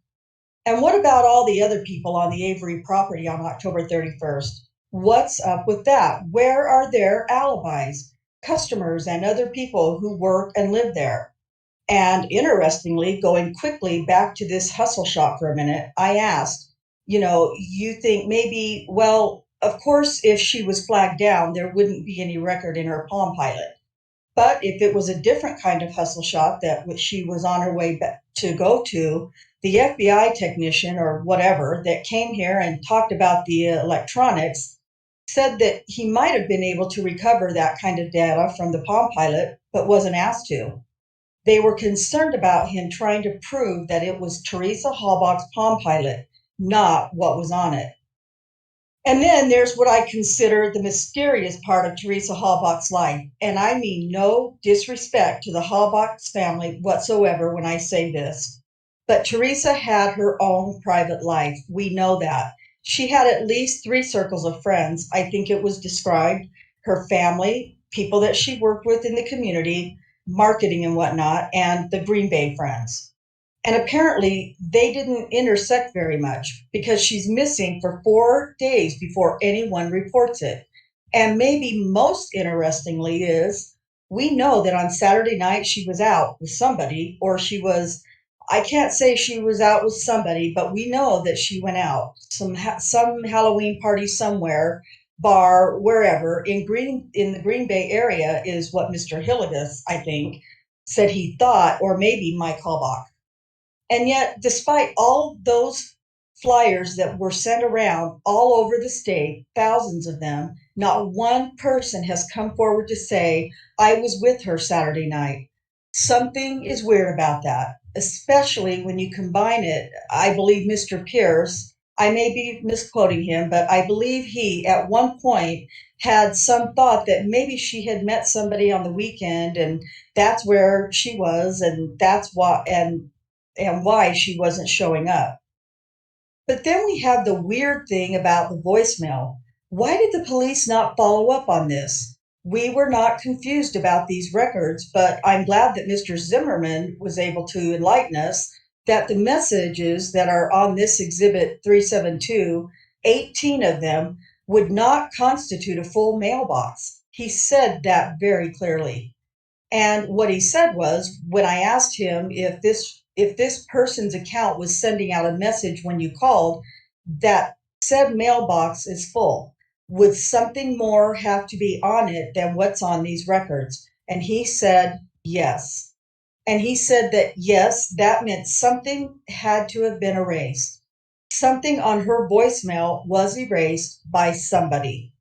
And to do that, you would have to have her password. And I'm not at all accusing the Halbachs of that, but somebody else close that had her password and for some reason thought it necessary to erase a message. What was so important on her voicemail, or perhaps so incriminating on her voicemail, that would necessitate somebody close enough to her that has her password erasing one or more messages? These are all reasonable doubts, ladies and gentlemen. These are all questions that police and law enforcement ignore because it points away from Stephen Avery, who wouldn't have had her password, and points to someone else. Mr. Strang will finish up and give you a little bigger picture in a moment, but I'm confident that you're going to find more than reasonable doubt to find Mr. Avery not guilty. Thank you. All right, members of the jury, we're going to take a break at this time and going to talk to the attorneys about scheduling again. Do not discuss this matter during the break. We'll call you back shortly. You may be seated. First of all, Mr. Kratz, I will hear your objection at this time. Thank you, Judge. This court has entered numerous pretrial rulings for which Mr. Buting was a party. One of those pretrial rulings prohibited any reference to a possible third party, that is, a killer, other than Brendan Dassey, without advance ruling of the court. This court entered a written order, as I recall, as to that matter. Mr. Buting, in front of this jury, indicated that maybe Bobby Dassey is the killer. There's two things that I ask the court to entertain. First of all, inquire of Mr. Buting whether that was an intentional violation of the court's previous ruling. That is, whether he recalled the court's previous ruling as to third-party liability and whether or not Mr. Buting was fishing for a mistrial.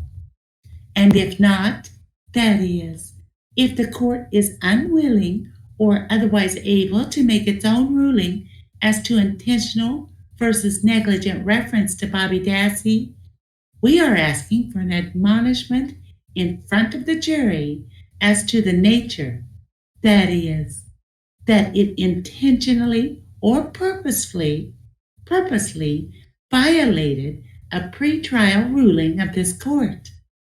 Certainly earlier in Mr. Buting's testimony, when referring to the burn barrels with Bobby Dassey, he had referred to Bobby Dassey as a possible other suspect.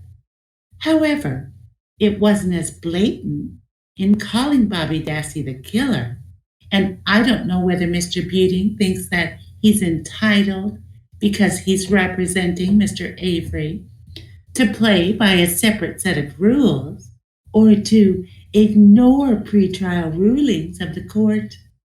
And it certainly does call for an admonishment, and I would suggest it calls for a colloquy with the court as to whether this was an intentional violation of a previous court order. I would note that Judge, both Dassey and Toddick were specifically ruled out in the pretrial rule or the pretrial order. Mr. Buting.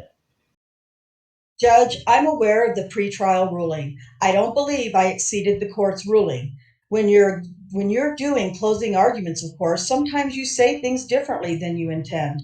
If I did, I think, brought it back within the realm of investigative bias, which was the primary point that we're trying to make and throughout this case. But maybe more importantly, the court's ruling was that we were not allowed to present any evidence, extrinsic evidence of a third party, but I don't know that included we couldn't argue reasonable inferences from what the evidence presented. I don't think I wasn't even intending to go that far, quite frankly. I was trying to keep a little farther back from that. But I don't think that under Denny, what they're talking about is presenting evidence, trying to point the finger at somebody else. Reasonable inferences, I think, is another matter, and I think it's reasonable inference from the evidence. Mr. Kratz. No further argument, Judge. All right, I'm taking a look at my order. After a 14-page decision, the order is that the defence is precluded from offering any direct evidence to a third party, other than Brendan Dassey participated in the commission of the crimes as charged in the amended information. I don't recall that I was asked to place a limit on closing argument. I think there is a differentiation between the two. I don't know how I would have ruled on it, frankly, had I had one, because I don't know that a Denny case specifically addresses this issue. I don't know that another case specifically addresses the issue. My recollection is, and the wording of my order is, that it was directed to the introduction of evidence. I'm not sure that the court can prevent the defence from arguing inference on the evidence as it was presented. The state gets a chance to respond in rebuttal. I don't know. I will hear further from the state if you wish, Mr. Kratz, but I'm looking at my order and it only relates to direct evidence. I don't know that I can rely on that order to address your concerns. If the court excludes evidence of third-party liability, and there's no evidence in the record, how does Mr. Buting think that he can comment on that evidence or lack of evidence? He can't. I mean, it absolutely flies in the face of the third-party liability court order. In other words, Judge, to be precluded from presenting any evidence, but then to be allowed to stand up in front of this jury and say, maybe Bobby Dassey is the killer. How could we possibly have notice to either predict that or present evidence that that might suggest differently. That absolutely flies in the face of the, if not the words of the order, certainly the intent of that order. Mr. Butin. Well, Judge, as the court, I think, has made clear, Mr. Avery, by his not guilty plea, means he isn't the killer. So somebody else has to be. What I was trying to do was simply point out all the other avenues that the police could have examined and didn't. And I think in the context overall of everything else that I have argued in the argument, I think I'm within that. And I don't think there's anything close to a violation of the court's order barring any kind of direct evidence. Again, it wasn't even my intent to go outside the realm of the investigative bias, failure to look at suspects. But if I did, I think the overall context of the whole argument we have been making throughout this case, I think the jury is not going to be confused, and it's going to be clear that there's the purpose for which it's being offered. I don't know, without doing some research, the answer to the question the state is raising here. That is, whether the logical inference from a Denny decision that denies the right to introduce evidence provides or prevents the defence from arguing on the basis of evidence that was presented, that there's a third-party liability. Let me suggest this. As I understand what Mr. Butin is saying, he is saying I may have gotten carried away in the way I worded it. My purpose in making the references was not to suggest that there was evidence in the record that any of these parties committed the crime, but rather that the state did not sufficiently investigate other parties. We are still going to be hearing from Mr. Strang. If Mr. Strang, at the beginning of his argument, clarifies that point for the jury, it is sufficient to address the state's concerns. We would ask for an admonishment, if that's the court's ruling. However, that the court believes that that is a more appropriate resolution of the case. I understand that that's the court's order. Here's what I'm going to do. I'm going to give Mr. Strang a chance to do that when he makes his argument, to clarify it, assuming, Mr. Strang, that you feel the way your co-counsel does about what the intention was. Yeah, more to the point, I have to apologise. I was shortening my closing argument. Don't worry about it, because that's something I'm going to discuss with the parties in chambers. The jurors' eyes are starting to glass over. We're looking at your glossing, plus rebuttal from the state. I don't think it's fair to the jurors to keep them here as long as that may take. I think both parties will be better served if we come back tomorrow, when the jurors are fresh. I do think, however, it's necessary to address the alternative juror issue, and I'm going to talk with the parties about that, in chambers, before we come back. Do we want to just address in chambers what it is I should say or consider saying? I'm sorry, I just missed that. You will have the evening to think about that. Okay. I'm going to go off the record right now. I will see counsel in chambers for a short conference. I will indicate for the record, I met with counsel in chambers and I indicated that based on the time of day and the fact that we have got part of the defence argument plus state rebuttal left, I was concerned that the jurors, certainly by the time we got to the state's rebuttal, would be too tired to appreciate what's being said. The court has an interest in making sure that the jurors have an opportunity to digest, to understand and comprehend the arguments that are given. And while the start of the day it would have been my preference to complete the closing arguments today, sometimes justice takes more time than we plan on in the morning. So what I'm going to do, when the jurors come back, is adjourn for the day. The court is going to begin because we're as far into the closing arguments as we are, and going to begin the sequestration process, and the jurors will be staying in a hotel tonight. It's my understanding that the parties have a stipulation to propose to the court concerning at least two of the alternative jurors. Mr. Strang. We do, Your Honour, and I would be happy to take a first stab at the agreement as I understand it between the parties. I will preface that by saying that I have explained this agreement to Mr. Avery and I think it's entirely acceptable to him. It's not complicated. We had enough time to talk about it and I'm satisfied that he both understands and approves the agreement that I will try to articulate now, late in the day. In short, the parties have agreed that each will have an extra peremptory strike, in effect, to be exercised here in the ordinary manner of exercising peremptory strikes. That will remove 2 of the 15 jurors that we presently have, leaving 13, which would be 12 and 1 alternate. And of course, whether the court keeps an alternate or how to handle the designation of an alternate and then what to do with an alternate is the court's prerogative and not the parties. But as I understand the agreements here, for purposes of the record, it does encompass one extra peremptory strike for each party to be exercised now. Mr. Kratz.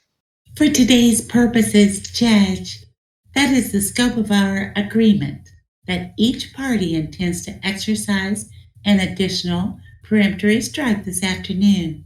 Okay, and this is in lieu of drawing the names of the jurors out by lot, which would be the process contemplated by the statute in the absence of agreement by the parties. It is, Your Honour, from the defence advantage point. Mr. Kratz. That's my understanding, Judge. And Mr. Avery is correct that you have discussed this with your counsel and you are in agreement with the procedure? Yes, I am. Thank you. Anything else before we bring the jurors back in? If I could have just a moment with counsel, Your Honor. Go ahead. We're all set, Judge. All right, you can bring the jury in. You may be seated. Members of the jury, I understand I told you an hour and a half or 2 hours ago or so, I don't remember when, that we were going to attempt to complete closing arguments this evening. In light of the point that we're at in the proceedings now, I'm concerned that the fatigue might be a factor that prevents you, as jurors, from giving the attention that is deserved for the closing arguments. So what we're going to do is adjourn for today and resume the completion of closing arguments tomorrow morning. As I told you at the beginning of the trial, we started out initially, we had extra jurors. We are now down to 3 because of the fact we're this close to the end of the trial, and I don't want to require extra jurors to participate longer than is necessary. We have decided that we're going to excuse 2 of the 3 extra jurors today. The parties have agreed to a procedure whereby each of the parties will exercise a peremptory strike. If you recall back at the time of initial jury selection, that's how we got 30 down to 16, so they're going to do that today. When they are done, the strikes will be shown to me. I will identify the 2 jurors that the parties have selected.